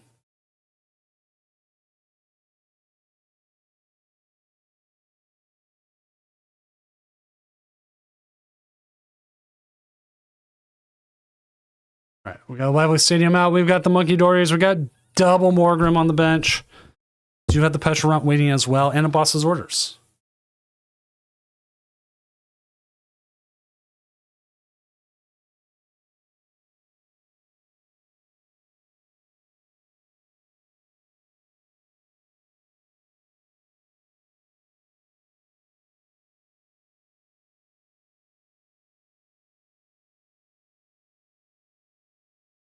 Oh, we're gonna see the energize.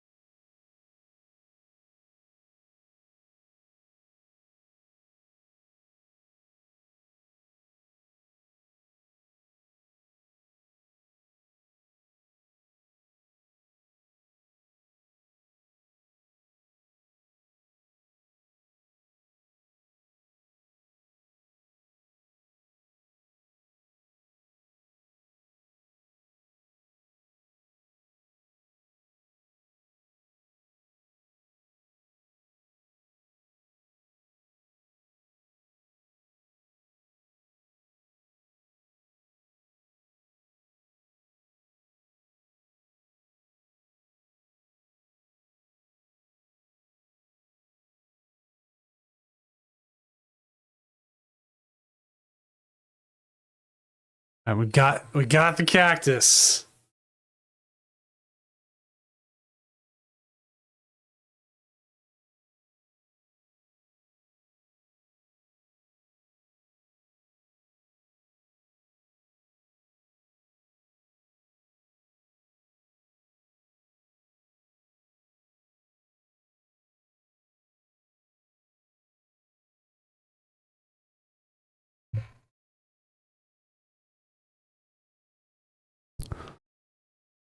Here comes the Mega Absol. Oof.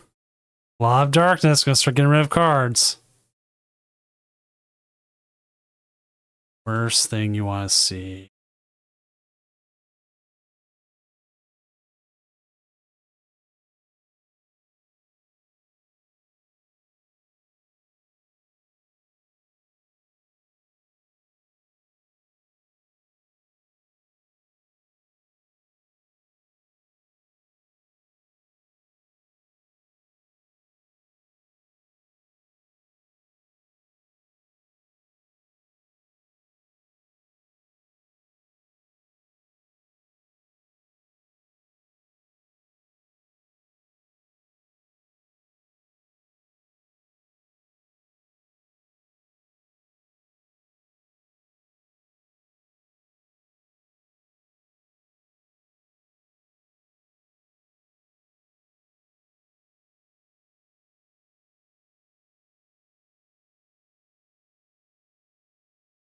All right.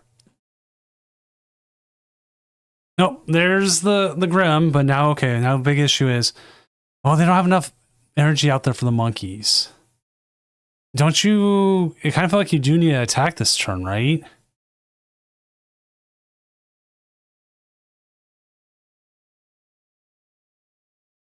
Like they don't have enough out there. Oh, maybe they do. Maybe they have energy retrieval. Or energy switch, I mean.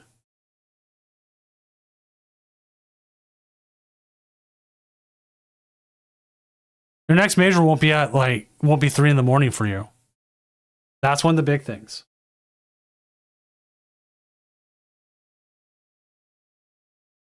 It's Toronto next, and then Seattle after that. That's for the US regionals. I'm trying to remember what the other majors are.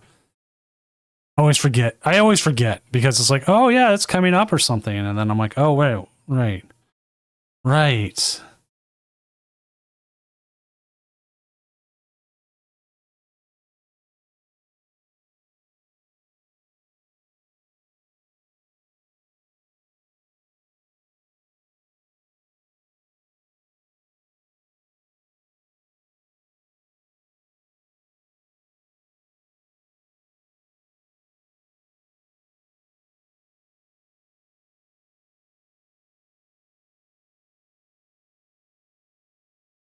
Yeah, the 3 a.m. tunnel vision, 100%.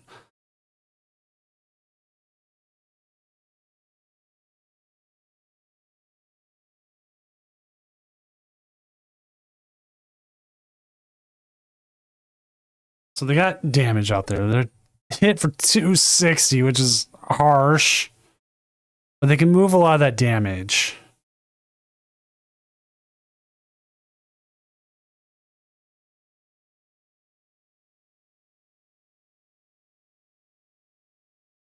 There's the air balloon. Ooh, the secret box.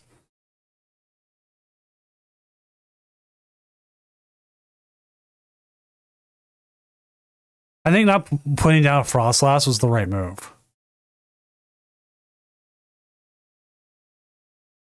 You can move that damage off wherever you want to move it.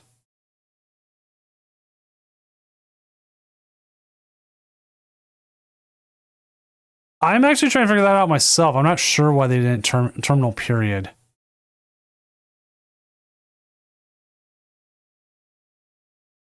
Misclick or something. Let me go see if they talk about it in their chat, in the game chat. Nothing there. Also, no game is finished yet. So, I mean, we only have one game is finished yet.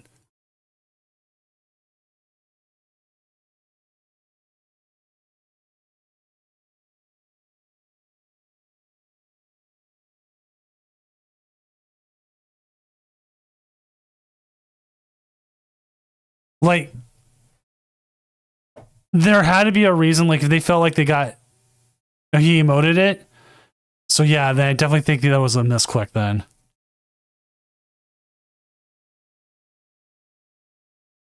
Because D underscore here has the opportunity to win next turn now.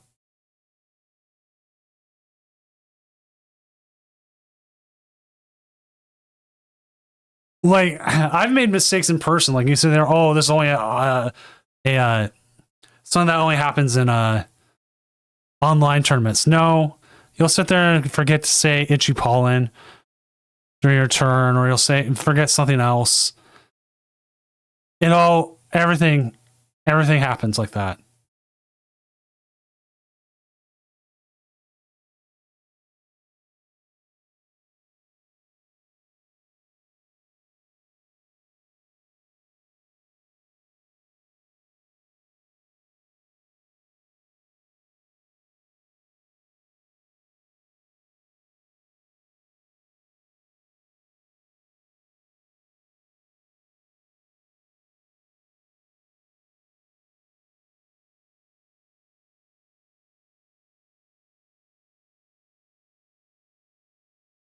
Okay, we see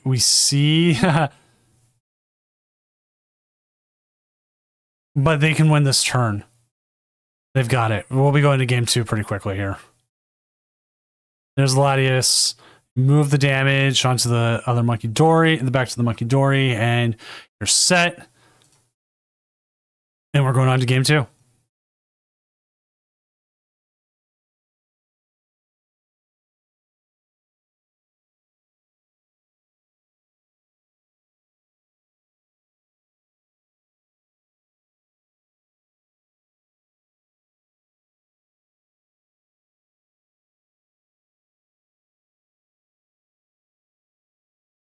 I think the scrolling part's been one of the worst. Also, Raladino is up 1-0 over Hector. And again, no other game is completed yet.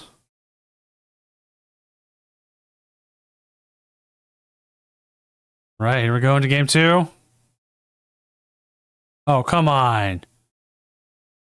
Why is my transition thing's not working? That's weird. OBS has been weird. When I close it out, it crashes every time, and then it resets a whole bunch of my settings, and it's annoying. I have no idea how to stop it from doing that.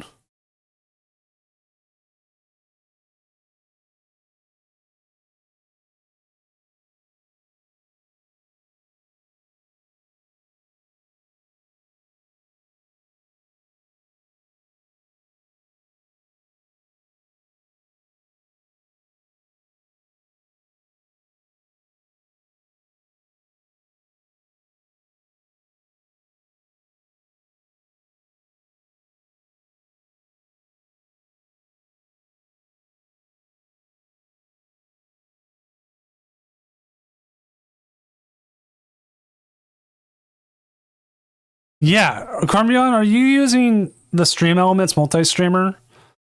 Because that's what someone said that's the issue.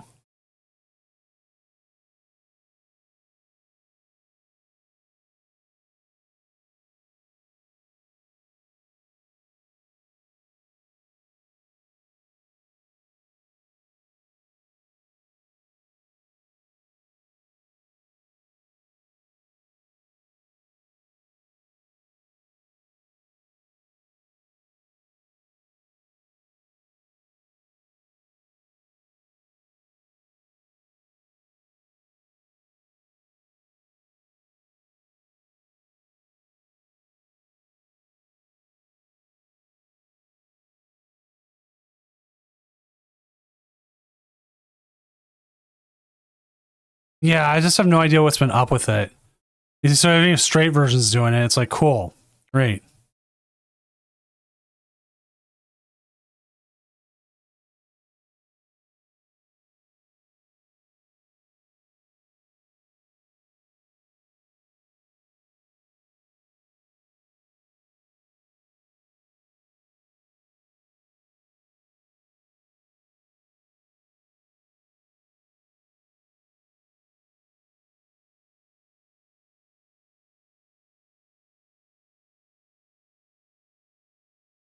Like the timers on here, I have to reset them every time.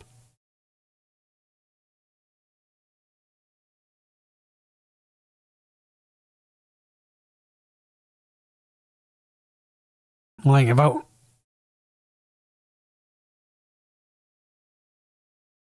Well, we got the Absol set up. You can get an Evo. I don't know if you want an Evo here. Like, it would be nice to have a little bit more.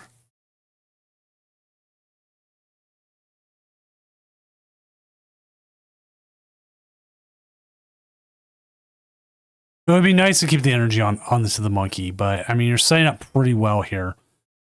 Man, I haven't had put Grimmsnarl on the stuff in a while. Man, I don't want to put Grimmsnarl on this again.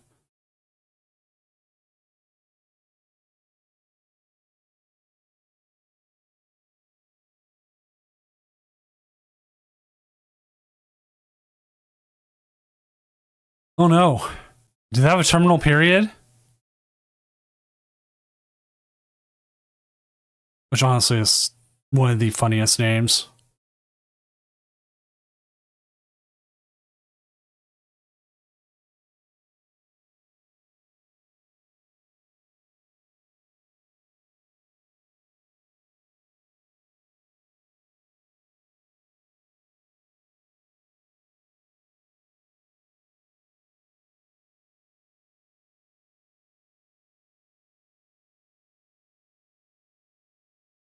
Nope, they went in, hitting it again.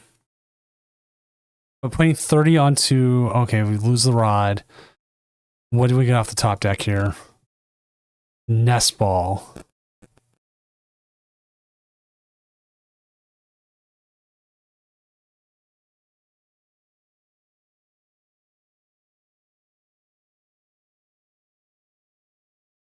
I mean, we get our Grimmsnarl set up here. They're going to look to move the damage off onto something else.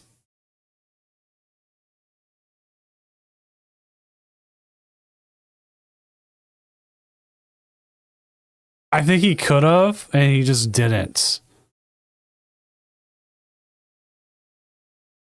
All right, getting the Pheasantipity down here, saying, go ahead, KO me, do whatever you need to. I'm going to get more cards next turn.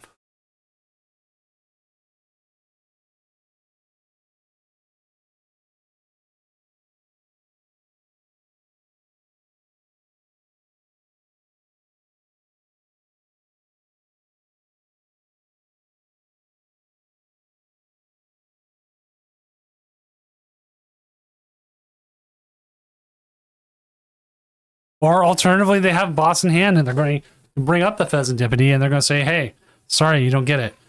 Control is up 1-0 and Carl SoCal is up 1-0 as well. Jumbo ice cream.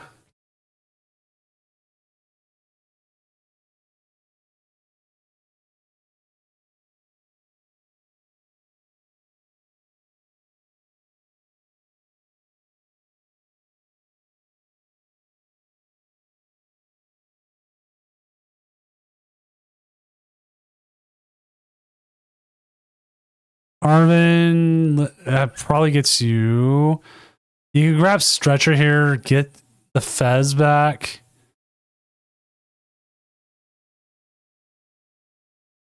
I would definitely put down another Impidimp.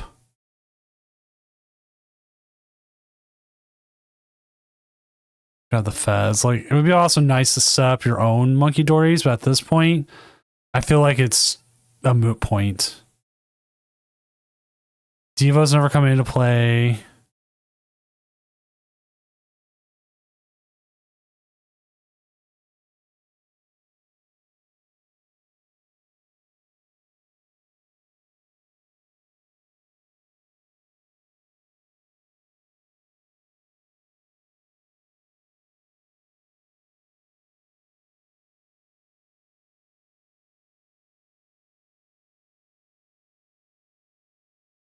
You could pick up an easy KO here on their Petrarunt or their Latias, but your next problem is how do you get more prizes?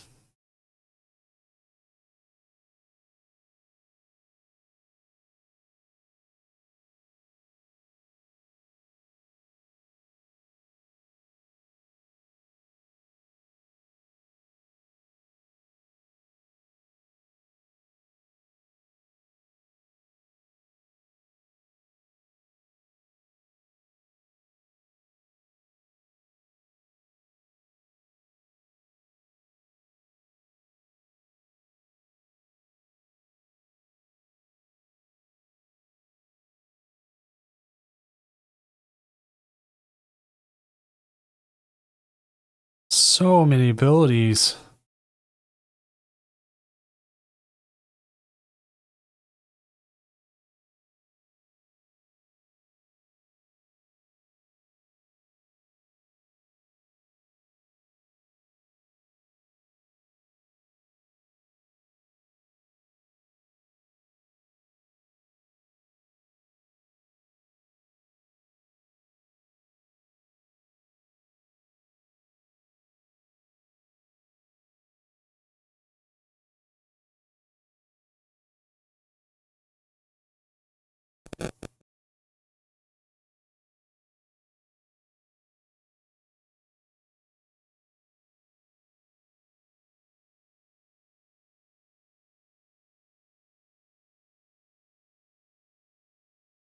I think he challenged him to it.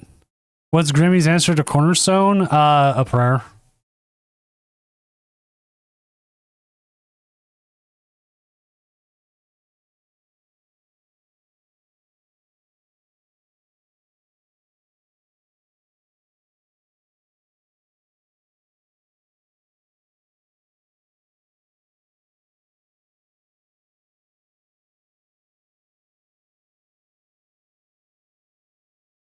Keep going after that fez.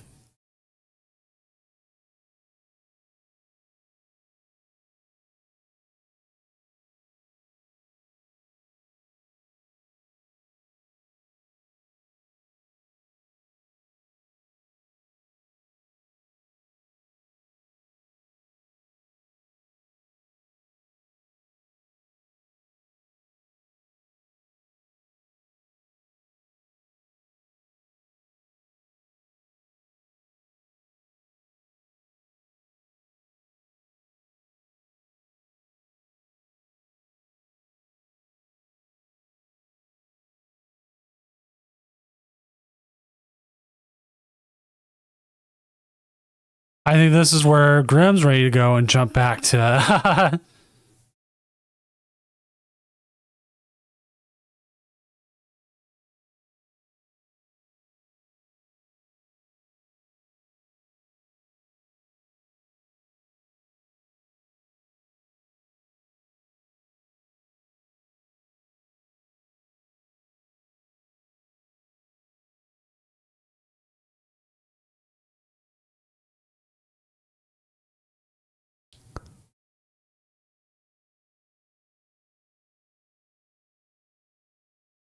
He can get the Latias. But he gets terminal period here, and that's game.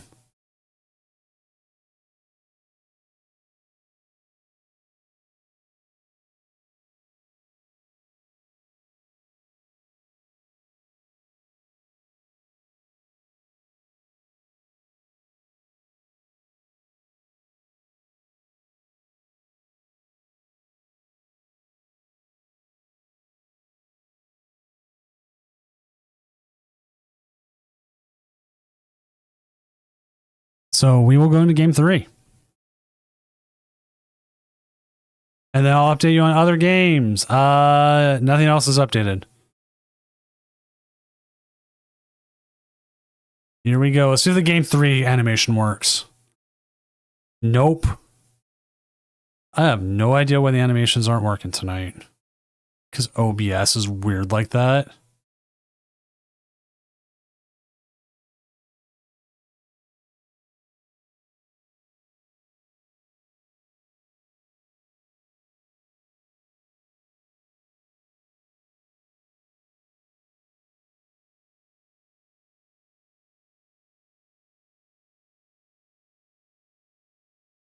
I think the monkey's not getting set up definitely didn't help, so.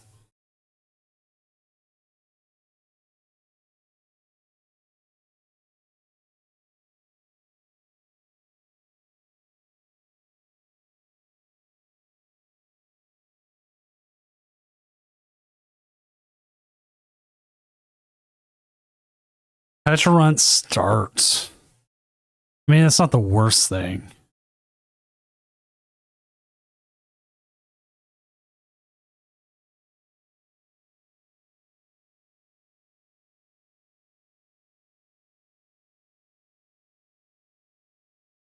Like, yeah, Petra's an easy target, but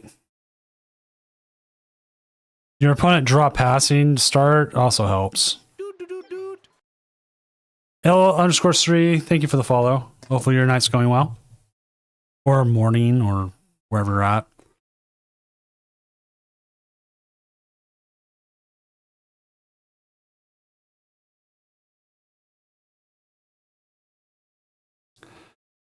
How does Jim Carrey say it in the Truman Show? I don't remember. Oh wait, he says like if I don't see you again. Have a good good morning, good night, and a good afternoon or good evening. Low key Truman Show, amazing movie. You've never watched the Truman Show? I recommend you go watch it. But only after this tournament, not during it.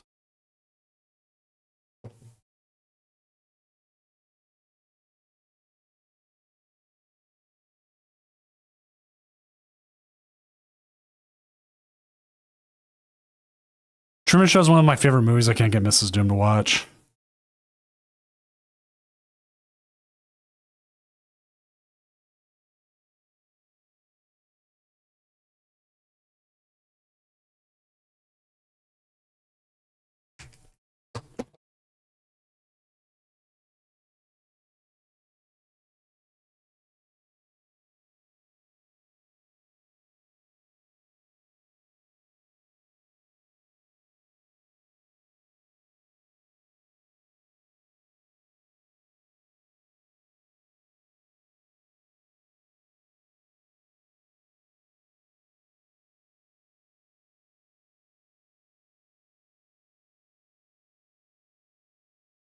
Thank you, Pods.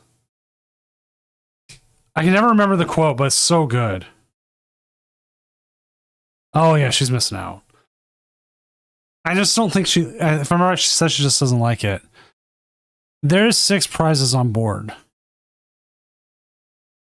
The problem is, how do they attack the...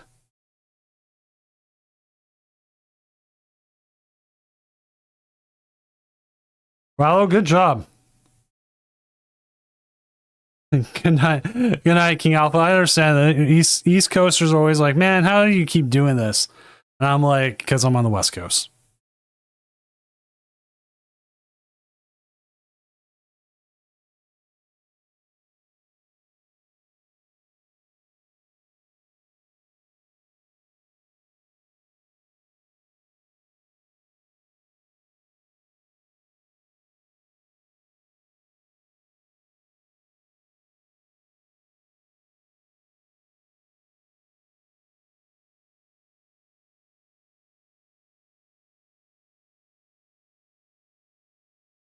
That's also why the tournament starts so late, comparatively, is because I'm on the West Coast.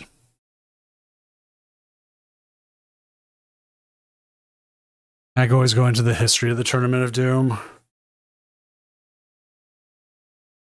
In the year 1906, a young boy named Senor Doom decided that when there would be a game called Pokemon released to the world, he would hold a tournament so late at night that East Coast people would complain.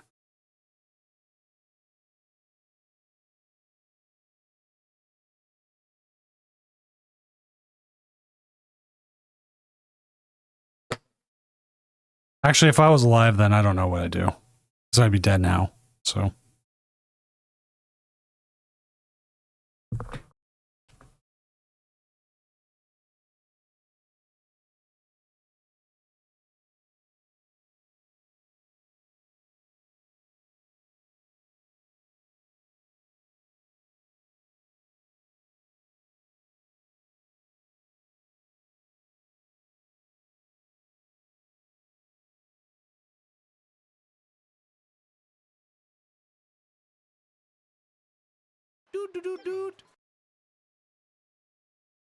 Let's see. Mickey Deco 36, thank you for the follow. See? Good morning from Denmark. See? I've never been to Denmark.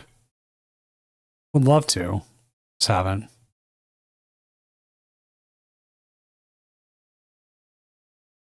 Is this where you start putting pressure? Like, and Control has won 2-0. Lil Doom would follow. Lil Doom follows me everywhere.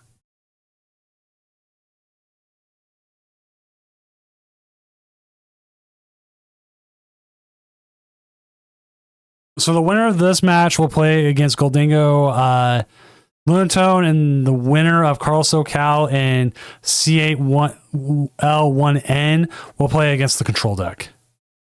Oh, you're from the Pacific Northwest, Mickey. I am too. I'm from Seattle. I live in Seattle.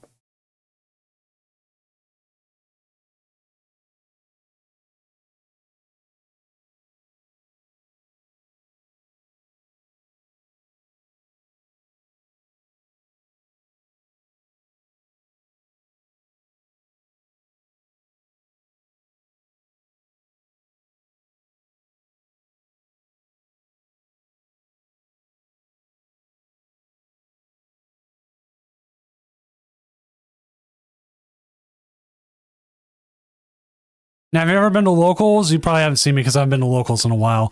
Oh my god, I hate the new event search. What's up, Gazer Beam? Yeah, no idea. Yeah.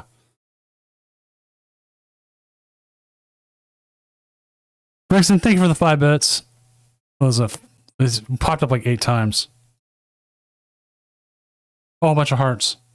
Well, thank you for all the bits.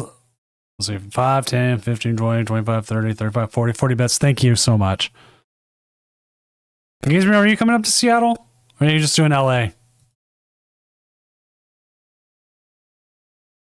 I was pretty much told if I do LA, I can't do Worlds.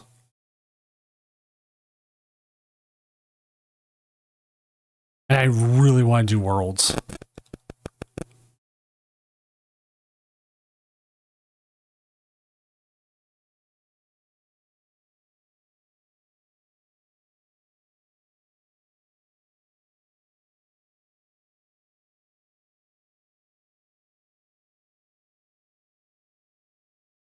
Okay. Thank you for even more bits, I think. Oh, wait. Oh, it didn't go more bits. It was just like change the timer.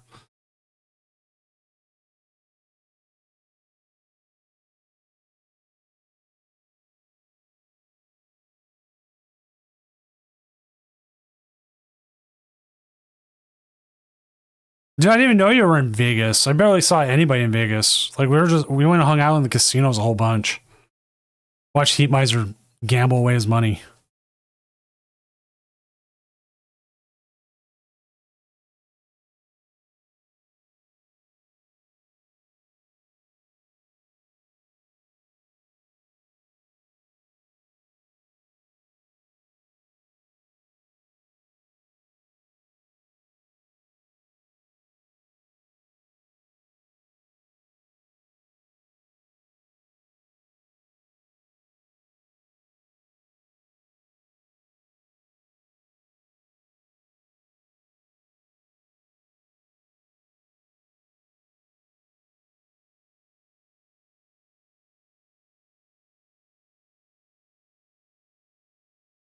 When the first time you lose to a 10-year-old, like multiple times, you just go, okay, that's what it is.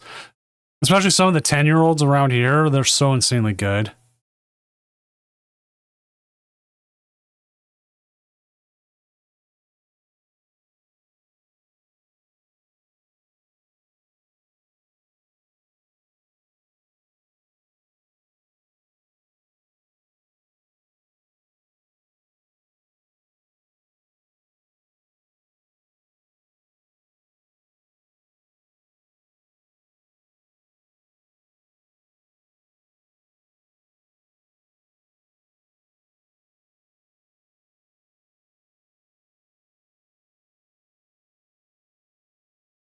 All right. I was watching this game slowly.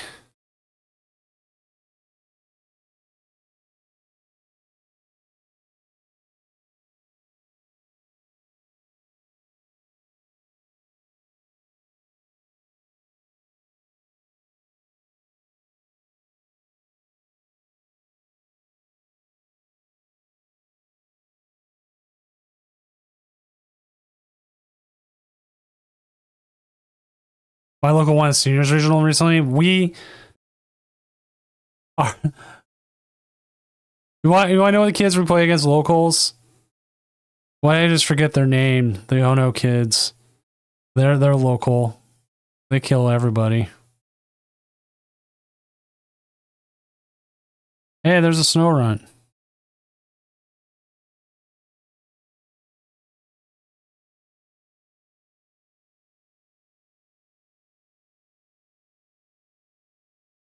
Why did I just forget their names? So bad. Right, because they beat me. I was like, I can never remember this.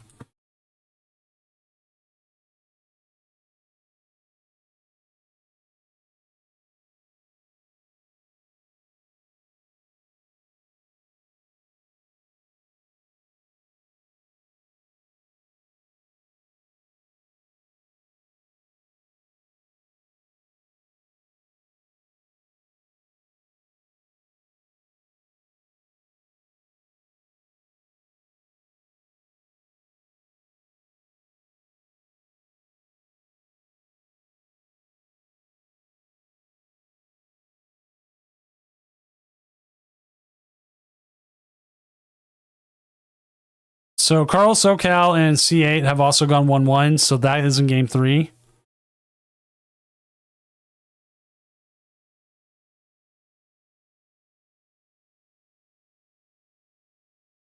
And we're going to see the KO here.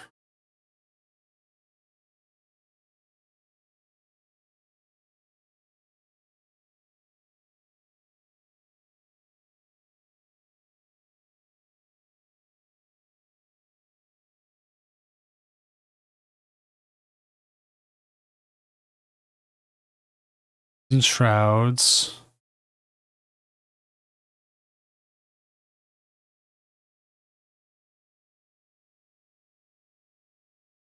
I'm trying to think how they win here. Bear isn't active yet.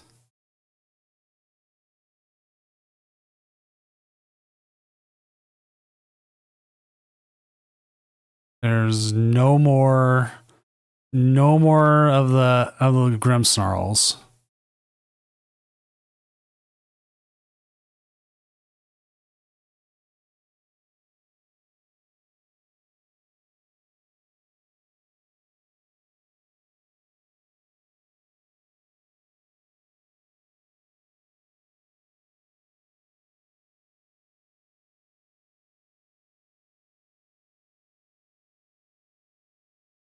Could we see Maractus this time?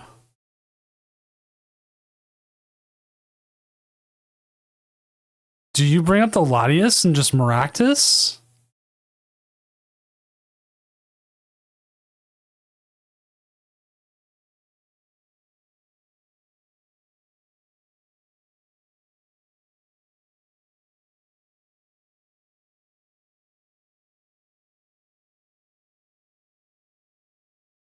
I played during the 90s as well. I'm old. I'm almost 40. We need to figure out something for Doom's 40th. I actually think there's a tournament that day or the next day.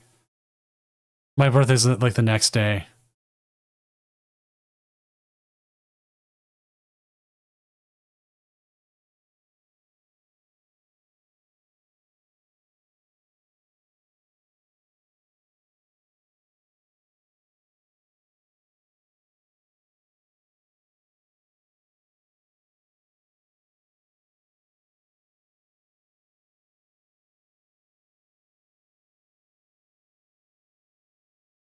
Oh, Mrs. Doom's probably gonna make me a cake.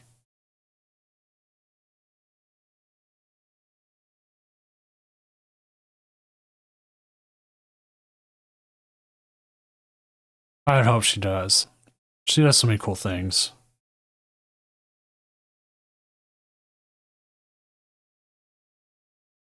Let's see. No, it's a Sunday, but there would be a tournament that weekend. Because I remember, right, Houston Regionals is that weekend, and Mrs. Jim said no. Even though it'd be pretty inexpensive to go. Surprisingly. Is that ice cream we're seeing?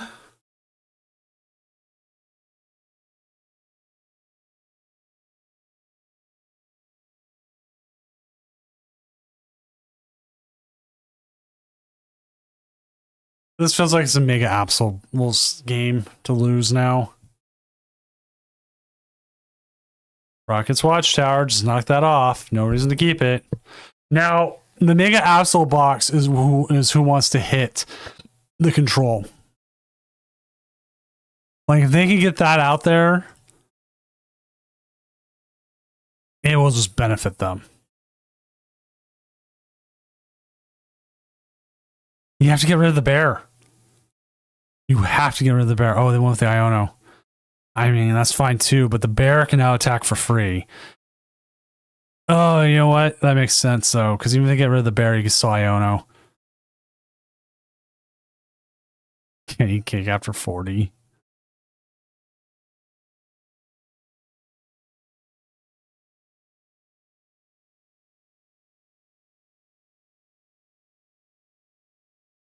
Well, let's see what you get off the flip the script here. Oh, man. Now you gotta hope they don't have energy.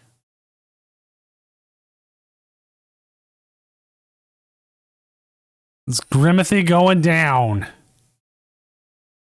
Is this the end of Grimithy Snarl? Grimithy T Snarl.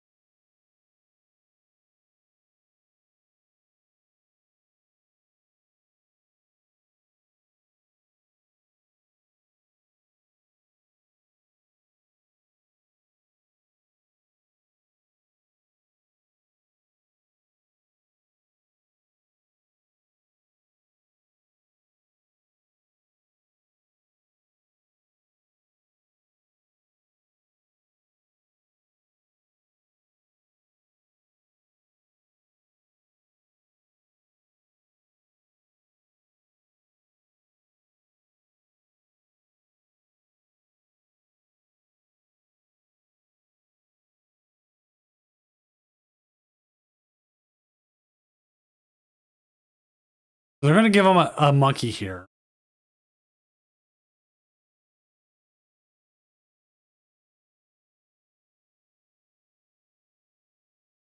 Boss's orders game.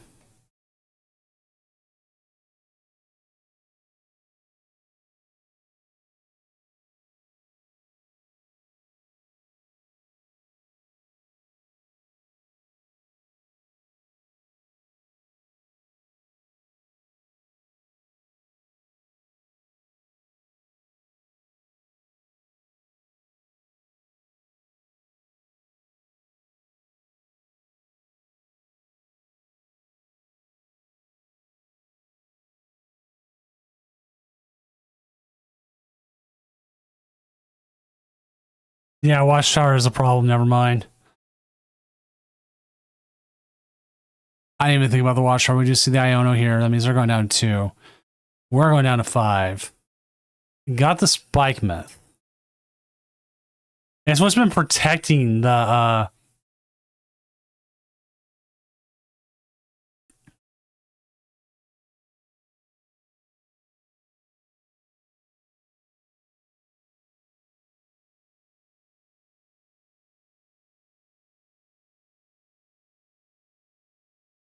Okay, he can win here. I think.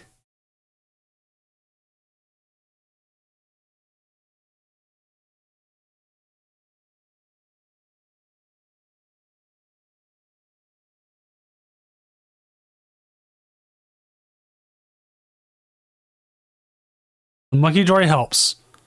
Okay. Okay.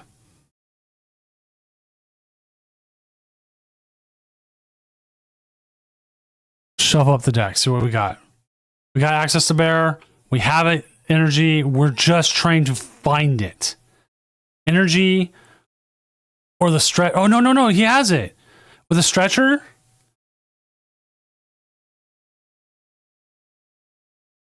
There's the bear. Okay. You put the monkey down. You Arven. You get the stretcher. You attach to the Monkey Dory.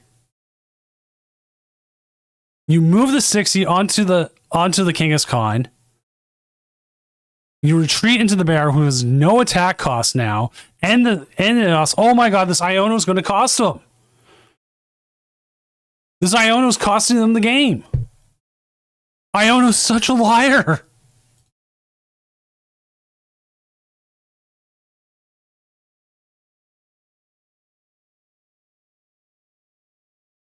Oh my god.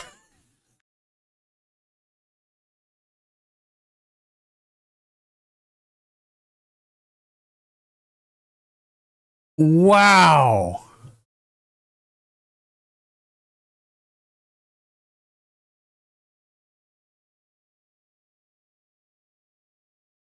All right, let's get the next one going. Next round is up. We're just going to stick here with Grimothy Snarl.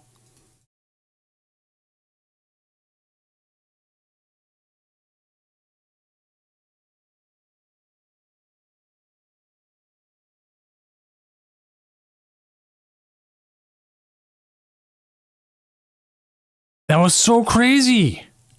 I had no idea what was going to go on.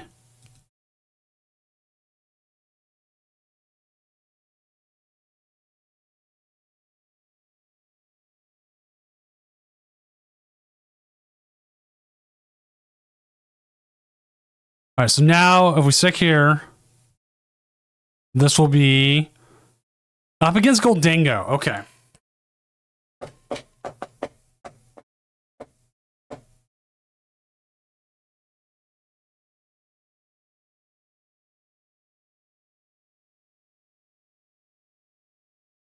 That turn, my gosh.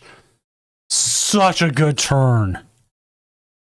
That is the kind of turn you like Fireball. This is Fireball here playing. I don't blame him for shaking. I 100% don't blame him for shaking. It's one of those turns where you see it and you do it, and it's just like, oh my god. All right.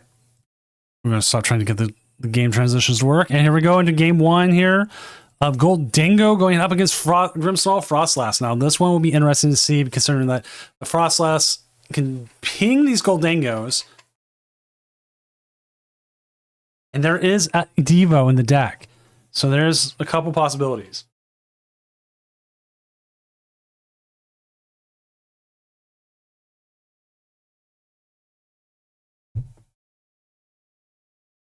We'll just have to see which way they go.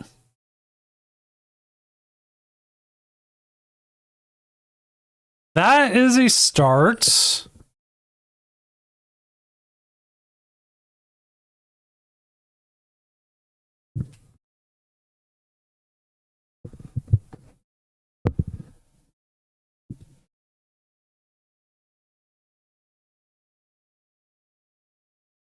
Can't do anything else. But Gimme Gold's not going to do much here. A buddy pop in, possibly try to find themselves the gold, the whatever it's called, thingamabobber. They do bring out the Artisan, which one of the biggest things I've always been told is with the Artisan, don't worry if your opponent can set up with it. If you can't set up with that, you should worry about your own setup. If you need the Artisan to set up, you should 100% be setting up that Artisan.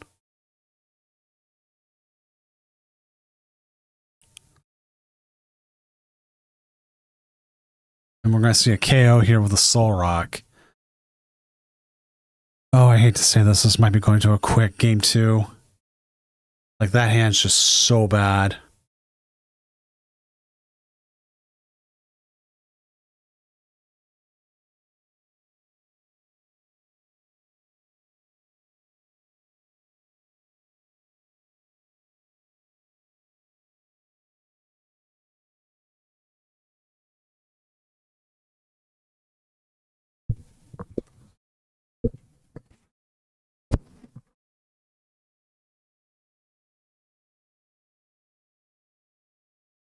Let's see here. So this is an interesting possibility is you could possibly get something stuck.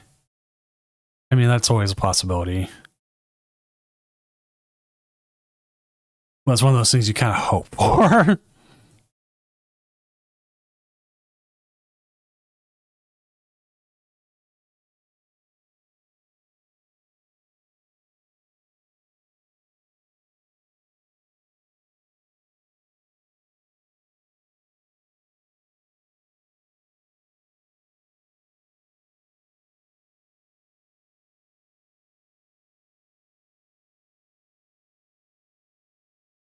Sorry. Okay, so there's the boss's orders. Just going to go another Impidimp.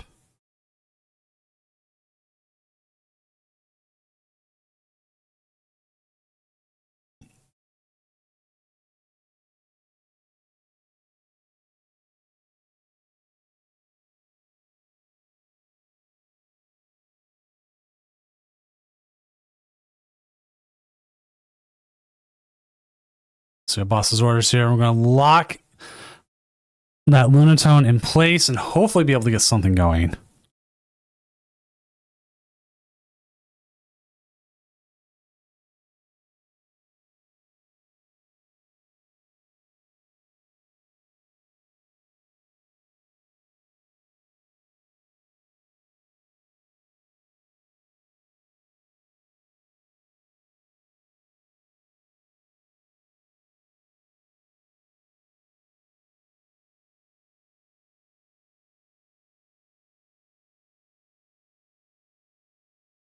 As they find the secret box and they can't move it, but they can boss's orders and try to work around.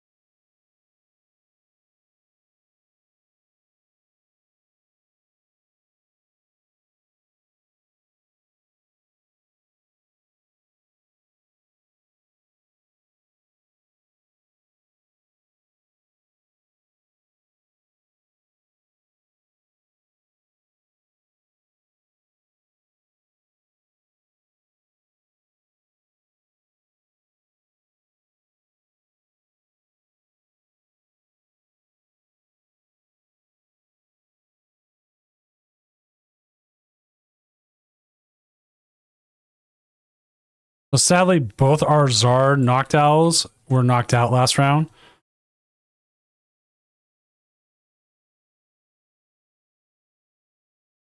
As this is still not going too well, but not too bad.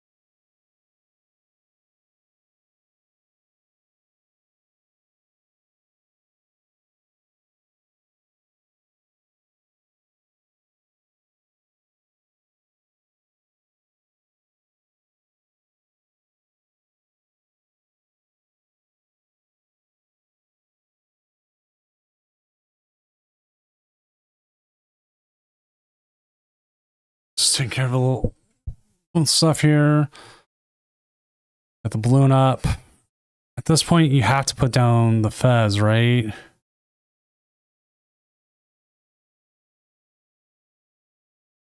More monkeys.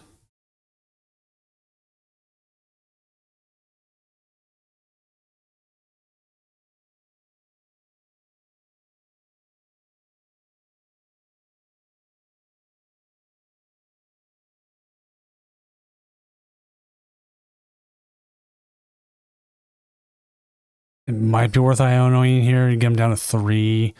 Then again, you can do this and keep going from there.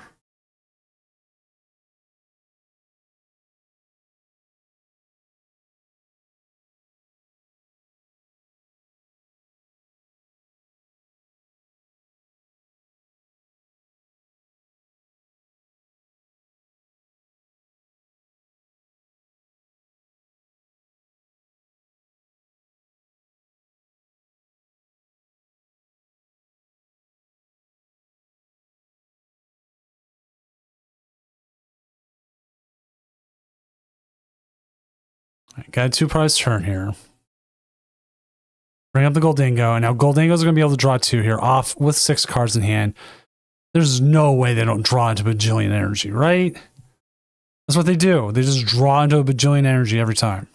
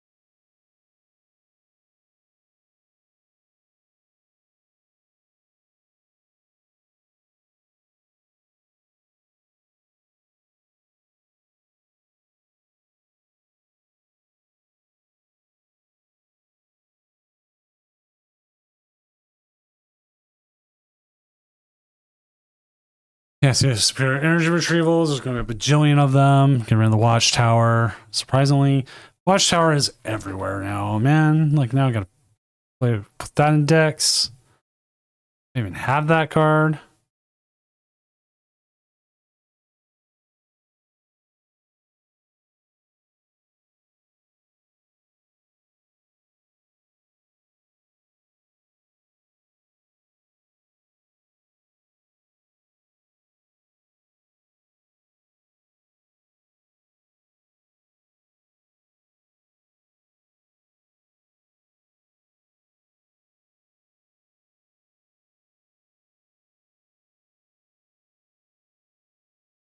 Hunky Dory. Okay, you know what? E-Castle, that is actually a really good name.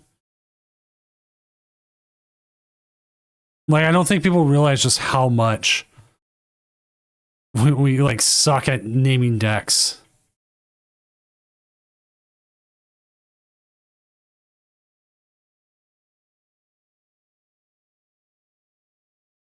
Like when I do, I almost want to use that now because like when I use whatever it's called, when I make the social post for it, it's like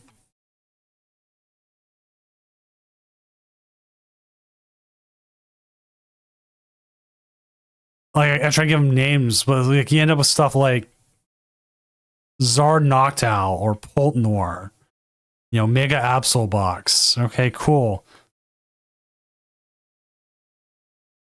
Like we had a slacking deck do well last week. Why couldn't we call it like remote work or something?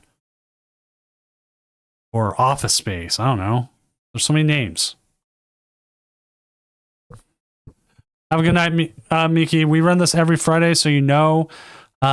Start about round 3, and we go as far as we can until we run out of players who are able to stream their games.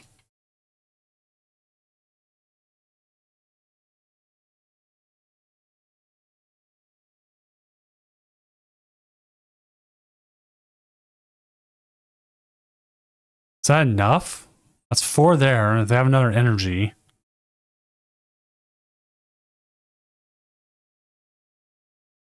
Skoldango, it's always enough. Yeah, they got it. We will be going to game 2 here.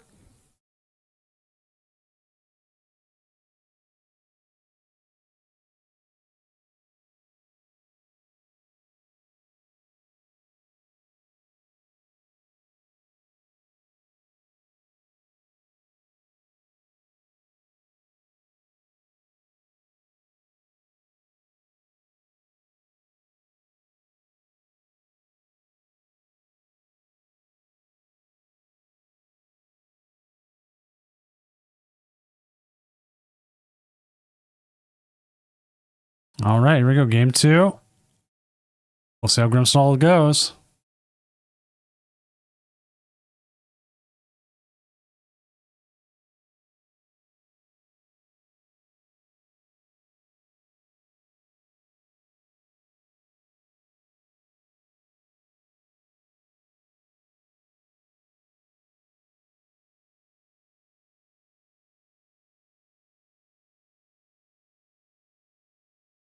Ooh, this isn't looking too good either.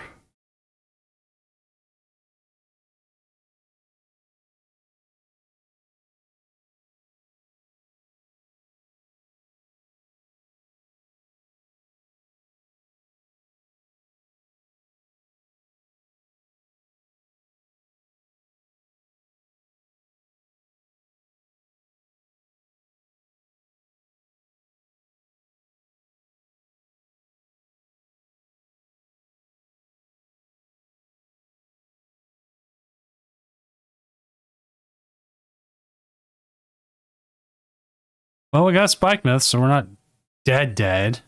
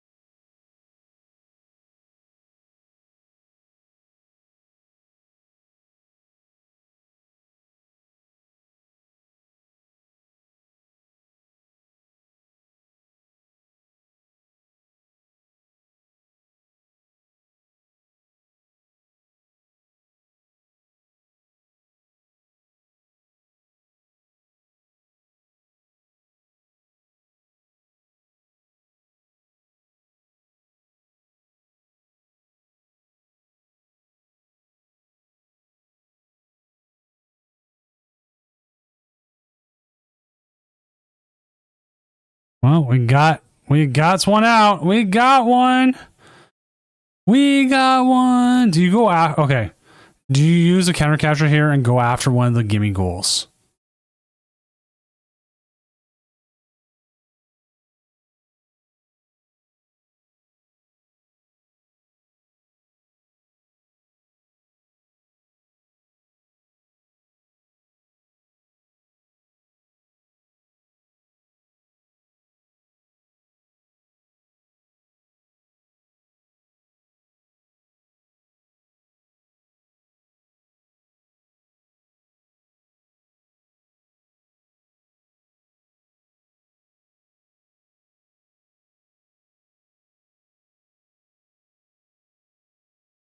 Mammoth, I think I'm kind of with you. I think prioritizing setup might be where you're at here.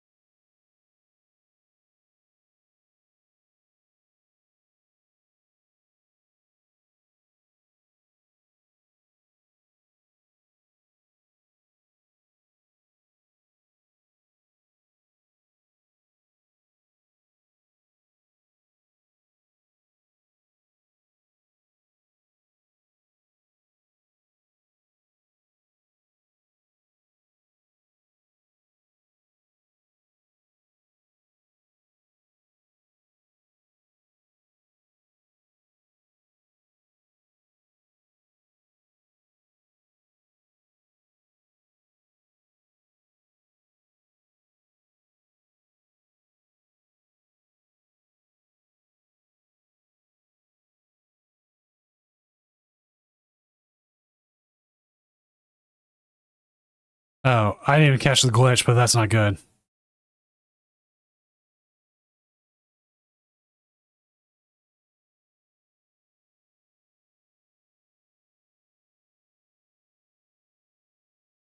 Oh, I know that one, like where you select, yeah.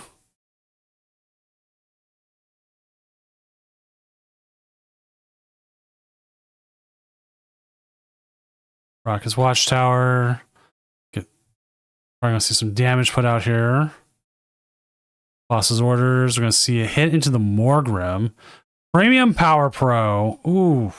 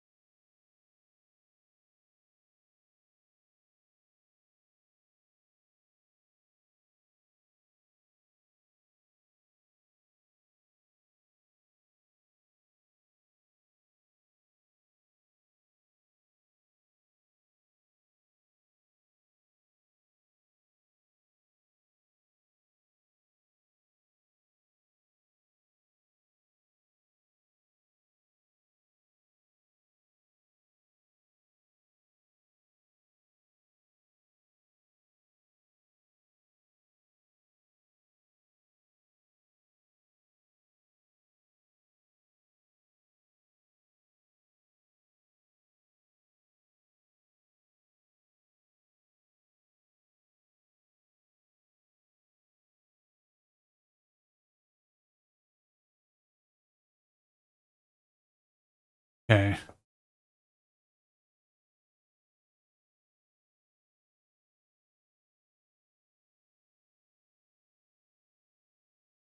See another Soul Rock. We do have a Dango. They are bringing the Dango. I'm going to see a coin bonus here. Do they have enough energy to do what they want?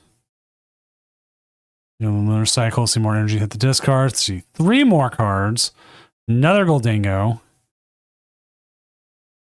Coin bonus for a bajillion coins like usual.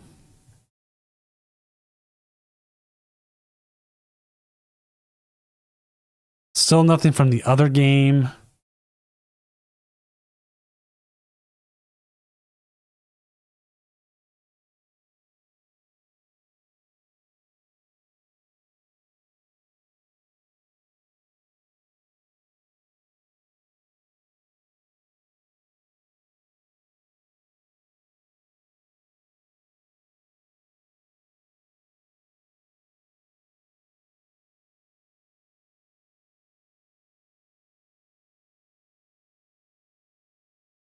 And we see the big KO.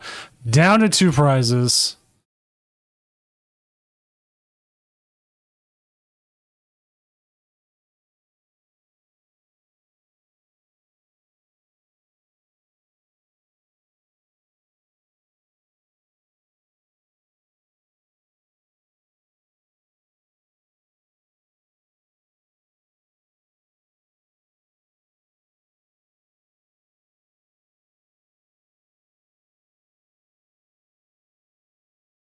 Get the Frostlass now.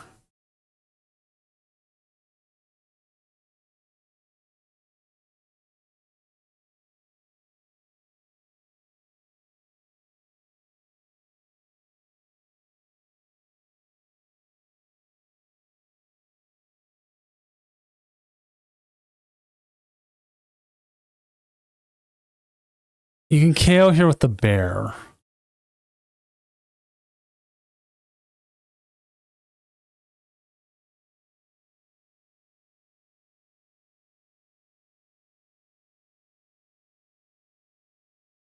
But your next issue is you got to find a way to get that Morgrim out of the active.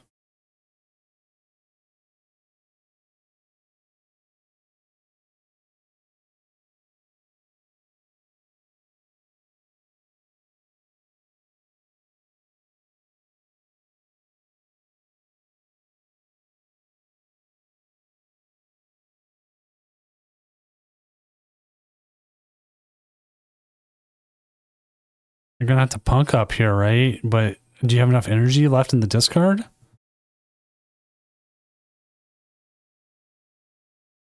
Or not in the discard in the deck? Just enough here. Yeah, you're gonna have to hard retreat here, which really, really sucks. Hit the 240. We're gonna start spreading some damage here with the Frostlass. We're gonna use a couple pings. Now it's up to see what the Goldango has.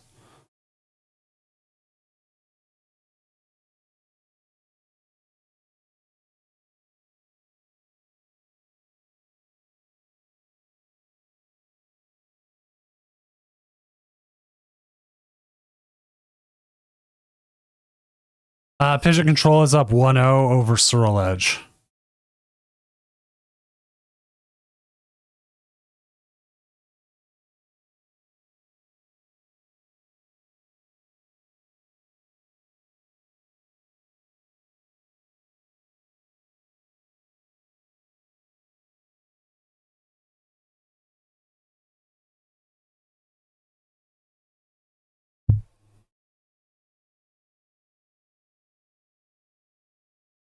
Seems like they have it all. They always do.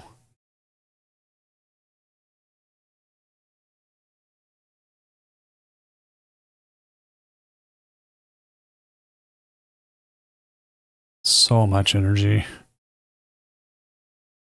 All those Turos.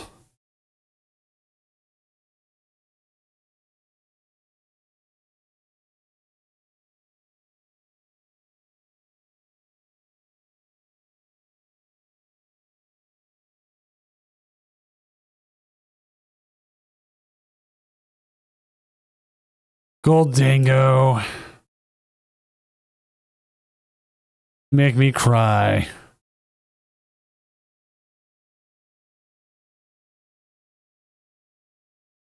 So I want to see if we can get finals as a possibility. I'm asking Rollo. I have a feeling that that Control's going to win its matchup. I feel like Control's got the bracket and everything it wants to win.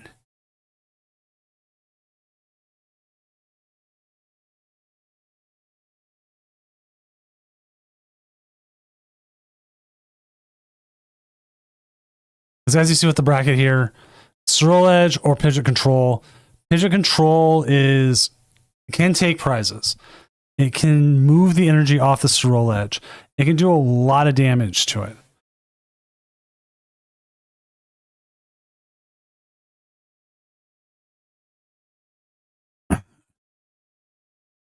And that's like the issue that Goldango runs into with it, as we saw, and like should have.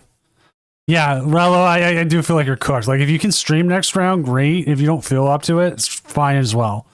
Because I feel like unless you get Swirl Edge for some whatever reason, I hate to be like, I kind of also don't want to air the finals of this Control, because Control is just,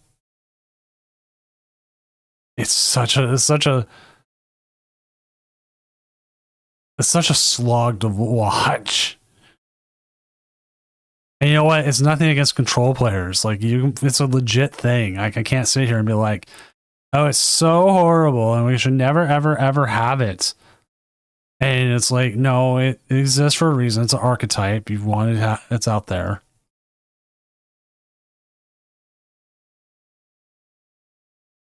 It's just like, how do you play against it? And right now, it seems like the biggest way of beating it is with the stadium. Is with the Watchtower. I didn't think you'd get this far. Well, dude, congratulations on even getting this far. Getting this far is great. Yeah, Fireball, thank you for being able to stream, and congrats on the top 4 still. Regardless, Rollo, you've got prizes. You've got prizes. Once it goes up, we'll see from there. I mean, everyone gets prizes anyways, but I mean, you get card sleeves, which I gotta set up my stupid thing. At least the people in there right now don't have a counter. It's gone. It has not lost a game all night. Frostlass patch is pretty good because I think between the two, Grimmsnarl had had a better chance, possibly.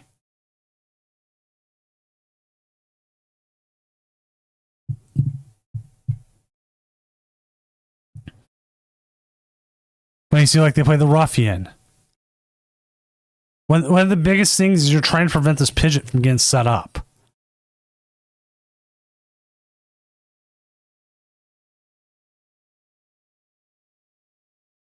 And, like, if a Pidgeot does get set up, if you have something like Watchtower, it can prevent stuff.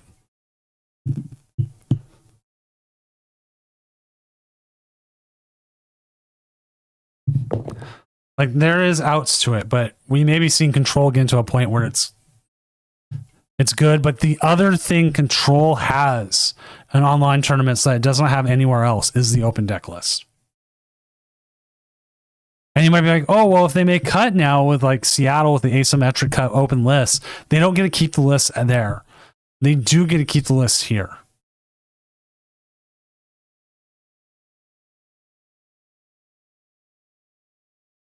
Well, the Goldango earlier tonight we had on stream for the right before cut, they came close to winning it. They actually threw.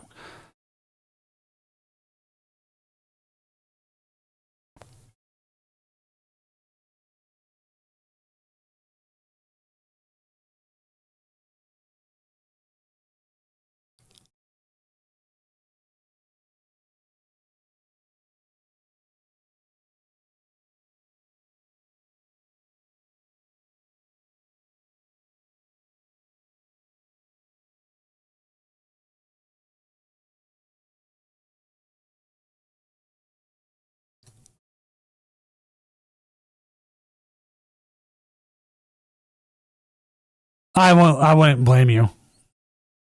Like, 100% would just be like, yeah, I'm done. Oh, EUIC will have it? Okay. Well, EUIC will have it too, and like the thing is like you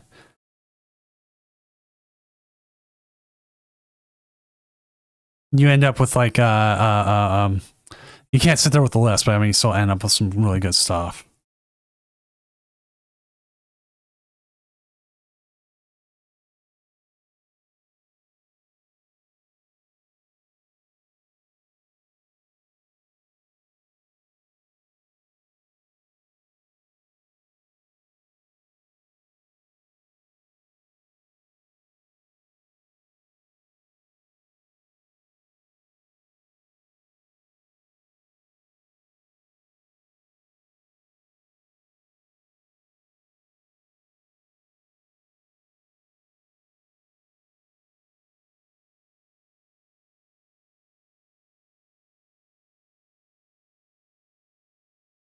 I believe it is starting at Toronto.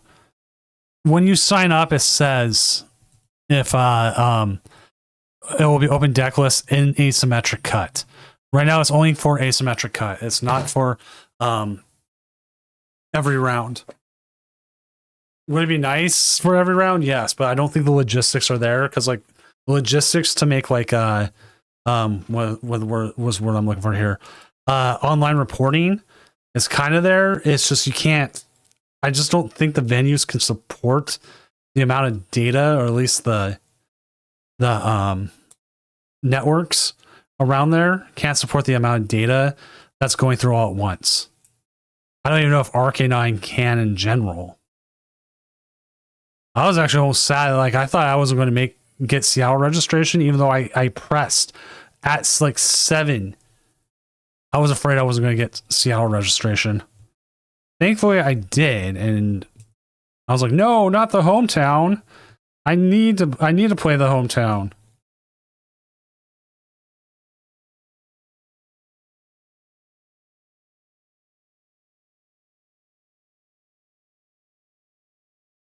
Which, funny enough, the last time Seattle had a regional, that was like 2017. It's been quite a while. I was able to walk up the day of and register.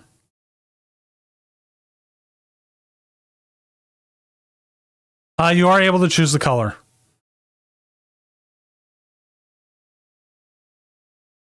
I think it's the base ones.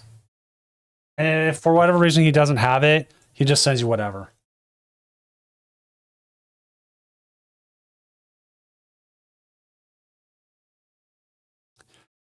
It's because like all my friends are like, I got in. I was sitting there on the screen waiting.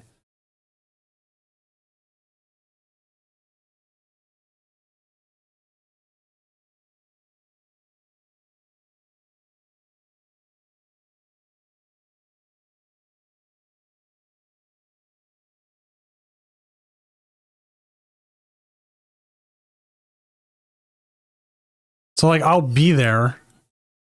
And to be honest, like if I didn't get in, I would still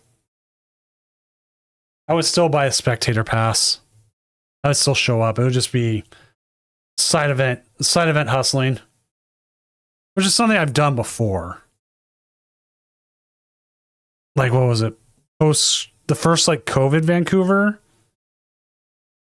I didn't play in, but I did get a spectator. And we drove up and we just played side events all day. Let me pull up here the layout, though, of the Seattle Convention Center. Because the thing that interested me, layout-wise,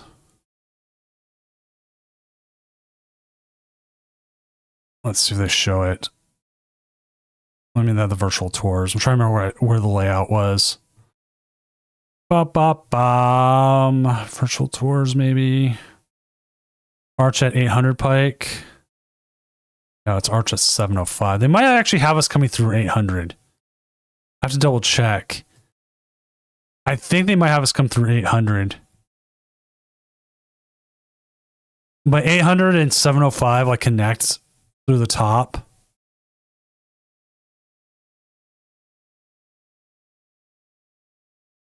Is there a way to get the other top 4 game on stream? Possibly. I'm waiting to see if game 2 finishes. And then I'll find out.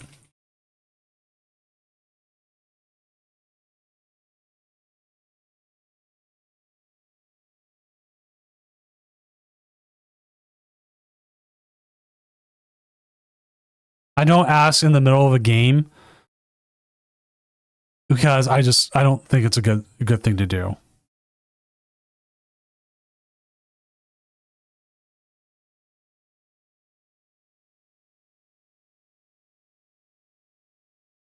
See if this even loads. It's like I'm very familiar with the convention center, but that's because I've like worked inside the convention center doing like Comic Cons and other things. Yeah, it's not working. So like I'm trying to figure out where they're putting everything. Like you see this here. This is like the Arch 800 entryway. It actually goes back pretty far. And like I'm trying to figure out if that's where they'd put like ticket pickup. Because like Comic Con usually puts it in there and they like put ticket pickup like in the next floor. I just wanted a map. I don't need a tour, just show it to me.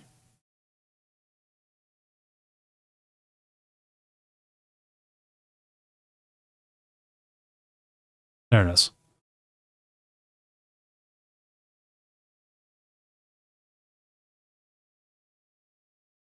So looking at this is where like this whole thing up here is where the Seattle regionals will be. And square footage wise, it's one of the bigger ones. But like play wise, I'm trying to figure out where like everyone plays. Where does like the stage go? The Skybridge, like you can put things there and it's cool and all, but I don't know if you have people playing there.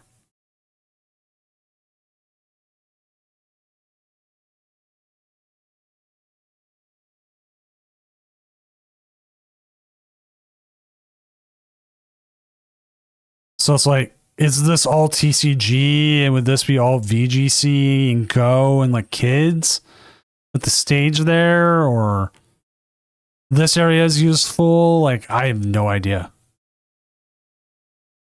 Like, I want to know the layout because like when the last time they had a Seattle regional, it was like this 4F was the entire thing.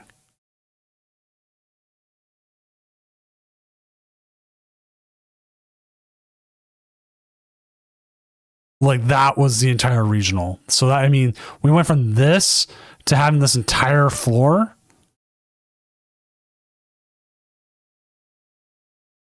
So I like, again, like I have no idea.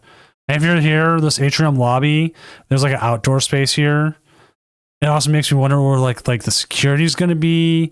Are they going to make us all go through this way, like, or through this way? I'm assuming this area here, like by the escalators, maybe there'll be a way in, security way through here. I don't know. So, no idea.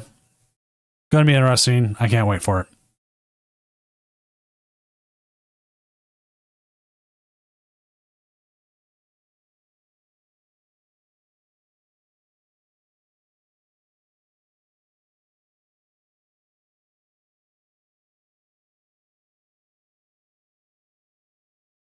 I would love to know how this other game's going.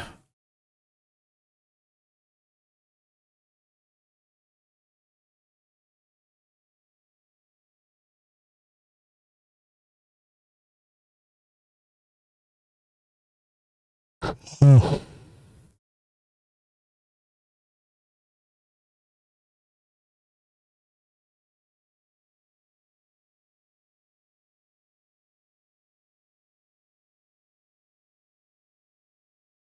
Like 100% say control games just take up way too much.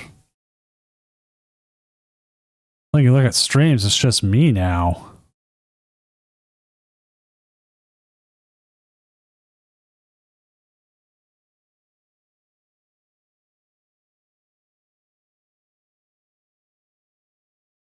Someday. All right.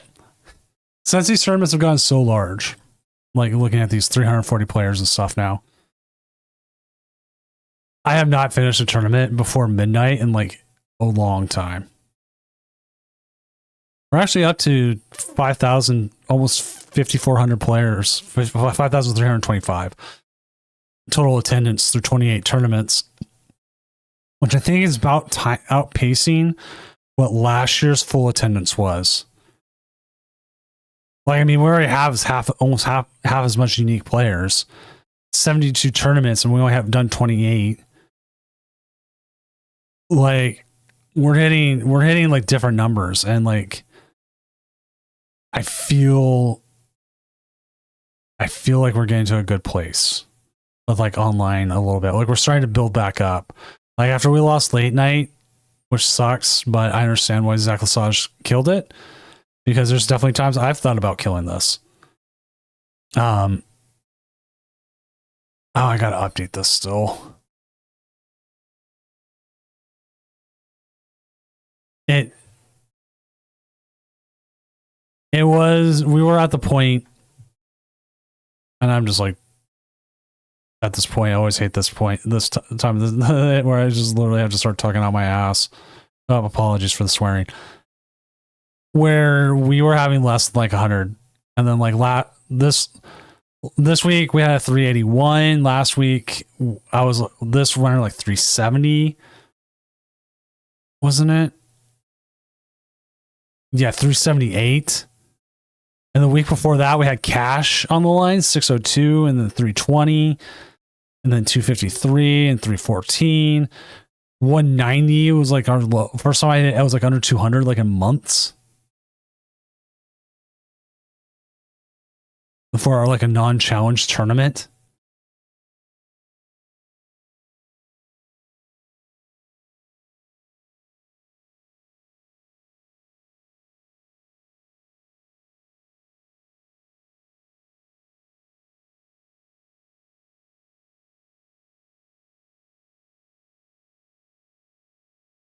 I should really sign up for a tournament.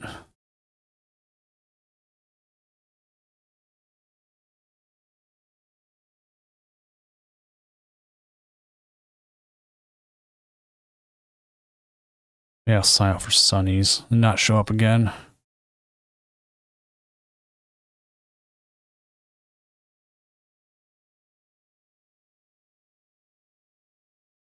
Any advice for your first regional?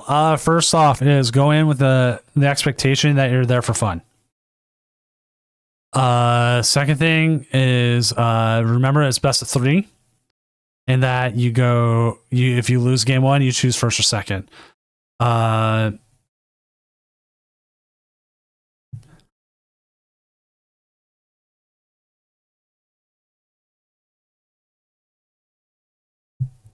What else? Chat, you can chime in too about regionals. Bring food. You are going to get hungry. Bring water. A big thing for water, something refillable, because you are going to talk a lot and you're going to need it. And when I say by bring food, you can bring a sandwich, I guess, or something, but like bring stuff that's quick to eat. There is no lunch break. So you're going to sit there and you're going to want to eat.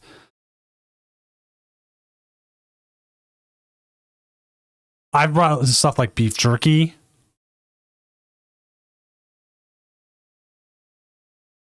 Get a good night's sleep, yes.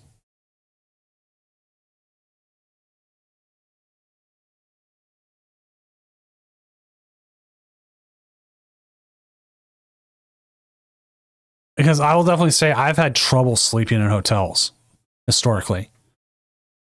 Unless I don't make day 2. Okay, game's over.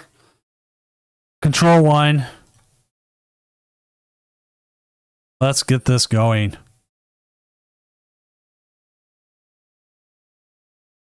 All right. Stuff is up. I am with you, Rallo. Let's see how it goes. And hopefully we have a good game. Which also, before I forget,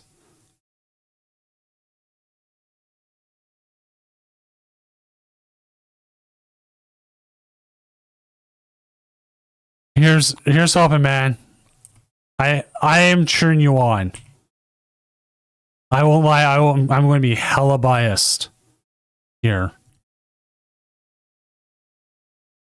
I can't believe it, but I'm saying go Goldango.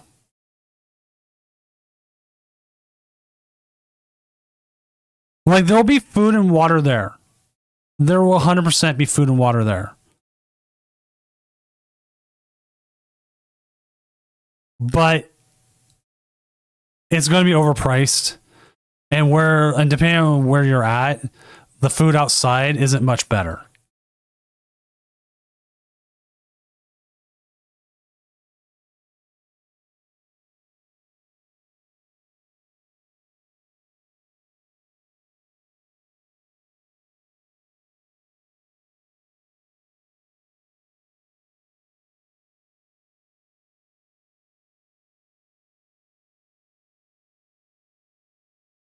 And like the food they offer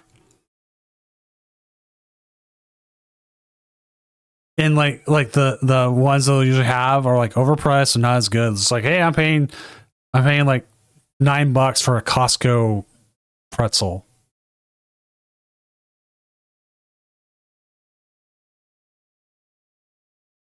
And Rollo, if you're still in here in chat, can you share your screen when you're ready? Because I am in the channel with you.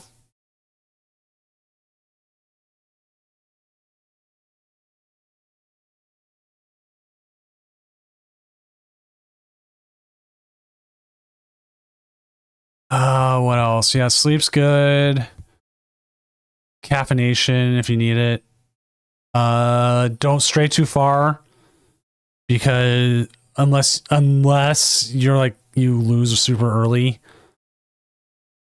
because you never know when like the next round's going to start.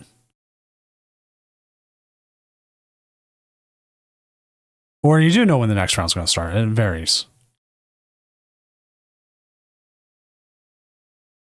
Because like when we were playing Vegas, they had online reporting, and the online reporting caused issues, and they kept having to like reset everything.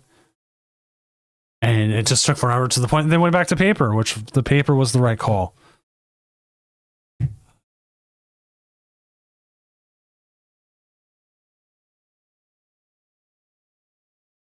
Make sure you report correctly. That's another thing. Otherwise, you have to walk up with your opponent, and you have to tell the judge table there what happened. I've had to do that walk of shame.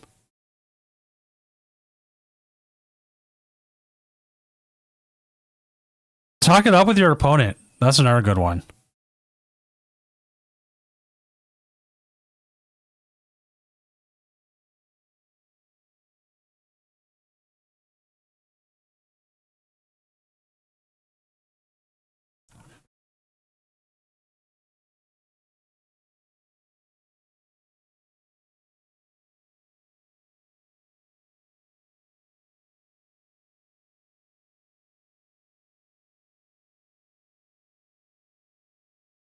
So we are running into issues getting this set up. So we're going to call it a night. I'm telling them just unless it gets set up. Did it work? No, it keeps giving errors.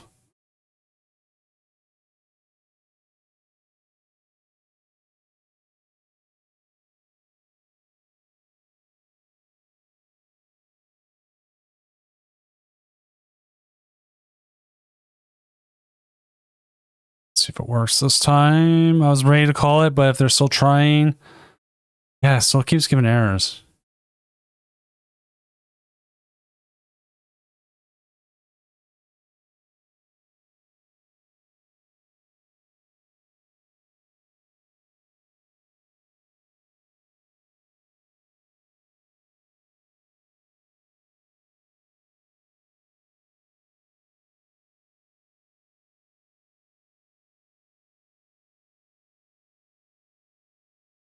Yeah, like the venue food is always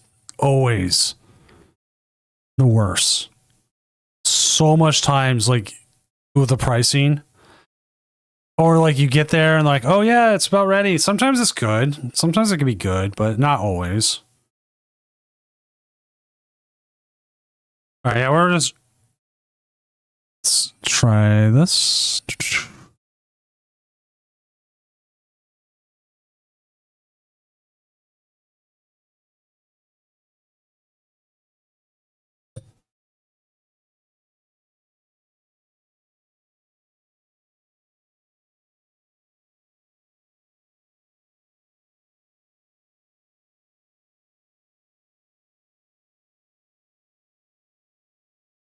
Okay, I'm going to call it. I appreciate it, Rollo, but again, I would rather have you play, even if it's just a quick game one or whatever. We will be back on Tuesday, pending everything's good, everything works. It's been a good night for everyone, unless this pops up this time. I'm sorry, I keep back and forth. I want to put the game up, but he keeps running into issues.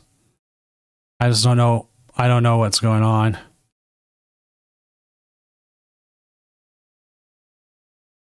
So yeah, I'm back and forth. I'm sorry.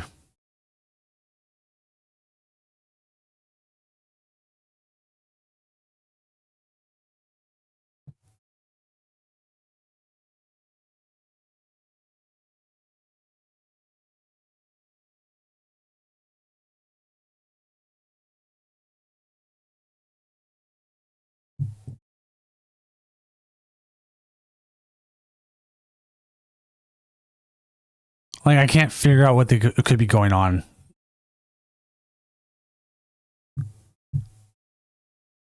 So yeah, I am going to finally call it. If he does get it up, whatever, maybe I'll record the game. But we'll be back on Tuesday, pending nothing happens. I'm going to send everyone here off to who is still here in Twitch. I'm going to send you off to the kitty cats because the kitty cats are awesome. Unless, nope, it closed off again. I keep hoping. So again, thank you for everyone coming out tonight. We'll be back Tuesday. Assume Control 1. I'm going to assume it every time. Have fun with the kitty cats once you get there. I'm Senior Doom, tournament organizer, professional illustrator, and hoping Control doesn't win and that the Gold Dingo is able to pull it off. So hopefully we'll see you next Tuesday and then next week after that. So have a good rest of your night, and hopefully I will see you then.